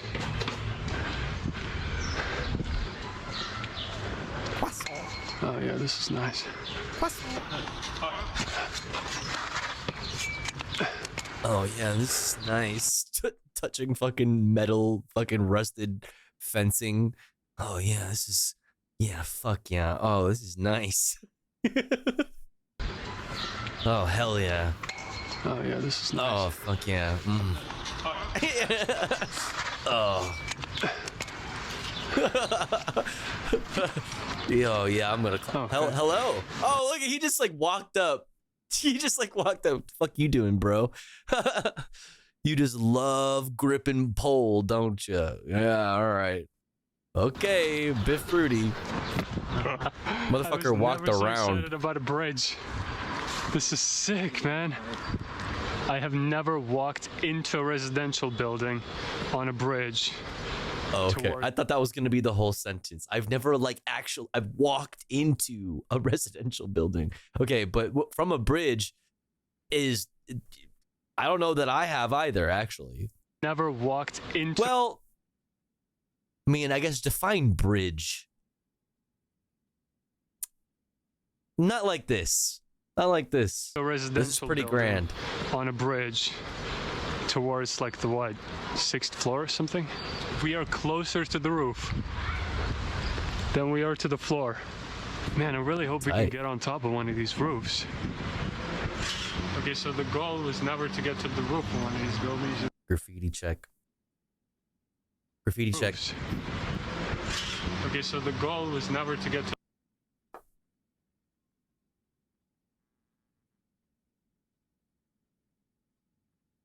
Can't see shit. Can't see shit. The roof of one of these buildings, just experience the bridge. It's so cool. Not a single dick. Pathetic. I'll look around, see maybe it's a possibility. Huh. Alrighty.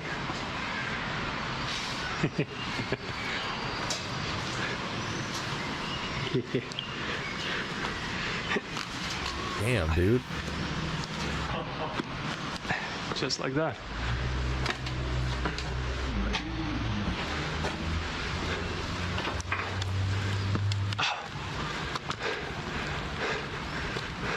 Is it raining? Okay, so these are the 3 Skybridge buildings. We were there on that bridge. Thing is, to get into the stairways is a bit tricky, and then roofs are barricaded, but this is a pretty good view. Nice. Okay, we still want to finish off the evening with one more rooftop overlooking both sides, that side and this side of the hill. Gonna try to hit it. Hope it works. The atmosphere here is just perfect. This cooling rain, the smells of the moist city I like it, the tar, and the beautiful serenading of the car horns. It's the life.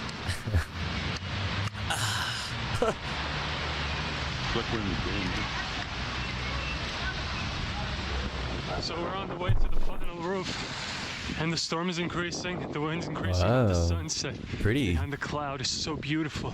Hope we can make it. That's the building I want to get on. Hopefully it's gonna work. Yes. Yes. Yes. Fuck yes.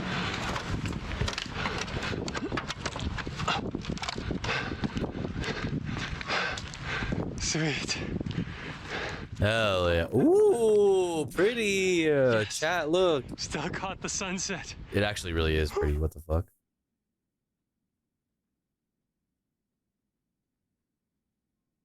Gorgeous. Life. This is incredible. Life. I am soaked. I am soaked. Whoa, look at the fucking gay rainbow with the lightning strikes. I am Damn. soaked.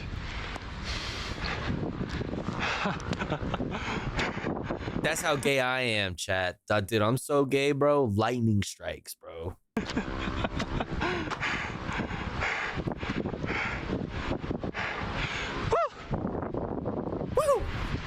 And look, there's even a zip line.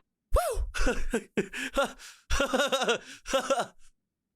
Why did he do that?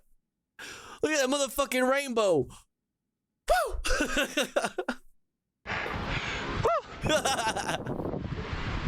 I'm gay. And look, there's even a zip line. I'm gay. All the way to the building below. That is insane. Wow, the sky is incredible. Holy shit. Holy shit. I'm gay. It's the most beautiful. Wow. What's up, bro, dude? I'm so fucking gay, bro. What's good, bro? Come here. Kiss me. These moments, these views, these emotions. These emotions, bro. These views, bro. The emotions. Bro. They're crazy. This is why we do it too, bro. These emotions, bro. It's all about the emotions, bro. It's all about, I'm collecting them, bro.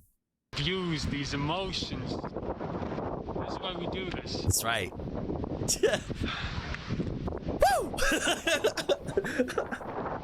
I just got wine on my face. Oh, jeez. Share this a couch for this an experience. Bros having a fucking... Okay. Who put acid in his MRE? Like, he's gonna cry right now. Are you gonna cry, bro? I'm so happy. Oh my God. It's just that life is so beautiful, man. Fuck, man. You know, and if you just like, don't like, you know, look around sometimes and like, you know, notice it, like you'll miss it, man. Fuck, toxic. Yeah, I'm sorry. I'm sorry. That's why we do this. Woo!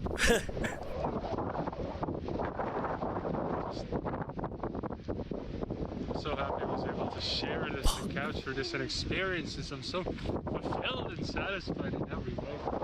Every way, bro. Fuck, dude. Amazing. I'm just listen, honestly, I'm just jealous because I'm not satisfied and fulfilled in every way, okay?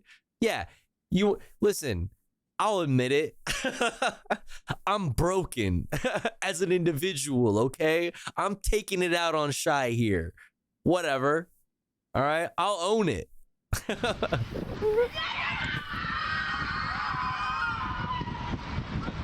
What's happening?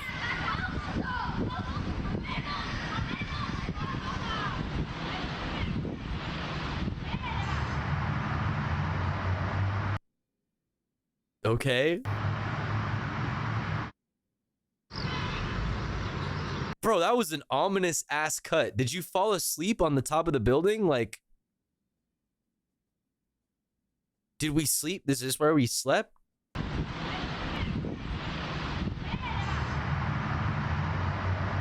I'd be happier without the air attacking my ear. Yeah, for real. What is that building? What the fuck is that? Fucking bad dragon looking ass building. The fuck? Like look at all these buildings and then look at that building. What the fuck is that?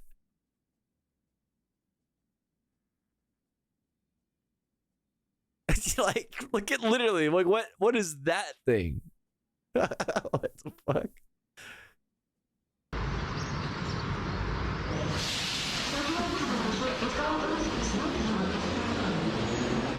Okay, the adventure continues. We're at another station in the middle of the city on the bridge. So we've got a nice overview of the yard. The goal for now is to get to Kutaisi, which is about 250 kilometers.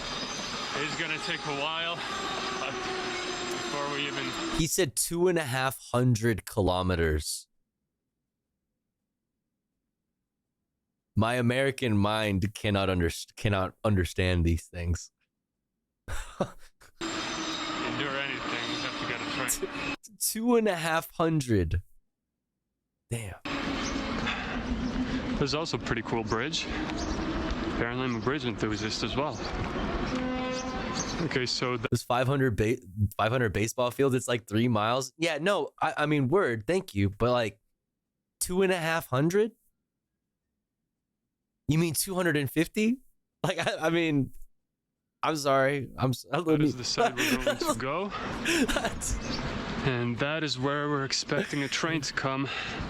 Ladder wagons here, but a lot of these. I do that shit too, but I'm ESL. I'm just an Ameribrained asshole. Okay, fuck me. Pretty sure abandoned. Currently don't really see a locomotive or anything connected into this direction. What's that in inches? Apart from this, whatever the hell this is. Ooh, graffiti check. Is Asen? These look like old cars, no?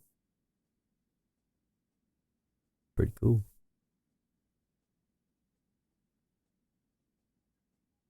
Colors look good with the green of the car. Well, it looks like some dusty stuff again. Different color, I don't know, maybe this one. We will see.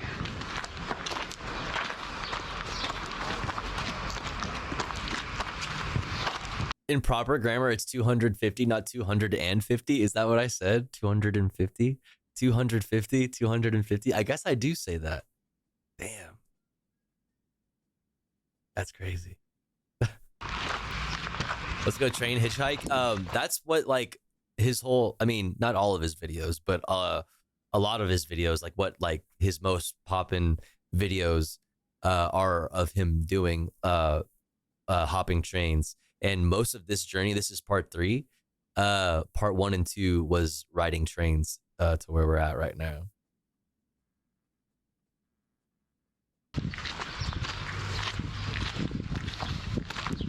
What the hell? What just happened?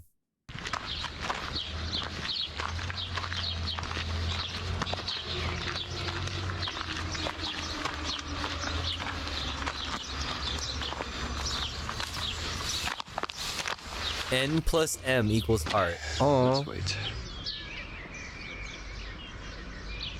Another birds. Okay, so there is a train coming. What's he waving? Whoa, look at that train. Damn fast. Look at it. What a marvelous logo. Look at it.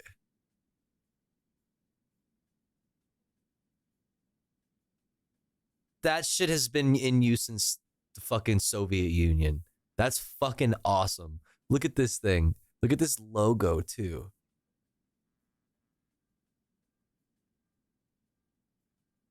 That's so sick. Another marvelous logo. That's fucking awesome, dude. Look at this thing. Look how old this shit is. Damn. Trains are cool, man. And it is pretty damn fast. Now, it is going a different direction, but we can get a sense of how fast they go on these tracks, and it's way too fast. Gonna have to look for a slower spot.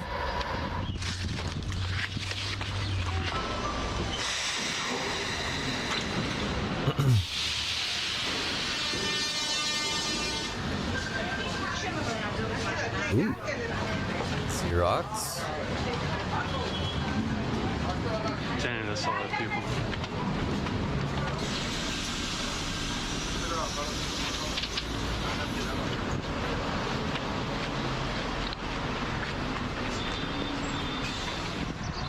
Okay, new yard, new opportunities. And there's already a train leaving. Hell yeah. Woohoo! Whoa, wicked. Parkour. All right, well, it's increasing speed, but it was leaving pretty slow. Well, There's a guy right there, so we can't really jump on the train. Okay, so there was only one gondola filled with some bullshit we can't get in between. The rest of the containers plus a guy, so not the best position, but at least we know they're going slow here. All right, the wait is on, this time for real. Yard looks promising, there's movement. Let's see, sun should come.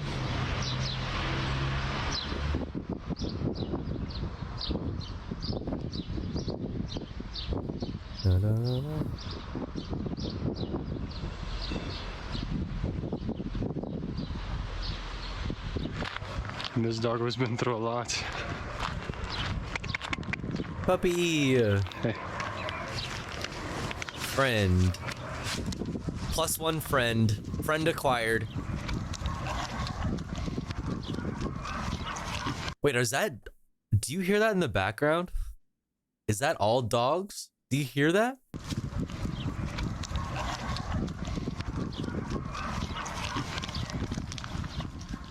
What is...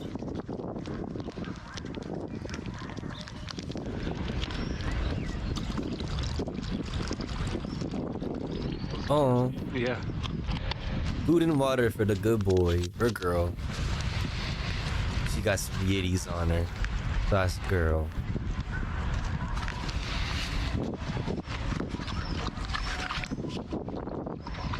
Needs everything. Oh. All right. Friend.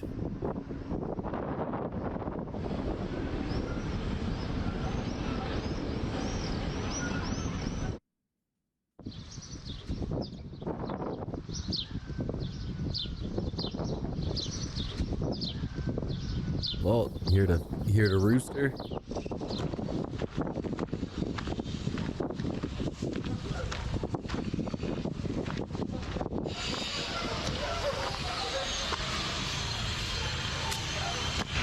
He's sneaky.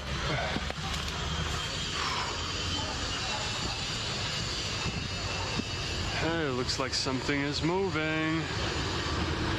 Show us the loco. I want to see the fucking loco. Back to work. Second day waiting at the yard. Switch spots. Yeah. Yesterday was tough, man. Sitting in the sun all day, but we're a bit earlier today. Hopefully sun's gonna leave soon. We saw the locomotive. Fucking chaos in the background. Just dogs barking and This is wind. our dog shelter. Oh, it's a Sometimes those shelter. people working, there's a lot of nice sounds. Man, at this point. They were just in Tbilisi, I believe. Tbilisi. I don't know if I'm pronouncing that right. Tbilisi.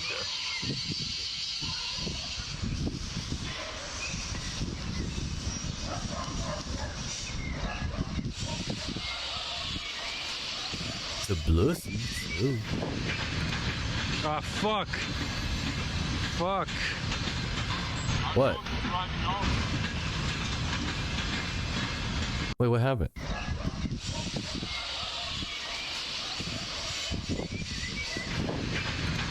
Ah, fuck. Fuck. Wake up. Get on the train.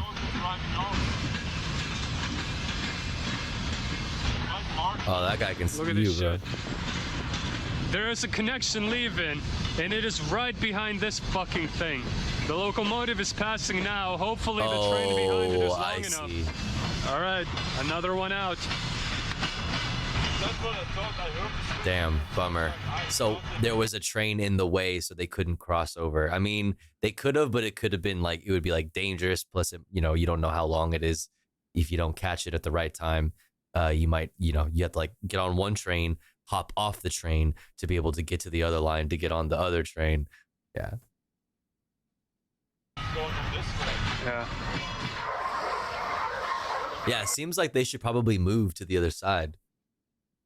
But I don't know.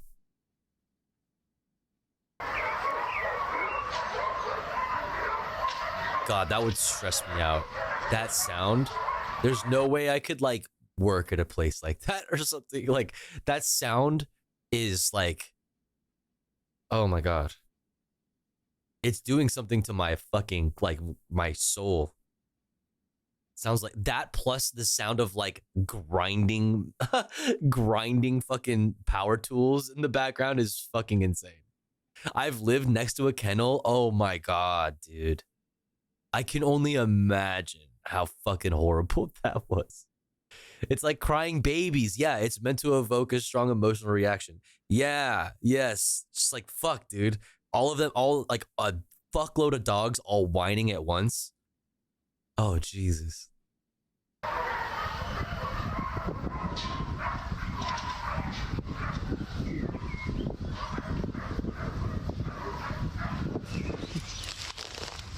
What's that? In the bushes.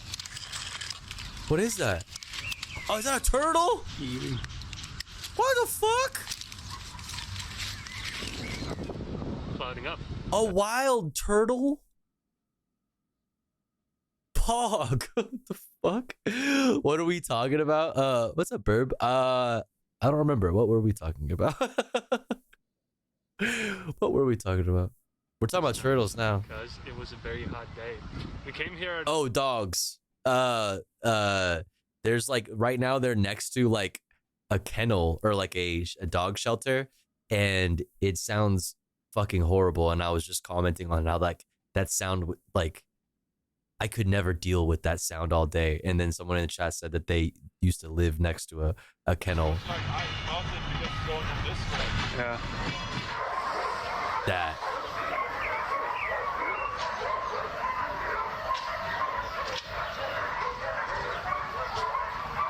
Holy shit, this stresses me out.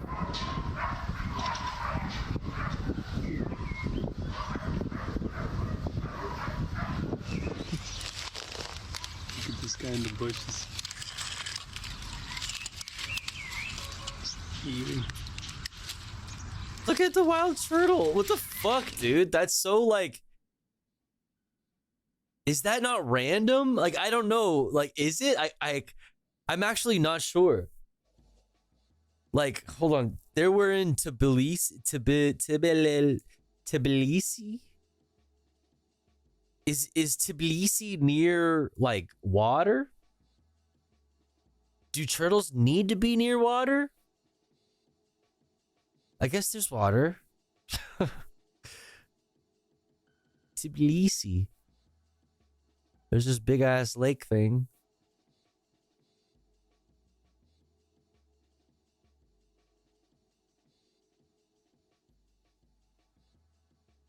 Huh.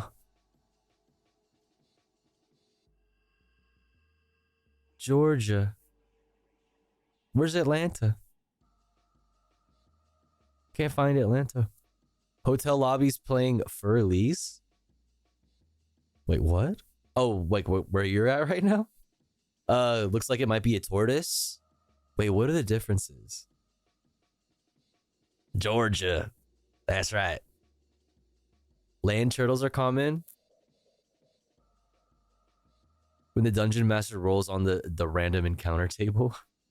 I want to play D&D, chat. What the fuck? I've never played D&D. I want to play. Turtle time. Go. Clouding up. That's nice because it was a very hot day. We came here at about 7:30. Now it's 16:30, so you count the hours. Plus, it's the second day, and we've been literally in the same spot now. Going a bit crazy. Nothing writable. Basically, nothing writable. I don't know. I just don't know. I'm sick of this. We are going to... Dude, the roller coaster of emotions this man has been on. Just yesterday, he was like on the rooftop, and he was like, "Woo, woo! This is what I do it for. These emotions, the emotions, the sunset, the emotions, woo!" And now he's like, "I'm fucking going crazy. I'm gonna fucking lose my mind. Holy shit!" Dusty said to hydrate, chat. Remember to drink some water. Literally in the same spot now. Going a bit crazy. Nothing writable. Basically, nothing writable. I don't know. I just don't know. I'm sick of this. We are going to... We're going to dodge the storm first of all that's coming, and then see what we want to do from there. But I'm at my limit of waiting. What am I sick of this? This is the type of stuff we've been dealing with. A bunch of nonsense that we cannot hide on. Yeah. Plus the smell of a rotting mouse. Plus all the noises. Plus the dogs going insane. Wait, did he say plus the smell of a rotting mouse? Did I miss that part? What the fuck? Torturous, man.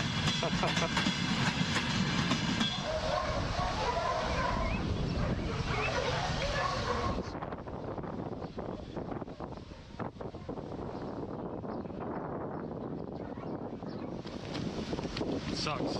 The spot that we sat at is the best spot to catch in the yard, but it's so obvious. I constantly feel like being watched, plus the smell of rot. Dude. Not fun. Fuck, man. Dude's in hell right now. The smell of the rot has gotten to me. Bro, it's giving this. Wait, hold on. There's bodies lining the gutters. Wait, hold on.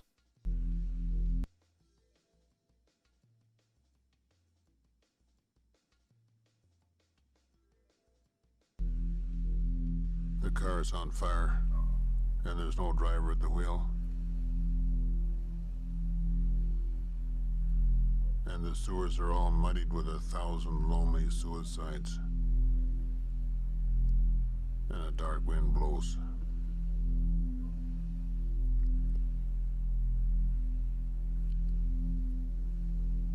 The government is corrupt.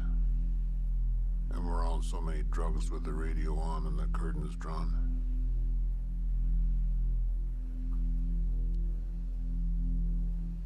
We're trapped in the belly of this horrible machine. And the machine is bleeding to death. Anyway.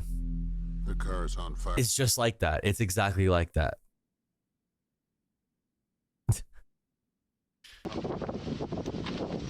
Emote win? What's this?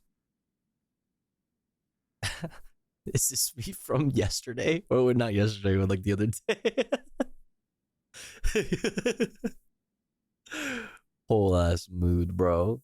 Me when I wake up every day of my life.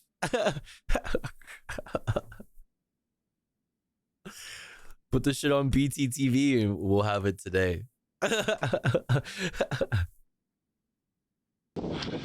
Me when I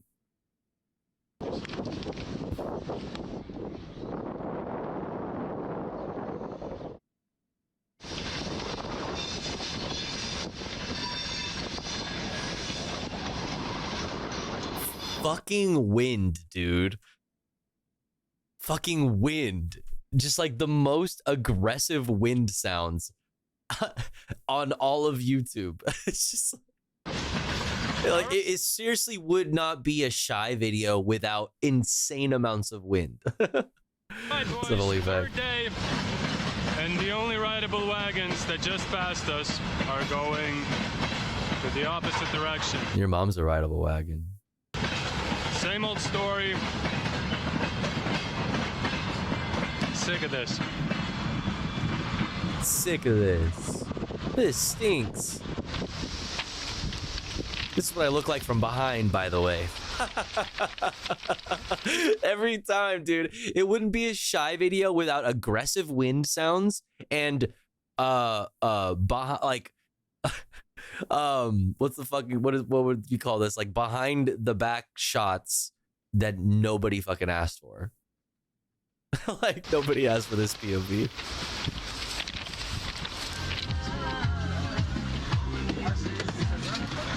Wait, what is this? Were we on a party bus? Bro, you're gonna rob us of this content? Bro, what is this sick ass ride, dude? Look at this interior, son. Are you joking? Come on, dude.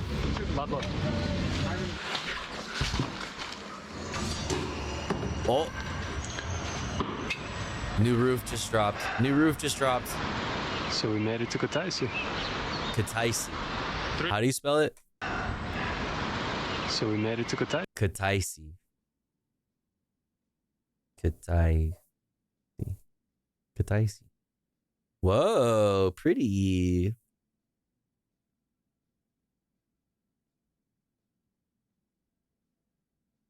Look at this building, chat. Look at that. Wow. Look at the blue roof.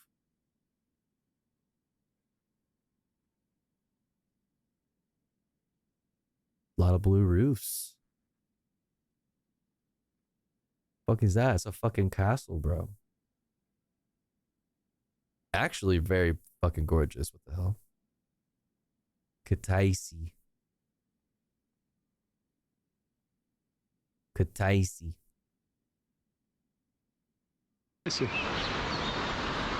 3 days was truly the limit.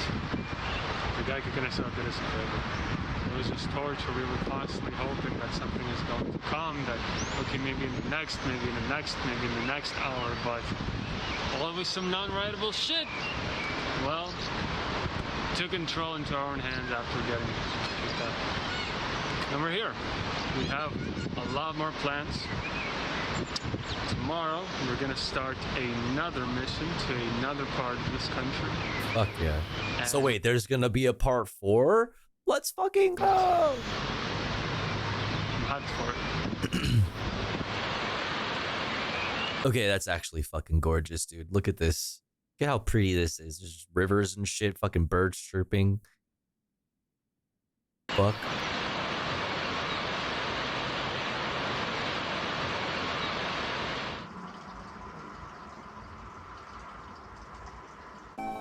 Oh, okay.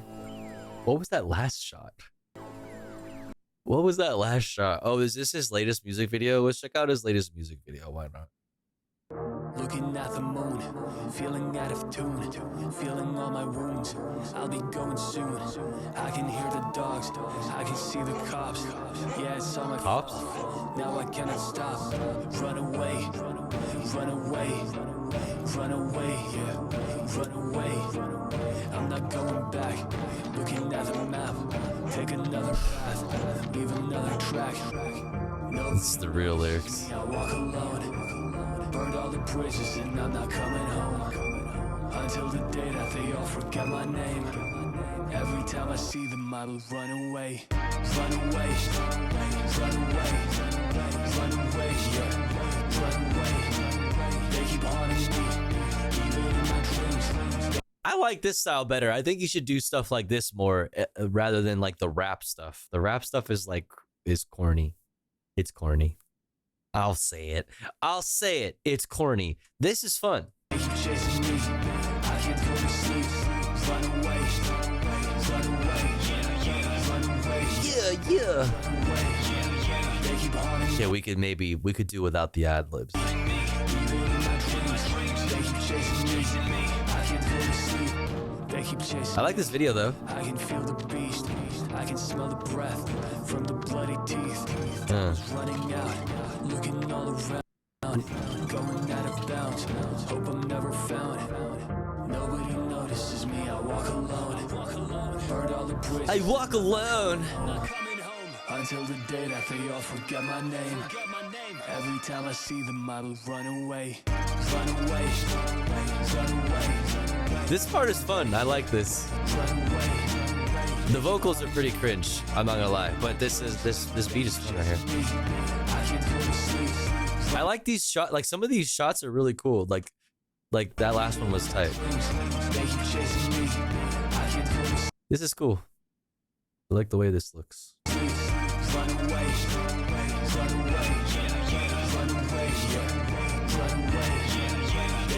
Yeah. Like he ruins it with that shit.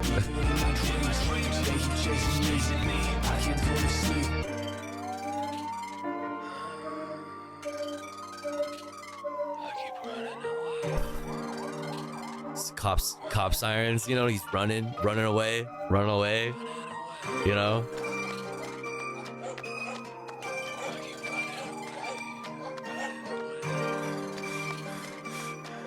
Oh shit. You hear looking at the moon. He's running and breathe. Oh my god, dude. Immersion chills. Let's go. Feeling all my wounds. It's descending soon. I'm not going back. They keep running laps. Find another path. I will make it last. I won't take a bath. It's me, I walk alone. Burned all the bridges and I'm not coming home. Until the day that they all forget my name. Yeah, I won't take a shower. I reject your power. Run away. Run away. Run away, yeah. Run away. They keep haunting me. Even in my dreams, they keep chasing me. I can't go to sleep. Run away. Run away. Run away, yeah. Run away. I like this part. This part is fun. Even in my dreams, they keep chasing me. I can't go to sleep. Run away. Run away. Run away, yeah. Run away. They keep Yeah, yeah. Even in my dreams, they keep chasing me. I can't go to sleep. Thank you, Kayla. Hell yeah. Hell yeah, dude. Hell yeah, Shy. Go off, King. That's my king, dude. All right, let's watch this dying llama vid. Climbing LA's tallest skyscraper in a cloud. What, dude? In a cloud, bro? Let's just send it. Let's send it. These guys are my favorite because they don't edit like anything. Or at least they don't, it feels like they don't edit anything. Well, like as far as like cut stuff out, because they leave in shit that I feel like you should have edited out. They always leave in them arguing with each other, like like bickering amongst friends and stuff. And it's really, really like hilarious. So let's see, let's see how this goes. Let's just send it. Let's send it. Let's just send it, bro. Come on, bro.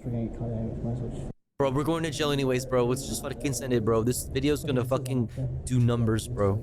This isn't on, actually. I have to be honest. It is on, actually. Whoa. Whoa. All right, let's do it. We're going. No. Go.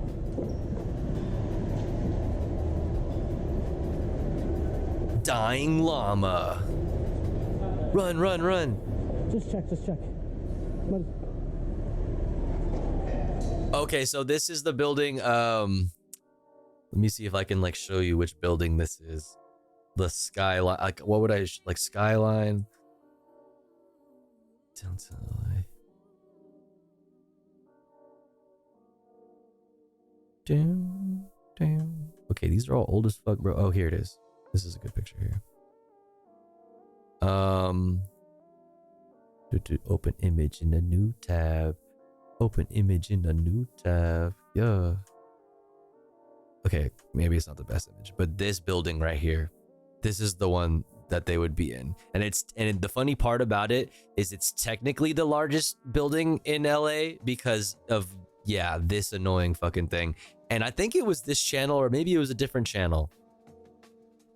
I don't remember which channel it was, or if it was the pro-life activist who climbs buildings and shit, if it was his channel or what. But we watched somebody on stream climb it, like that. You can get inside this like spire thing.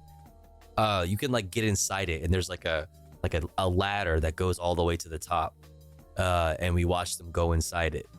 But like this entire top here is like open. It's like all glass and shit. And I think that's where they're at like right now. This here. This section here.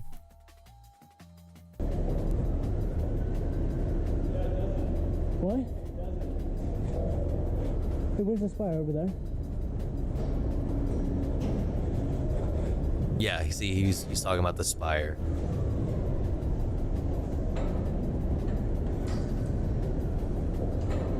Have you been? No. Fuck no, dude. I'm not good with heights, dude. I've done crazy, stupid, silly shit in my day, okay? All right, I've climbed some things and hung off the sides of some things like a silly Billy, but that's too high. That's too high, dude. This is crazy. I don't trust myself enough to do shit like this. Like, Is it?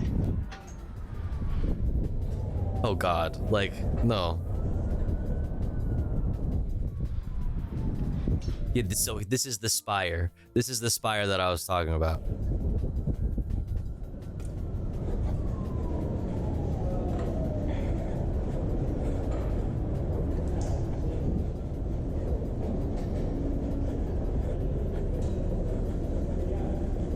What are they running from? Why are they going up and down? I don't understand what's happening. God damn it.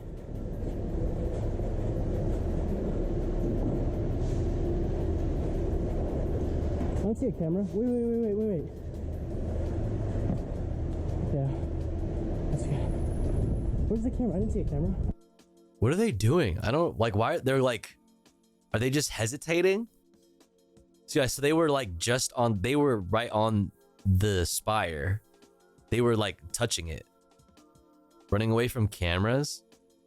The thing is, like, you're in there, dude. Like, yeah, the cameras probably saw you. Like, no shit. You should probably go do the thing that you came there to do. If like you wanted to get to the top or something and get your little YouTube video off, like that's your mission. You do it, right? Like, what are you doing? Yeah, someone saw a camera and they freaked. Yeah, they're just like, yeah, I don't know. I didn't look. Like, they keep going, that we go back and look at the camera and point at it some more.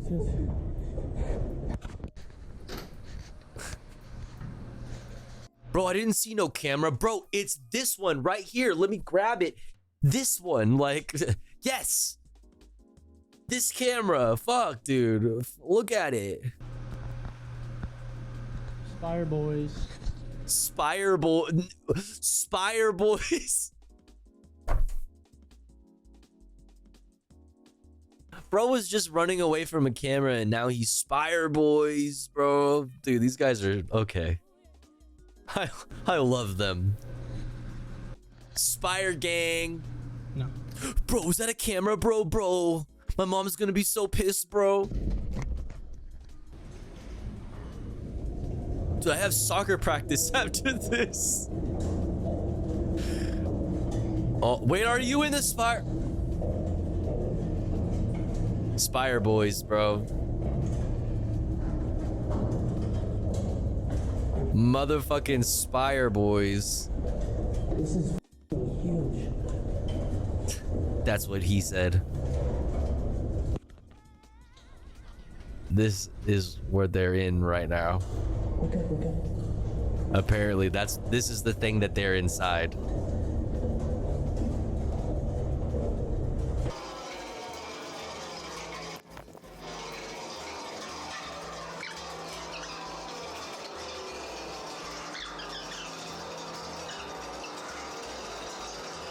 I thought they fell. Nah, bro, they're Spire Boys. Spire Boys are back. Bro, we're Spire Boys. It's called sounding. Shut the fuck up, Dusty.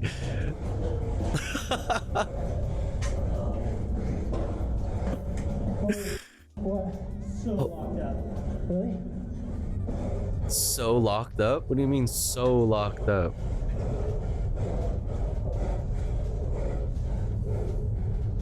Bro, they're in the tip of the fucking... No. Look at, see all the people who wrote, look at all the people who signed it. Wait. Look at, oh, dude is hyperventilating is making me fucking nervous. Look at all the signatures. That's sick. Wait. Okay, stop moving so much so I can get a fucking good look-see.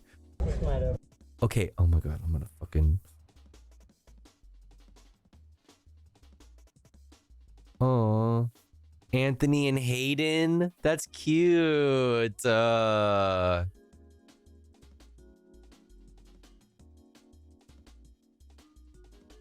Cute. What is this one?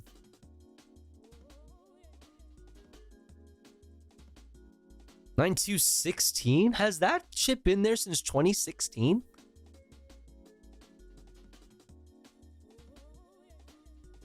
Has that building been there since 2016? I guess so.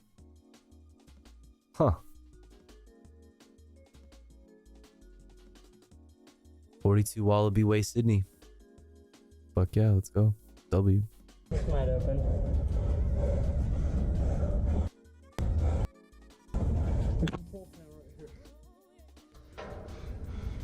I think that sucks is observation is right below us.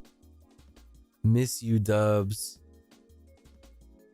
Joey All Day 9216. You made it to the top. Now what?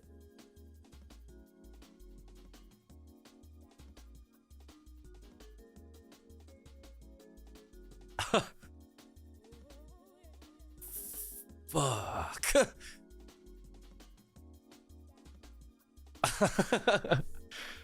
GTA reference? Wait, is it really? Rita loves Tony. Fun. Cute. Lopez. Loco 300. Antoine Montreal. Forever young. Love you, Mom. Aw. That's really wholesome.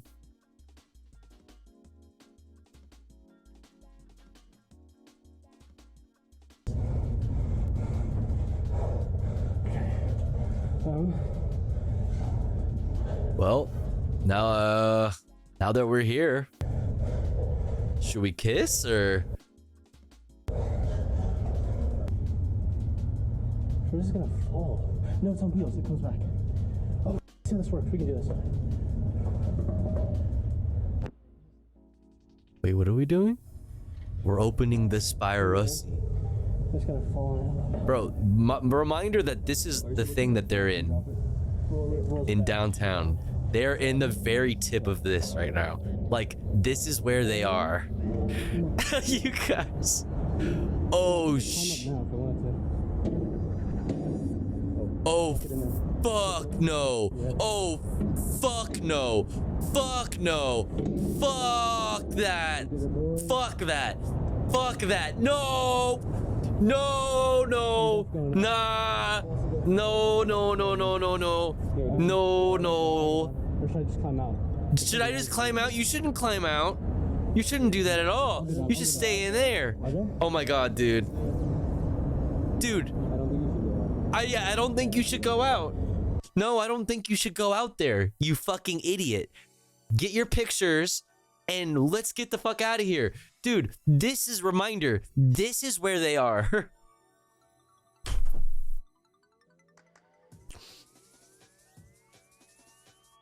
Dog, you are in the... Bro.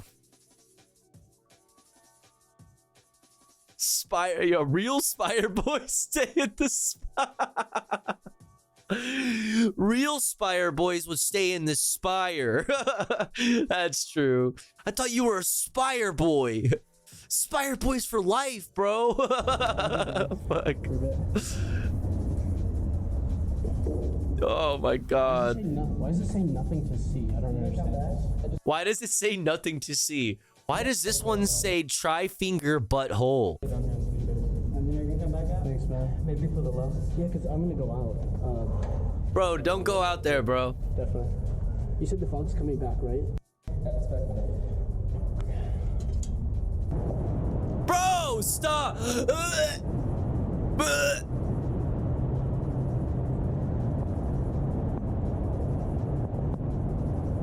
Stop, dude. That's crazy. Yeah, they're putting it up.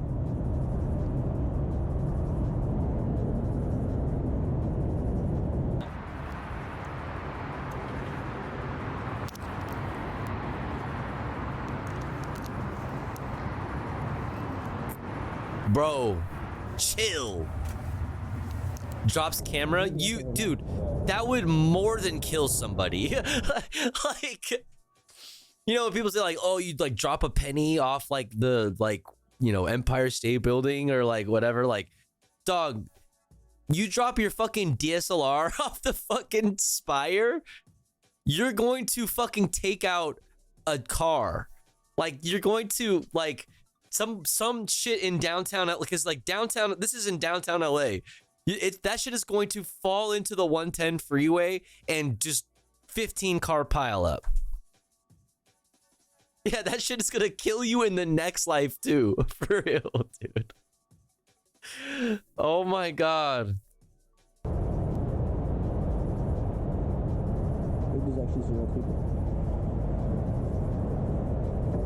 Oh my fucking god, dude. Don't get out. This is wet. Yeah, dude, don't touch it.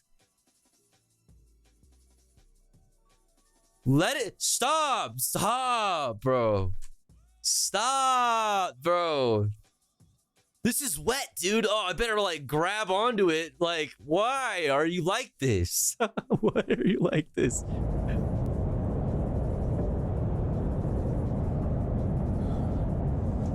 It's just wet. Huh? Oh, I hate you so much. God, I hate you. I hate you. What was that? Oh, that's like a motorcycle. Oh, God. I was like, is that a fucking plane passing by? Like, dog. Oh, dude. Oh, stop, dude. Stop, bro. Chat, I need you to understand where this fucking dingus is.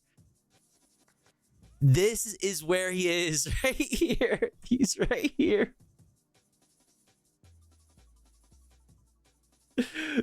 Gargoyle? Oh my god, dude. He's got Vans on. He's got Vans on. Bro is just like, it's wet, bro. Broski. It's wet, bro. Dog, you got your fucking classics on? Seriously? Oh, we're dying today, boys. Real Spire boys stay in the Spire, John. Oh, fuck off. Fuck off. Fuck off. Chat. He's on the tippy tip of the Spire, dude. He's on the tip, dog. This is where this guy is. He's right there. Oh my god, dude. He's on just the very tippy tip.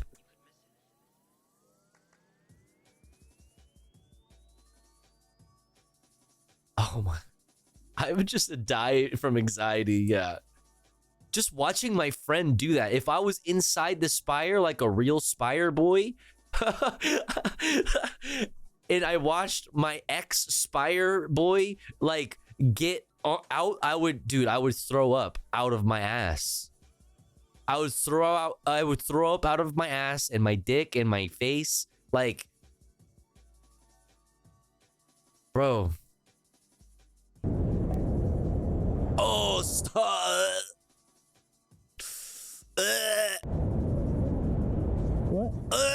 What, bro?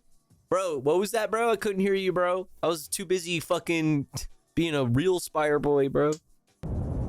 Oh my god, dog, stop leaning over the edge like this. What did I walk in on? You walked in on this dude walking out of this. This dumb fuck. This is technically the tallest building in downtown in LA. Purely because of this Spire. Like, you can see here, this is the Bank of America building. In LA. Here. It's no longer the tallest because of this fucking Spire. And they're inside the Spire. They climbed up this Spire inside of it. And they are now outside of the Spire. They have climbed outside. And they are now walking around, apparently. He's slaying the Spire, dude. Bro, did you see his friend? Look at, dude, look. And he was just complaining about it being wet, by the way, chat. When he was coming out of the Spire portal, the Spire hole, I don't know what the fuck. He was complaining about this being wet because, yeah, dog, you're up high as shit. Like, you're in a cloud. You're literally in a cloud right now. Like, you're inside of a cloud. I mean, it's literally in the fucking, like, yeah, dog, it's wet. You shouldn't climb on it with your Vans Classics. My guy is climbing the spire in his Vans Classics. Oh, bro. I don't even think those are actually Vans Classics. Even worse, those are like some fucking knockoffs.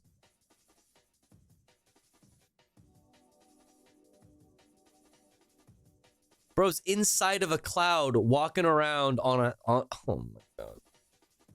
Would you climb on top of this with those? Chat.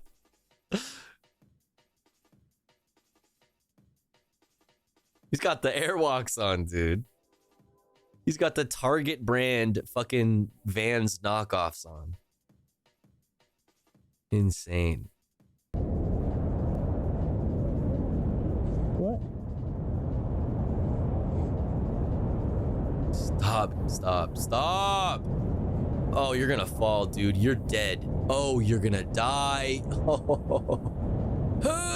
Oh, dude, you gotta put your fingers in the holes, dude.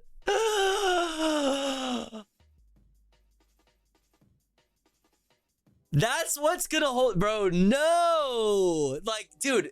Okay, like, if you gotta hold it, if it was like 20 feet up, like if it was 30 feet up, like it would be one thing.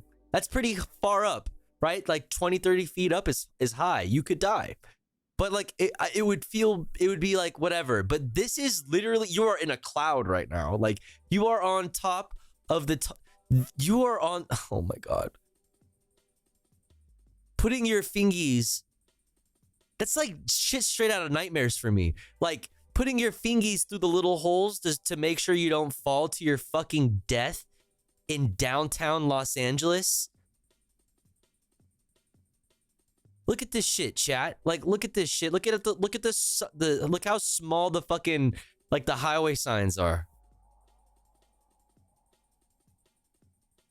Dude, no. What? No, bro. What? Stop, bro.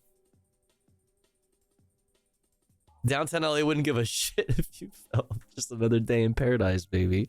And he's looking at the helipad, so he's on the outside of the spire. Yeah. He's on this right here, looking down at this. This is where the helipad is here. Yeah, he's like looking down here. This is where they were taking pictures from. Is like right about here. Oh my God.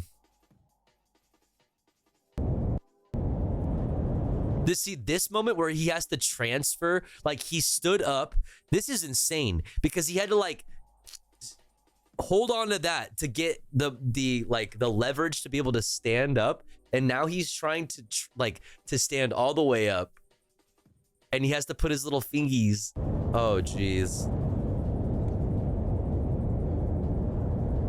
No, man. Oh dude. Why? Bring my camera up here, it's too sus. He said I wouldn't bring my camera up here, it's too sus. Bro, if you might as well at this point. You might as well have brought your camera. Obviously, you brought a camera. It's too sus, bro. I'm coming around. I'll come around in a second. Oh, I hate you so much for this. I hate you so much for this. Oh, dude, I'm just walking around it for the memes, brother. It would take 8.5 seconds to fall from that height. Wait, dude, I hate that. I don't like that you told me that. 8.5 seconds. Because now you're putting me in that moment, like imagining 8.5 seconds passing by. Like, oh God, that makes me like, oh, that makes my stomach churn, dude. Oh, I hate that. I hate that. Oh, stop whipping it. Oh, bro, quit being. Choo! Spire boys! Spire boys, dude. Yo, quit being a pussy. Climb up, bro. Climb all the way up, bro. Don't be a bitch. If you were a real Spire boy, you would put your little fingies in the little fingy holes. Choo! Oh, I hate you. Climb it. Real Spire boys go to the top. How down for the Spire boys are you really? Real Spire boys go all the way, brother. Oh my God. Unless you're a bitch. Yeah, I smell a fake Spire boy in our midst, chat. Oh, I'm sorry. I didn't realize that you were a bitch. Climb it. Dude. Oh my God. How much money, chat? How much money? No, seriously. Excuse me. How much money?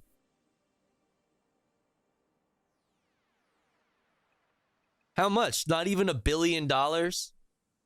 You couldn't pay me enough? Is there someone in the chat that would do it for an amount of money? $1 gorillion? Never. Nope. 1 million? Dace would do it for 1 million. But you die. I mean, they got home and uploaded this video.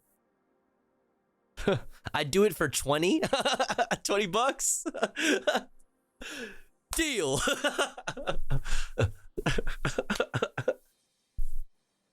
Five gift subs? Easy. 5 gift subs, chat. Let's go. 1 million, 10 million? Give me 1 mil, yeah? We got a couple people that would do it for 1 mil. I'm a real spider boy. You said it wrong. It's Spire Boys, not Spider. Spire Boys, bruh. You already failed. You already failed the test. Who will make it to the top of the spire? Spire mom last night. Let's go. Shut the fuck up. Spider boys are different. Yeah. They're valid, but it's, they're different. I do it for a Mr. Beast bar for a fucking, what are they called? A Beastable. 950 V-Bucks? Now we're talking. Now we're fucking talking. Dude. Like, you could do it. Like, you could put your fingies in there. You could get up there. Like, you could do it.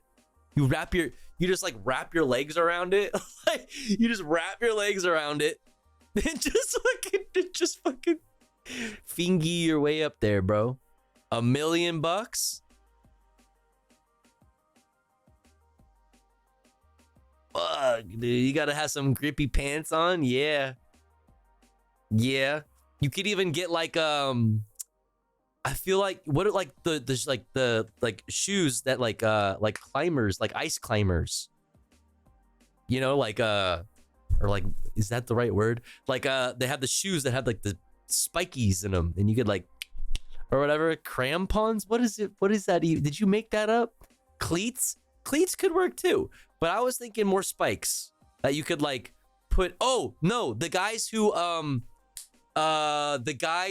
climb poles, just like me, for real. No, like the really tall ones for a living, like to change the light bulbs.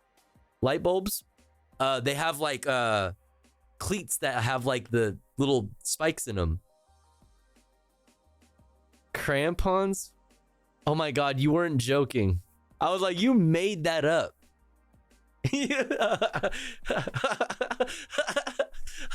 I was like, you made that word up. Shut the fuck up. You are lying. You made that word up. The motherfucker sends me the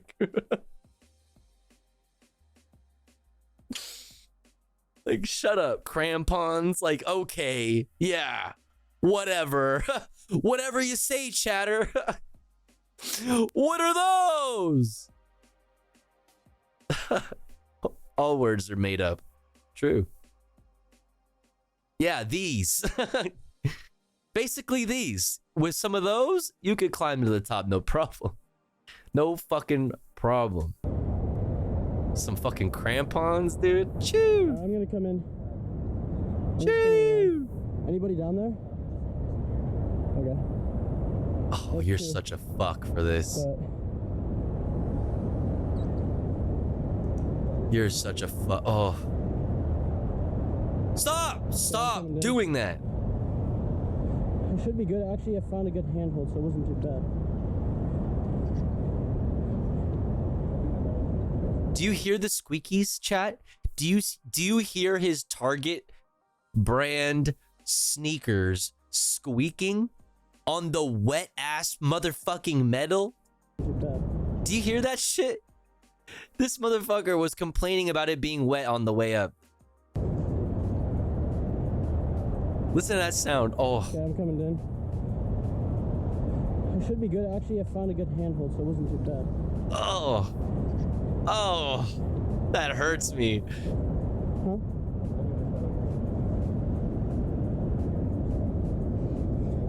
Can I get my foot in somewhere?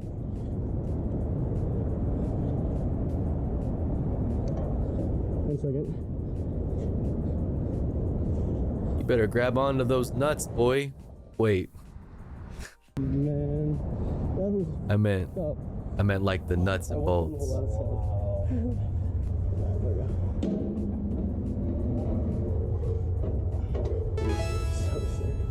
Yo, Graham. Let's go 2 years. Holy. 2 years. Joe Biden. Thank you so much, Grandma. I hope you're doing good. Good morning. 2 fucking years.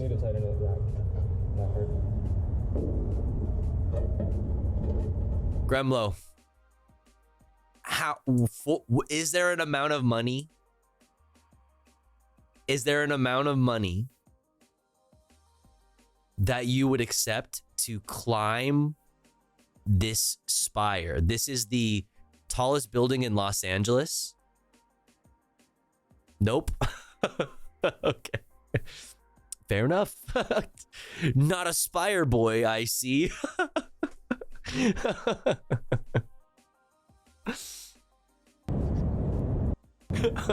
Oh my god, the squeaky noises is killing me. Can I get my foot in somewhere? Oh, Jesus. 1 second.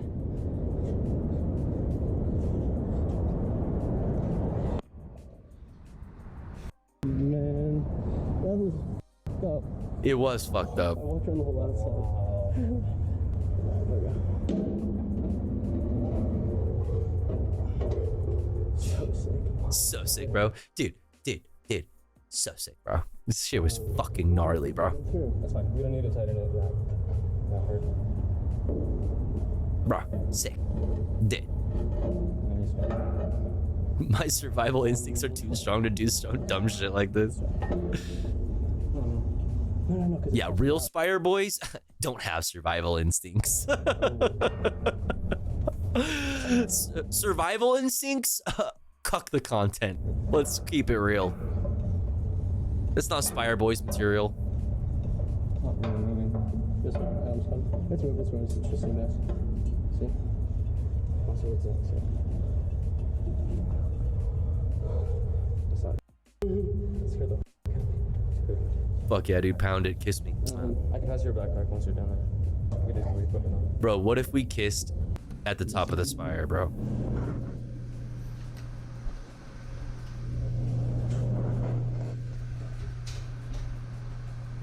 There's people on there. Just send it. Just send it, bro. Just fucking send it, bro. Bro, we're sending it, bro. Oh, slow-mo fucking dude on the Xerox. Dude, that guy doesn't even know that we're Spire Boys. Bro, they don't even know that we're Spire Boys. None of these people at this party know that I'm a Spire Boy.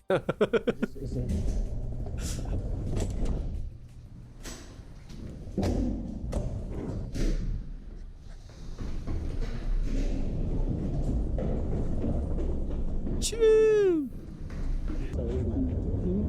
Fuck yeah, dude. We entered the building mere children. We exit the building Spire boys.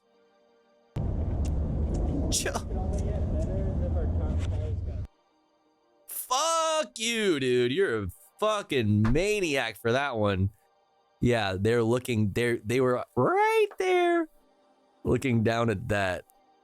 Fucking insane, dude.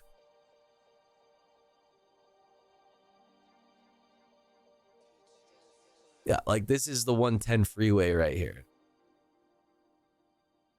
Oh my god. Oh my god.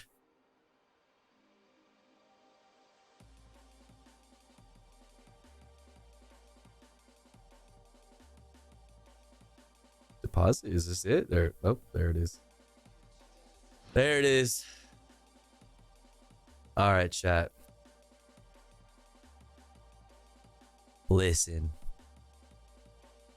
All right, chat. Listen. It's been a good stream. It's been a good stream. But all good things must come to an end for now, because we will be back tomorrow or later today for more news, more politics, more comfy reacts, maybe some gaming copium. Who knows? You know, you'll just have to pull up and be there in order to find out. Okay, don't be a bitch. Okay, real Spire boys, pull up to the fucking stream. Okay, real Spire boys, pull up to the stream. Real Spire boys, stick around for comfy content after news content. Shouts out to you all. Let's take this party elsewhere. Where will we take this party though? Is the question. Who is streaming? Are people streaming? Do people stream? Let's see. Who is stream?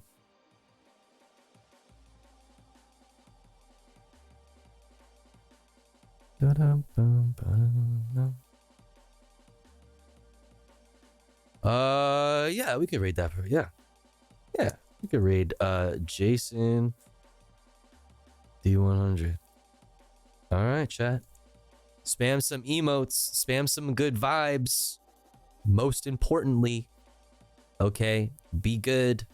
We're gonna go say hi to Jason D100. 100. Spam some emotes. Spam some good vibes.